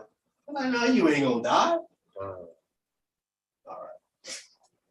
And the text said that it was hidden from them. They didn't catch it. But Nicodemus and Joseph was prepared. That's when he took that little mission. I'm like, that's what I've been looking for years. I said, that's one because I'm like, when did he go and tell Nicodemus and Joseph about that? I mean, listen, they're in position strategically to because listen, it has to be executed on point, on time. Because he dies at 3 p.m. They only have 3 hours. As a matter of fact, 2.5 hours to execute it. That body needs to be down. It has to be down, wrapped, spiced, put in there, go cleanse yourself, boom, before sundown. That's a small window to work with. It has to be pre-calculated ahead of time to execute it perfectly. It has to be. Window's too small. And that's where I think he went when it says he went somewhere, no one would know where he went. And it's even somebody asking, can we come with you? And he's like, no, you don't want to come with me where I gotta go. Twice, I'm like, hey, is that the scripture where he said, I'm going to, they thought that he was going amongst the Gentiles to teach the Gentiles? no, not that one. Okay, not that one. No, the other 2 ones. Where the text clearly says he's not recorded at all. All it says is that he went somewhere and have no one would know it. So he told him, listen, I'm going somewhere. Don't worry about when I'm going. and he's gone. That's heavy. I think he went into the demons, and that's what there had to be. I'm where that's what did it. What is fitting in there, man? Wow. Powerful. Wow. Powerful. Yes, sir. That's powerful. That's powerful. Last and as powerful to mention this too as well. It's interesting that the last, I keep saying that, not the Last Supper. That's not the Last Supper because he ate after he came back. The Last Supper before he died. They asked him who's going to betray him, right? They said, "When y'all going to betray me?" And they're like, "Who betrayed him?" He said, "The one that dipped after me." Man. Right? And at that feast, it was eating leavened bread. It tells you it was eating leavened bread. He said that they're eating artos, leavened bread. Huh? Leavened bread. Leavened bread. So at that, at what people call the Last Supper, when after he the upper room, when you know what he told him to clean. You said that was unleavened bread when he told him like go where the host, go to the man, he gonna give you a house. And when they went and cleaned at the house, at that dinner they was eating leavened bread. Yes, eating leavened bread. That wasn't a Passover meal, right? So the last piece of bread was in Judas's hand. Oh wow! He dipped it. The last leavened bread was in Judas's hand. He dips it, right? So Judas actually leaves. He leaves with the last leaven, physical bread. Wow! And he's actually the symbolic leaven. So when he leaves with leaven. Oh my goodness! He leaves with the bread leaven, and he, the symbolic leaven, leaves out of the room. Oh my goodness! Then he washes their feet. Wow! Wow! The leaven is gone, right? So now that makes sense why that couldn't have been a, oh my God. Okay, that couldn't have been a Passover supper then. It wasn't. Con. He ate leavened bread. You crazy, man. Good stuff. Argue, you're gonna lose. Artos kills you every time. And then not only that, there was no lamb eaten there neither. Show me a verse that they had lamb eaten. They only ate bread and wine. Wow. But because so now it all falls together because he was a Passover lamb, so he actually died on Passover day. Imagine a lamb eating a lamb. Wow. That's cannibalism. Hilarious. A lamb eating a lamb. So hold on, bro. I got a question. A lot of stuff come up. That's crazy. Listen. So was that communion though? Do you still consider that communion, that meal? Huh? Yes. That meal is symbolic of you making a covenant or a contract with the brothers that's in the room with you. Right? Yeah, hallelujah, bro. He's crazy. Hallelujah. In a good way. Crazy in a good way. Hallelujah. Because when you understand Hebrew custom, right? If you want to marry a woman, what you would do is this, right? You would get a cup and pour some wine in it and put it in front of her. If she drink it, she's accepting your proposal. If she don't drink it, she's telling you no. So when they should I go rip that picture? Should I go rip that picture at my grandma's house? Talking about it's the Last Supper. I need to rip that picture down. The Last Supper before he died, but that wasn't the Last Supper that he had. You know what I'm saying? Oh, that's crazy. That's I mean, and listen, that goes back. It goes back, bread and wine goes all the way back to who? Abraham and Melchizedek. That's what he brought to Abraham. He said. Was that unleavened bread that Abraham ate, or was that leavened bread? Say again? Was it unleavened bread or leavened bread that Abraham ate? I don't remember. I gotta look it up and see if it was. It's probably leavened bread. So that's why they be having them little bread things at the little wine spots, like the little bread and wine. Yeah, like the little sandwich type of bread, little Subway breads. Kind of sense, but yeah, that made. Well, that wine is symbolic of a marriage or a contract between your brother that you're with. So I mean, where are you at on the? Because when I look at the history of this now, I don't see this in the Bible, but I know they say they had like 4 different Seder, like there's 4 different stages to that meal. But I notice most brews don't do that. You ever heard of that? Where it's 4 different phases of the Seder meal. Wow. And it's symbolic to different things. I know what that particular, I know what one of them would do, one of the Seder meal, what they would do is that they would have a place left open Right, correct.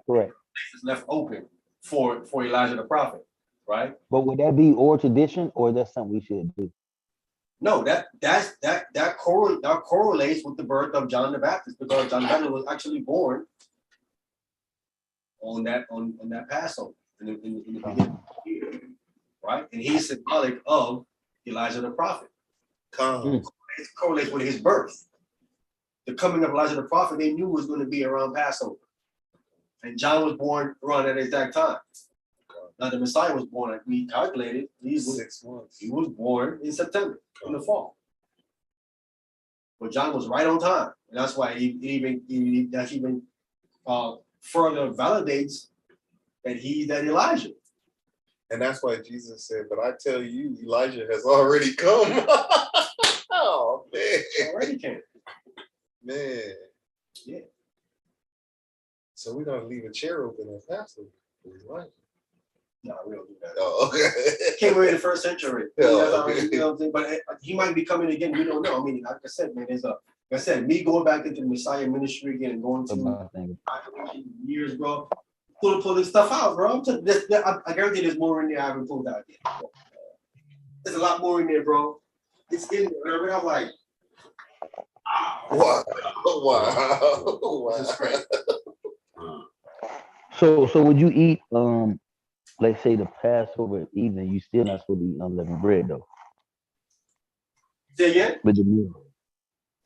What do you say again? With the Passover meal, you don't eat unleavened bread. You still eat. I mean, you do eat unleavened bread with it. You don't eat leavened bread. Right. Right. The Passover meal is unleavened bread. Yeah, dudes want to argue. I said, dude, if we read it, you're gonna look bad. Do you want to read it? He doesn't want to read it. I said, if we read it, you're gonna look bad. That they ate unleavened bread at the Passover meal. They're going to say that they did. I said, yes, they did. You got to eat. You eat it, the lamb, with bitter herbs. He said, and unleavened bread is what is that? You guys, I'm like, brother, man, can y'all start reading about it, please? Y'all arguments are just ridiculous, dumb, bro. It's not even an argument. I could just have you read it and you say what it says, and then you know what I'm saying. And then you thinking I'm trying to make you look bad. You making yourself look bad. I don't want to have to correct you, but I have to correct you. You just simply read it and say that, oh man, that's wrong. I don't have to be pointing out to you. Just read it. What is that? So you starting to wind it down. I think I answered the question. So Smith, did I answer your question, brother, about identifying Christ? Yes, sir. Let's get the last one. Let's get the one in Zechariah 3.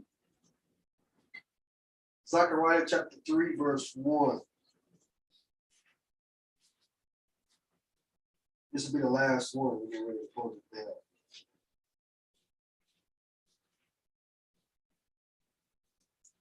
Zechariah or Zephaniah? I think it's Zechariah. Yeah, Zechariah chapter. Let's see. Zechariah. Yeah, Zechariah chapter 3, verse 1.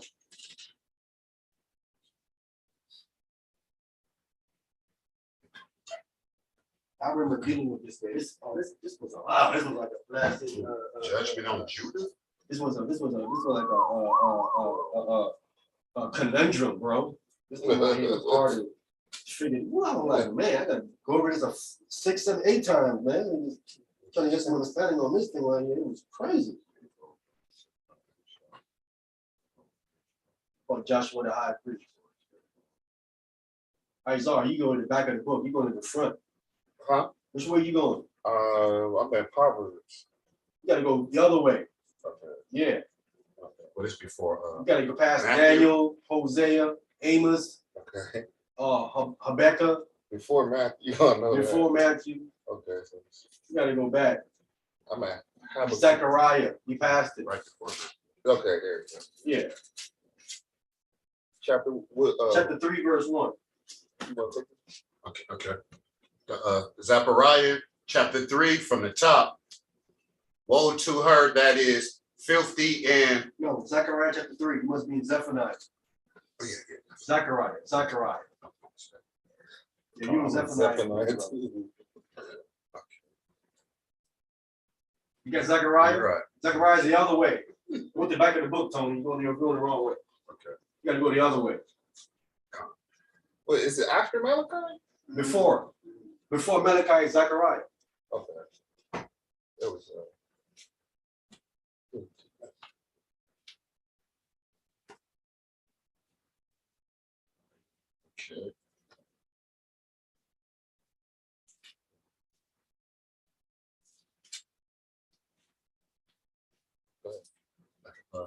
Zechariah chapter 3 from the top.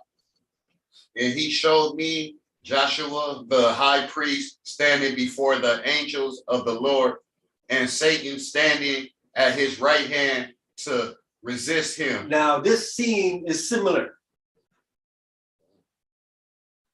This scene is the exact same scene we read in the book of Jude, where it says, where Satan come to withstand Moses in front of the angel, and the angel said, the Lord rebuke you.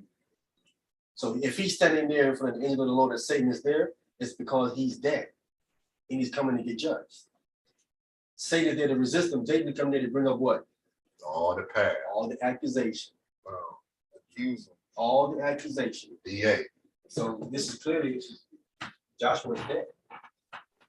Why are you saying he's dead when I think in verse, I think it's further down, it said he's making, like he got to walk in the commandment. You gonna read? What was when you said that. Yeah. Correct. Because I mean, if you're standing in front of the angel of the Lord and saying that to resist you, where are you? In heaven. You're dead. Oh, you're getting judged. You're standing in front of the angel of the Lord and saying he's there to resist you, just you getting judged. Being judged. Why is he there to resist you? He ain't trying to make sure you go through that pearl. Because he's gonna bring up what you did when you was alive. He can't do it when you're alive. You're still living. Right? Satan is dead, right? He can't do it when you're alive because you're still alive. You're gonna say, what you mean he's still alive? You're still, right? It's like wasting time, kind of. He repenting. What are you? I'm saying you. It's not judgment day. He ain't gonna show up in front of the Lord with you there. That have never happened in the land of the living before, where a man is standing before the angel of the Lord and saying that it was that never happened on this plane. Only happens after you leave out of this body, leave this plane, and go to another plane of existence, and that's where he is, because he's called the accuser of our brethren. And he does it after you die. So if he's there in front of Joshua to resist him, it's because Joshua is dead. Listen, I'm gonna mirror it, hold it. Just get it in Jude and see the exact same thing. And we know Moses is dead here. It's the exact same scene. Jude, right before Revelation, you have Jude. Hold Zechariah, go to the book of Jude, right before Revelation. And we're going to read verse, I think it's verse 6. Jude verse 6. Jude verse 9. 8 and 9, I think it is.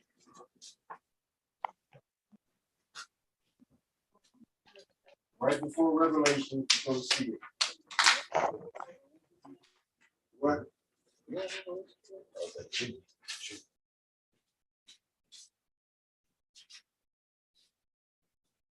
Yeah, Jude verse 9. Let's just verse 9. Go ahead. Jude verse 9. Yet Michael, the archangel, when contending with the devil, he disputed about the body of Moses. He disputed over the who? The body of Moses. He disputed over the body of Moses. Go ahead. Durst not bring against him a railing accusation. He don't come to resist him. Don't bring up the stuff that he did. Go ahead. But said, the Lord rebuked thee. The Lord said, be quiet. Shut down. We see the angel of the Lord here. This is Michael. And Satan is there to resist him. They're disputing about the who? The body of Moses. Because he's dead. He died. When he told him to rebuke, he shut down. Huh? Yeah. The Lord said to be quiet, and he had to be quiet. But listen, he is there to resist them, to accuse them. Notice the prominent man is who he shows up for. Moses, and who now? Joshua. Joshua is the what? High priest. He's not a regular, but he's the high priest. He's the top of the nation.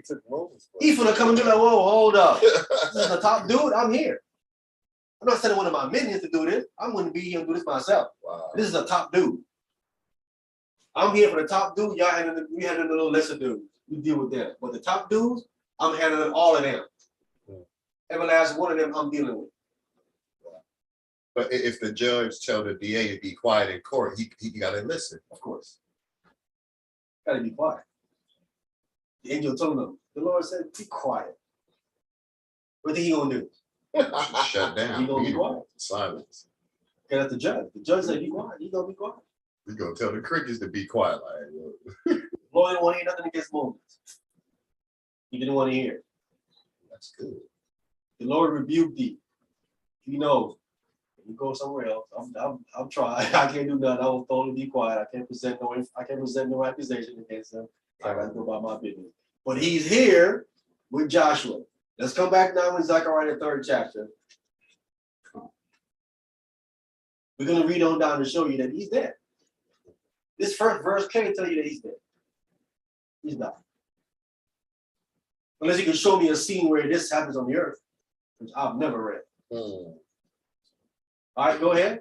Zechariah verse 3. Zechariah chapter 3, verse 2. And the Lord said unto Satan, the Lord rebuked thee, O Satan, even the Lord that have chosen Jerusalem rebuke thee. Is not this a brand plucked out of the fire? Is it the same verbiage about the Lord rebuked thee? We read over there in Jude. The same verbiage is said here. And the same situation in which Moses was dead, you know that for sure.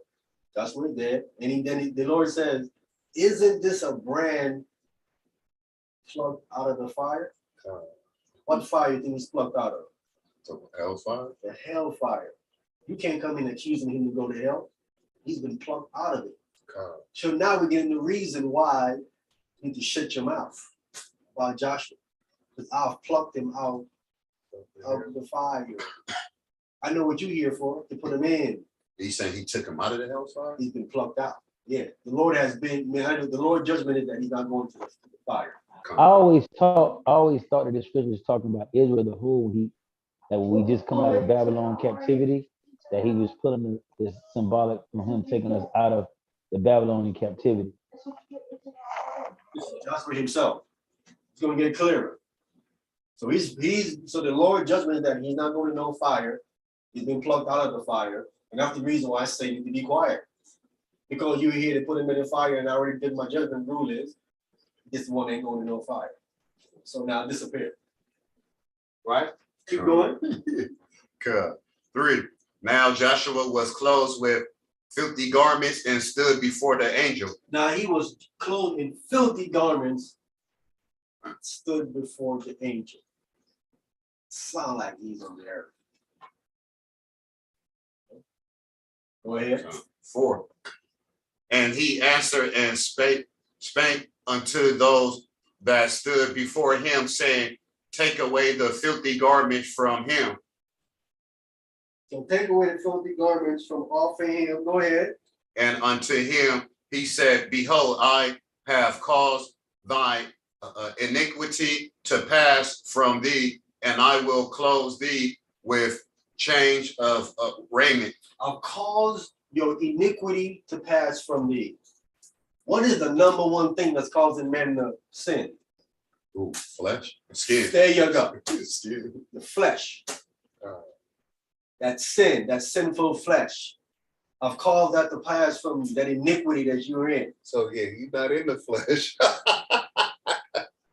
Wow, that's my flesh. Took it out of you. Spiritual. I've caused your iniquity to pass from you, that thing that's causing you to sin. Right. So that's why I'm saying it got to be spiritual, right? What's going on right here? Put new clothing on you. Now again, this has to mean that how he's dead already. He came out of that sinful flesh. He's putting new garments on him. It even allowed the angels to sin. I mean, some of them that flew in with the wives. Yeah, definitely. But they came down here in flesh. Yeah. That's why they sin. Again, you see what they call them in? Skin. Flesh. It's all lusted in flesh. Mate with the flesh, eat the flesh. They're not lusting in the spirit, because they don't have that kind of urges in the spirit for no woman. But in the flesh they would. In the spirit they would. All right, go ahead. What's that? 5. Come. And I said, let them set a fair tree upon his head, so they set a fair tree upon his head and clothed him with garments, and the angels of the Lord stood by. Go ahead. 6. And the angels of the Lord posted unto Joshua, saying, protested unto Joshua, saying, all right, slow down. So the angel of the Lord is standing by, which could be Michael, and while they're changing Joshua's garments and putting a mitre on his head, they're putting a mitre on his head, they're dressing him up like we read about the priestly garments. What they put on his head? A mitre. What's that? That thing that you wrap. Okay. That on his head. That's the priestly garment that we read in Exodus 28, right? I think it's verse 3.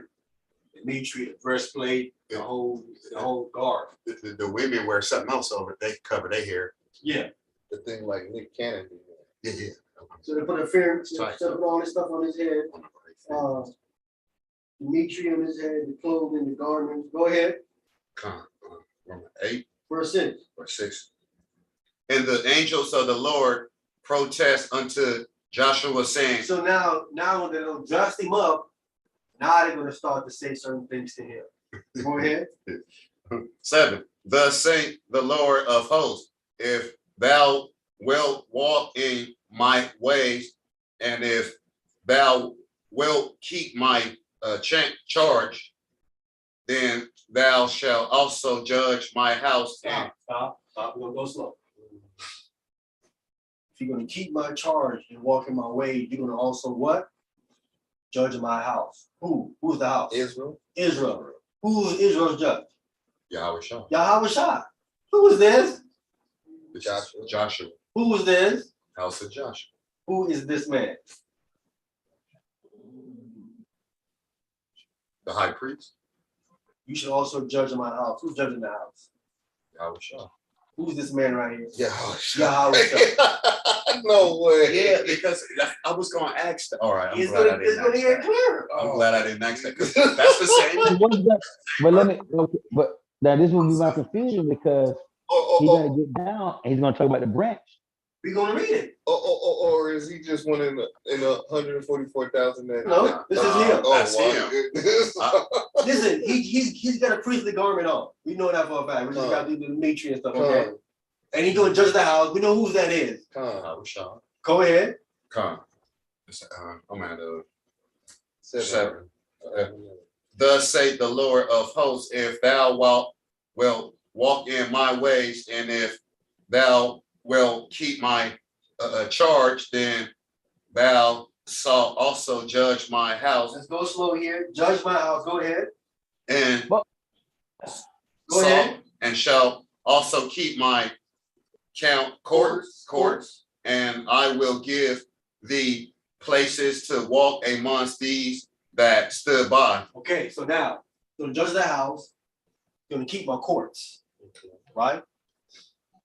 Meaning, keeping the courts is part of a priestly order, the priestly work, because the priests take care of the court of the Most High, right? They deal with that, they over that kind of stuff, right?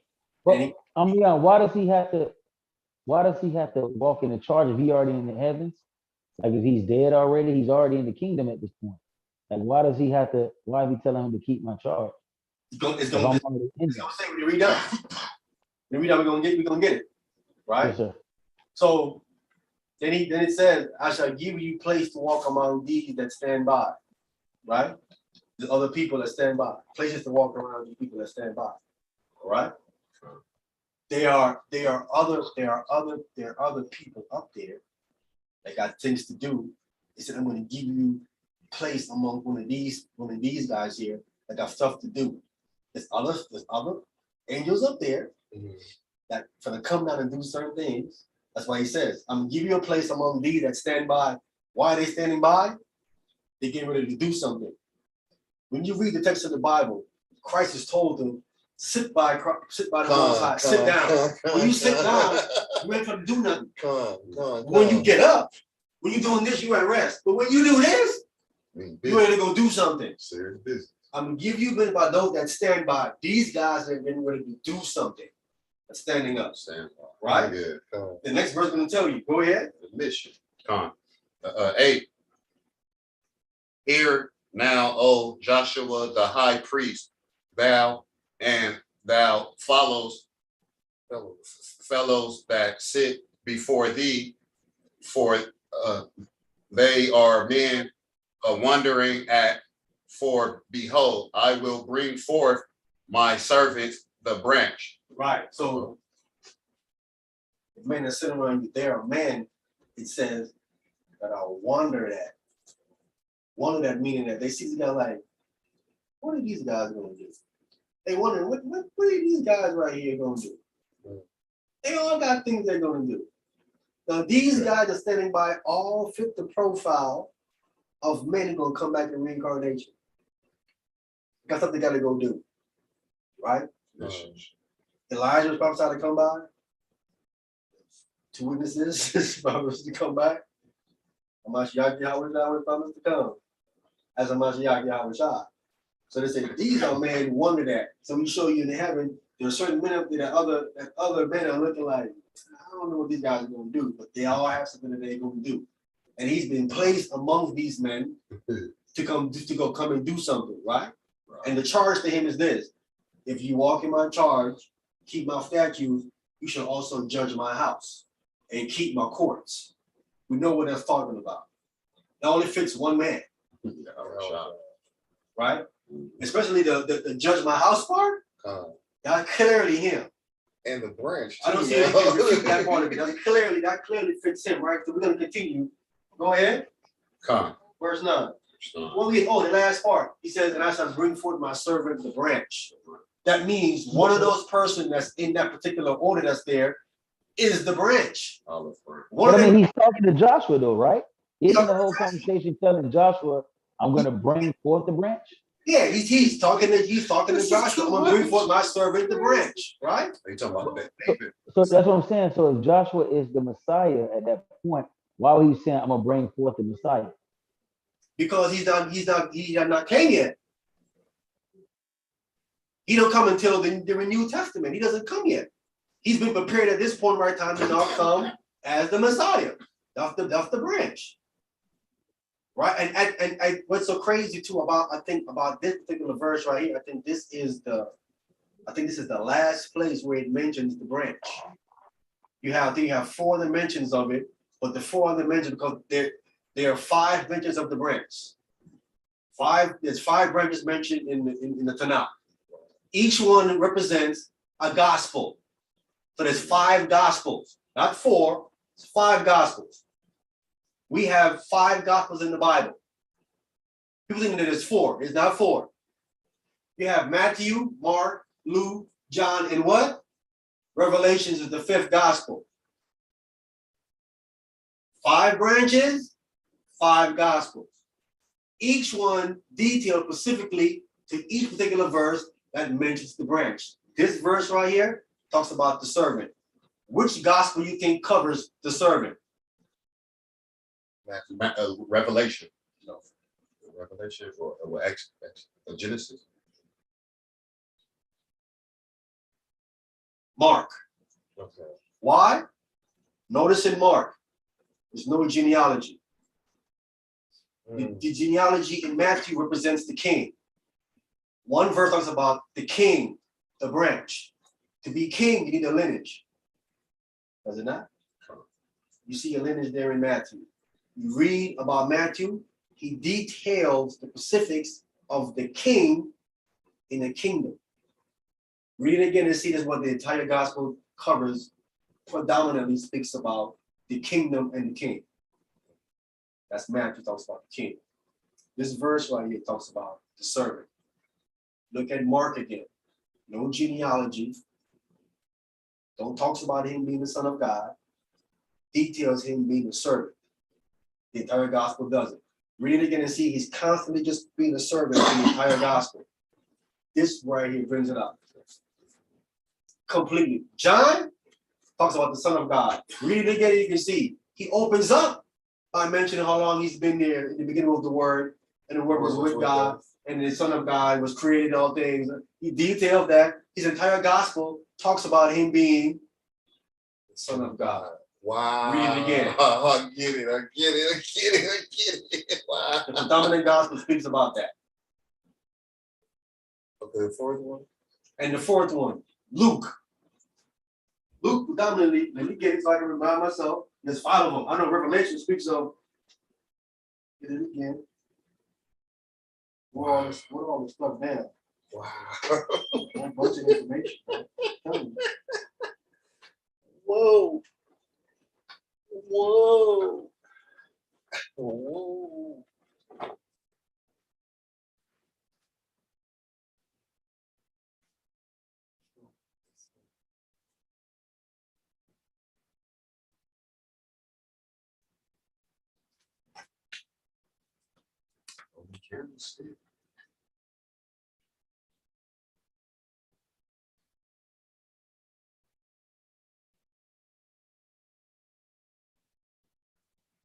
Oh, the man. The man. Luke talks about the man. The verse in Zechariah 6:1 talks about the man who's the branch. Luke covers the man, the ideal man, right? And in Luke's particular gospel, he goes through chronology all the way down to the man. It does not deal with his. It does not deal with his lineage. That's why they think when you read to Luke chapter 3, they're thinking that that's speaking of his father, Joseph lineage. But Christ didn't come through sex. That's not his lineage whatsoever. That's not his lineage. That's Joseph's lineage.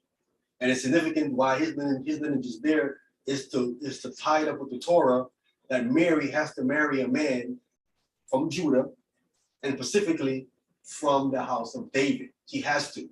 So Luke has to detail her husband's lineage back to David, and so Luke does it. But the lineage is not speaking of Christ's lineage, because Christ's lineage is to his mother, and that's in Matthew. But he is the ideal man. And you see, when you read the entire gospel, that's what it covers. The ideal man. It is constantly speaking of him as the man you need to live up to and what he's doing. The entire gospel does the exact same thing all the way through to the end. And then Revelation speaks about the return. Come. I forgot the last scripture that talks about the bread, but 5 times it's mentioned in it. And it completely talks about him. And Revelations is the last one, but it's 5 of them. And the Revelation's the return. I forgot what the verse is about the branch. I don't want to misquote it, on me. I don't want to miss wrong information. Okay, Once I get it, I'll give it to you. Okay, I got 4 of them. I got the king, the servant, the son of God, the man, the ideal man, Khan. And then the last one, Revelations. Khan. Okay. This is all the detail in the I'm gonna do a class on the next after the Passover. Psalms detail. Oh my God, when you get into Psalms, the Psalms gonna detail it. The second Psalm, crazy details this. It's better to break. But let's finish it with where we at. That's awesome. That's awesome. Zechariah chapter 3, verse 9.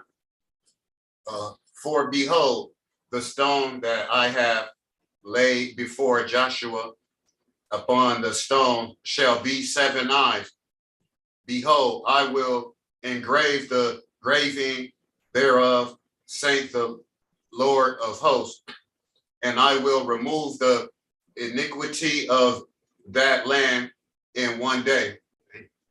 So, behold, I laid before Joshua, right? Upon one stone shall be 7 eyes, right? This stone is a Eben. An Eben stone is a built stone. It's a built stone.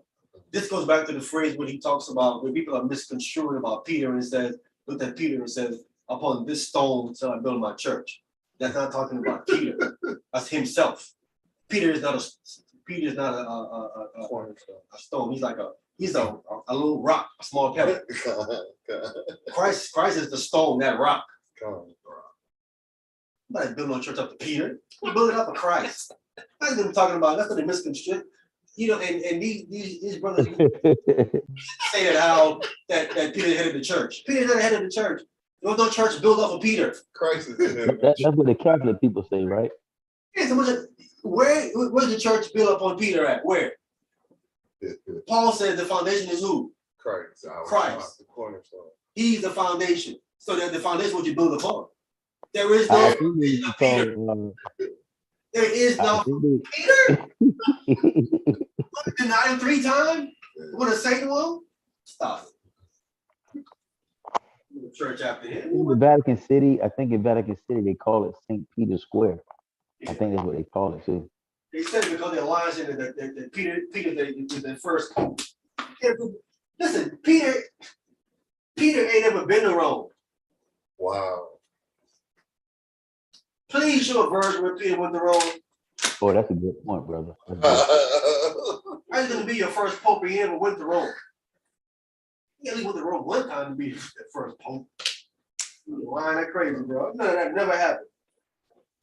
He says, upon this stone is going to be 7 eyes. I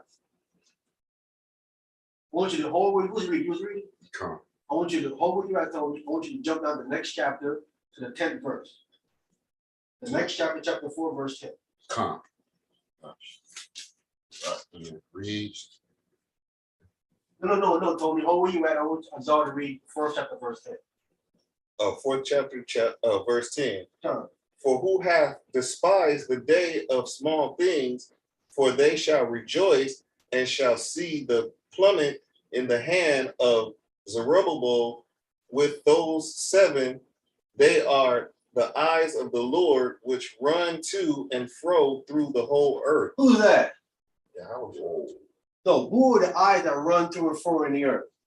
The angels. The angels. Watch it. Angels, angels, yes, sir, yes, sir. That's why I tell you, the angels are running to and fro in the earth doing what? They're bringing back the information to the Most High. He's getting the report. That's why when you offend little ones, these angels are taking the report to the Most High. They're running to and fro in the earth. Just like Satan is, they do the same thing too. Like you're the only one running around in there, we doing the same thing too. That's why they can tell him to shut up. Like, yeah, like we saw you what you were doing because we were there running around with you too. These are because they said these are the what? The eyes of the Lord. So it ain't no time where you can be like, well, maybe the angels ain't watching, so let me go do this. I'm good right now. Listen, they watching us right now. You think they're not watching us right now? Come. Watching and listening. There's one watching, another one recording, another one for protection. You know, same one do something to us. Another one they're protecting us. It's like you come here and say, I'm gonna smash you. You know I am. One is watching, one is recording. Everything he's saying do. Can you imagine if the enemy like the devils around us trying to fight us, but they can't come because the angels of light are like, yo, don't run up there. Can you touch them, I'll put you down. Brother, they listen. The angels are, if they're not there, you're dead. It's as simple as that. That guy y'all brought up earlier that died from that truck, he had no protection. In the truck. His protection left him. Yeah. Brother, you have to have spiritual protection, brother. I don't care who you think you are. You did it if you don't, because they want you dead. They don't like you. Especially if you believe in Christ. Oh, they really don't like you. They're gonna mark you. Is that right? They own you. They own you. The moment you think they own you, you're gonna fail. They own you 24/7. And to throw his body on top of a stage, like that's even worse. Like, that's some cold judgment. Like, we all on the stage performing, popping bottles, got it all popping. You in the cut, just dead. Like they just killed you over there. Yeah, people is lost. Right. So here in verse 9, back up to Zechariah 3 and 9. So upon one stone, which is Christ, shall it be what? Seven eyes, meaning a complete number of angels is watching Christ. Christ says this too as well when you read the Gospels. You shall see the angels of God ascending and descending upon the Son of Man. They constantly they're protecting him. Who think fed him after he got tempted? He says The angels angels? came and fed him. It says. That's what it says. Angels came and fed him. I didn't know that. That's simply. Do we need to read this stuff right? These two verses that talks about the angels ascending upon Christ over and over again, and the angels feed them. These are the 7 eyes he's talking about right here. That's upon them. 7 eyes. Complete number of angels. Always there watching. You know when the angels were there when he resurrected? Con. We read about 3 of them that was there. Con. One rolled a stone away and sat on it. Con. Imagine that. He sat on there. He sat on there like, yeah, y'all demons come here and still happen to y'all. And there was 2 inside, one in his head and one in his feet.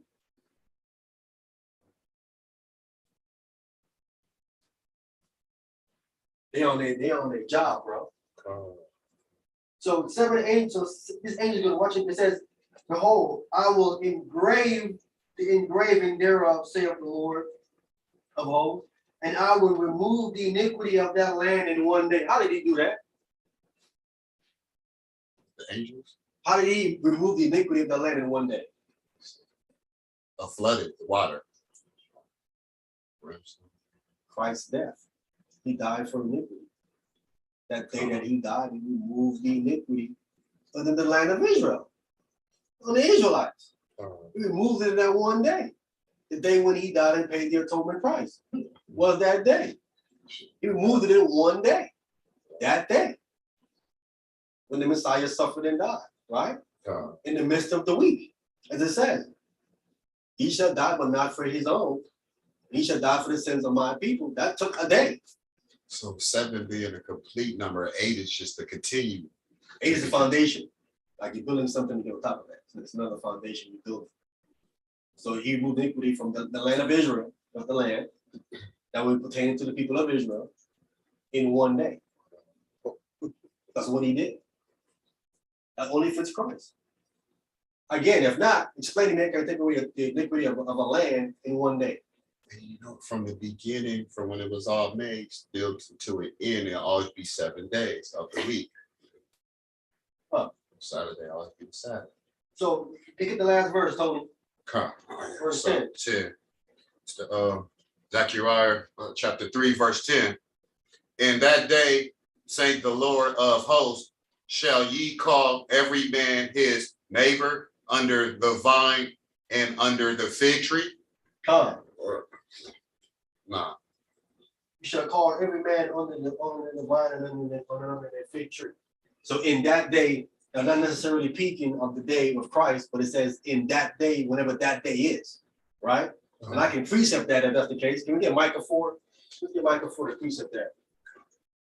People misconstrue it thinking about it is that day. It says in that day. It doesn't say specifically it's that day when that took place, but whatever day that is, this is going to happen. Micah chapter 4, verse 4. Micah chapter 4, verse 4. Sir. But they shall sit every man under his vine and under his fig tree, and none shall make them afraid, for the mouth of the Lord of hosts hath spoken it. There it is. So in that day, that's going to happen. All that stuff, Christ is going to come back and he's going to lay down his kingdom and lay all them idiots down, lay them Gentiles down for Israel. And every man going to now be able to sit on their tree and not worry about anyone messing with it. You can't do that now. Just sit under a tree thinking he's going to have something to you. It'll be on the 8 o'clock news. You know, 8 o'clock news going to happen to you. So in that way, that's going to happen. That's another part of the future prophecy that's added on to this. So we see clearly here, this is speaking of Christ. This high priest Joshua is Christ. This is Christ. Also Joshua. He will change of garment. Yeah. I mean, many people don't want to have, hey, they don't want to, you know, I mean, I understand the reverence they have for Hamashiach Yahushua, and by no means won't take away any reverence from Hamashiach Yahushua. But then you start to deny plain scripture that speaks of him, that only fits him.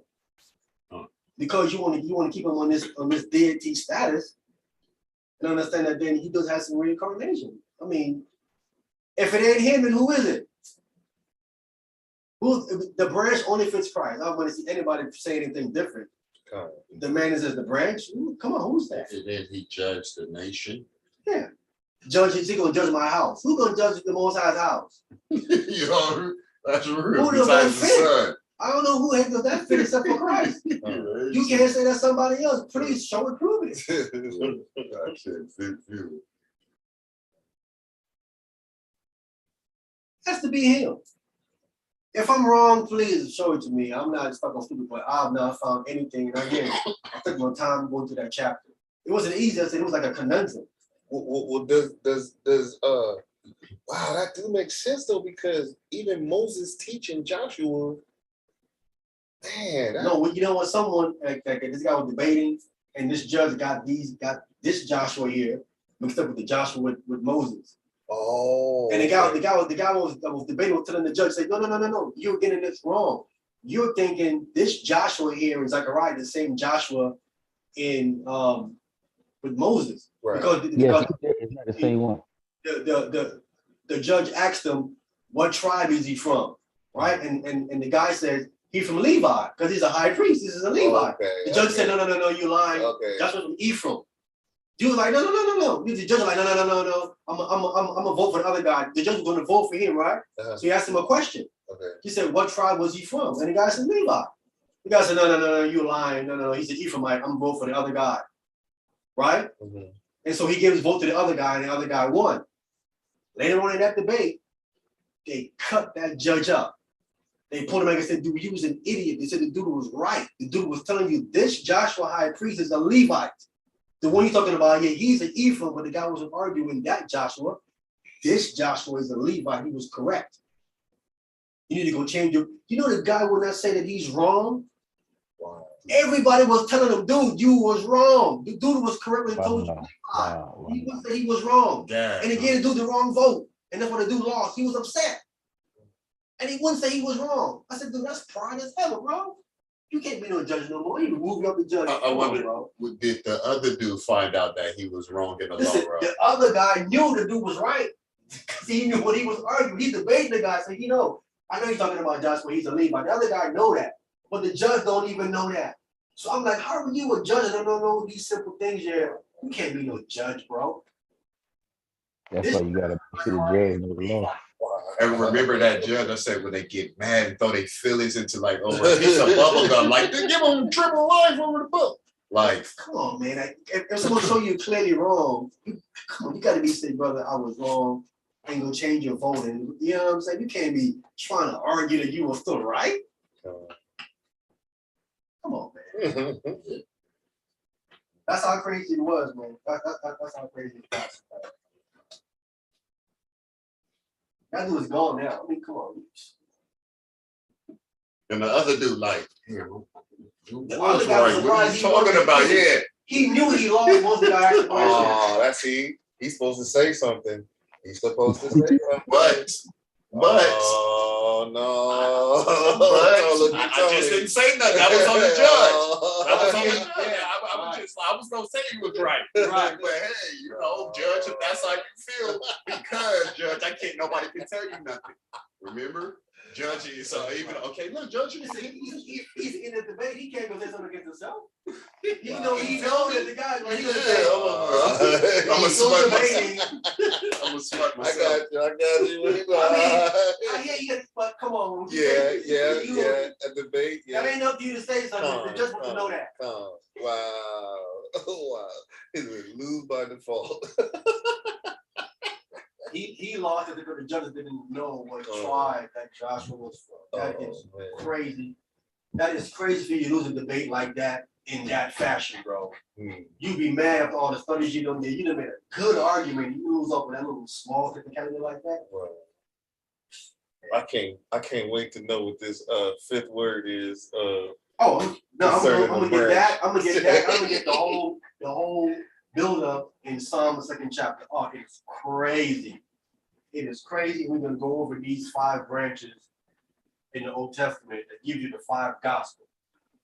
I might even start to detail to you what it says there with him coming back, fulfilling what it says with that 5th branch. And it says it again in Revelation. Hey, why are you saying 5 gospels? Is Acts considered a gospel? Uh-uh. Revelation, the last. The last gospel Oh, of Revelation. wow. Okay, well, I never looked at it like that. Good, wow. Who? Jesus Christ. Mm. The last gospel is the book of the Revelation, given directly to who? To the Messiah himself. Given to the Messiah himself. You said that's in Psalms, the 2nd chapter, right? Oh, man, we gonna get your pads ready. Oh, I'm gonna be ready for that one. Oh, I'm gonna be ready for that one. It's gonna come all the way out. Oh yeah. Oh, with that, thank you brothers for coming on as usual. As I always say, feed your spirit. Any problems you have, take it to your spiritual father in the Mashiach Yahweh's name. Stay real, stay genuine. Do not leave your house without praying. There's too much going on out here in the street. I don't care what it is. Stop and pray, man. Slow down, stop and pray. Need your protection, man. It's getting crazy out here. So with that, let me start with my brother, Servant Smith. Hallelujah, man. It's always a blessing getting on with the brothers. I say Tony and Isaiah are like Aaron and her. You know what I mean? Keep their brothers' arms lifted up. You know what I mean? So beautiful stuff. I appreciate you, brother's dedication, man. I think Emmanuel on. I think he was on, right? He's on now. Okay, I'll pray. I mean, I didn't see him last week, but Shalom, my brother, Shabbat Shalom. Any other brother? I don't know who else on. I ain't really heard too many other brothers tonight, but man, it's always a blessing, man. I learn, and hey, I take the correction on this. Keep the commandments and live trying. I ain't gonna say die trying, no more. Live trying. We'll do it like that. Hallelujah. Good word tonight. Good teaching. Yeah, man, that's what we gotta start making an adjustment to these things, man. I know that die trying, live trying, none of that nonsense, bro. We ain't on no death time, we're on that lifetime, bro. True. I didn't hear the brother. I get it. The one guy with the staffs. What was the ending conclusion? I mean, do you just put the order in, or what? How does that work out? You mean for the staff? Yes, sir. Oh no, we already. Yeah, I mean, what size you want? Do you want the Most High Christ's name on it? You want to have that blue rope on it or not? So it's up to you. So I would just tell you how many staffs I want, send y'all the money, and then you give it to him or whatever. Yeah. Okay, bet it up. What we'll do is we'll find a way to ship it to you. Okay, cool. All right. Yes, sir. Good stuff. Okay, good. All right. Emmanuel, we haven't from Emmanuel in a while. Shabbat shalom, Michael. Everybody attending the assembly. First off, I want to give our praises to Yahweh Bahashim Mashiach Yahweh Shah. I want to secondly, I'll apologize for being late this evening. I have my beautiful, wonderful daughters once again, and well, I tell you, they're a handful now. The older they get, the more knowledgeable they become, and more questions. So it's all, all praises to the Most High for it. But yeah, man, I just want to say Barakatah to all you brethren. Y'all stay rooted, stay grounded, man. I'll be out there next week. Nah, bro. Yeah, no problem, man. Hey, man, I understand, right? You definitely got to be there for your daughters, man. All praise to the Most High for that, bro. So you've been a father to your daughters, man. Which there's so many out there that don't do that. There, Ava. You can do that. You know what I'm saying? Jason. No, Jason. No, I'm here. Okay, go ahead, Jason. I just want to say thank you all again for the lesson. And I have a couple of questions. The first one is about the food. Where do you find what should we eat? Because I want to start cooking and making a menu off of that. And then two, how do you build a nation when we're already in like we're already in like we're in United States, and how would you get those rules and laws from God apply and have it apply to a group of people that's already here? And we got to follow the rules and regulations of the government here right now. How will we get to do that? Well, as far as all are concerned, what you can and cannot eat is in Leviticus, the 11th chapter. Leviticus 11 and Deuteronomy chapter 14 Okay, for the food. tells you what to eat and what you can't eat. Okay, got you. All right. As far as the rules and the regulation, is the Torah, the first 5 books of Moses, the Torah, and actually the Torah covers not only the first 5 books, but from Genesis all the way to Malachi. All of that is Torah. As far as following the laws of the land, if these laws of the land violates God's law, that's when you don't follow these laws of the land. Okay. But you have to be in a position to be able to take care of yourself. Like certain laws of this land, like for instance, when you at a certain job, they require you to work on the Shabbath, right? So you cannot just go quit the job. You have to pay your bills and feed your family. You know what I'm saying? So you would then pray for God to find you a job that you ain't got to work on the Sabbath, or you start investment at the place where you can have a day off. And you think that you can get off. You talk to them, and you tell them it's for your belief. They will then probably sometime they would give you that day off. Put another person in that one day slot. You have that Shabbat off. But again, all things will be done first with prayer and fasting. You know what I'm saying? So that you can have guidance from the Spirit. Because okay, earlier when we were talking about those pastors that be getting all this money and doing all the other stuff, I was thinking like, okay, if I create a business to help out my brothers, but I'm gaining income off of that, am I not doing what am I not doing it the right way? Or it's like, okay, so I wanted to start a trucking company, and I was like, okay, if I start a trucking company, I prefer my brothers to get on, who I know is who they follow God, who they have the commandments, they have the basis of honorable people. So I want them in my company to spread what they're already doing to other people. But I will be gaining income off of that if I hire them.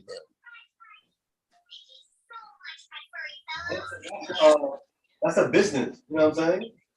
You're dealing with business. That's different from what them pastors are doing out there. They're doing something different, right? They're collecting free money. Okay. Right? Free money and they're getting worship. Well, they're not supposed to be getting worship. Okay. And they're getting free money. Okay, got it. Free money because they all tax exempt, offering, and only that, they're teaching against the laws of God. They're teaching that you can be homosexual, nothing wrong being homosexual, which is a lie, right? They're teaching all things against the laws of God.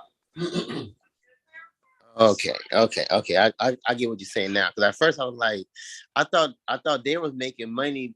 Okay, but they're getting free money from people, like ask for donations and donate. Then that's not a business. Got it. They get millions of donations. You know, Okay. Like millions from Denzel Washington. They gave him $5 million. They getting big money. They ain't getting no little 100,000. They're getting millions from the when these guys donate to them. They're getting millions of dollars. $5 million he gave them. Denzel got that kind of money. Of course. But he had been making movies lately. What Denzel be directing movies? You know what I'm saying? Oh, I forgot. He direct movies. He's the boss man. He's the boss man now. He's behind the camera instead in front of it. Denzel got bread. He didn't be clear, bro. He said, "What does he don't?" Who? Denzel. See. Yeah, he can tell. I don't know. Denzel got bread. Dude, I ain't got. Directors. You can give away $5 million. You got money. Con. I don't know who broke giving away $5 million. And you know it's a tax write-off. Of course. It's $5 million. It's $5 million. It's all for you. I give this man $5 million. Got big money. Big money. Right now. Big free money. They put in their pocket because they're teaching against the laws of God. And that's how Satan is just help. Satan is blessing them. They're doing his work.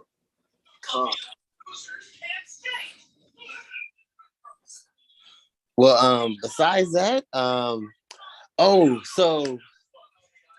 remember, I think it was like 3 weeks ago when I was telling y'all all the good things that was happening, and be careful because you will be getting tested and those different things.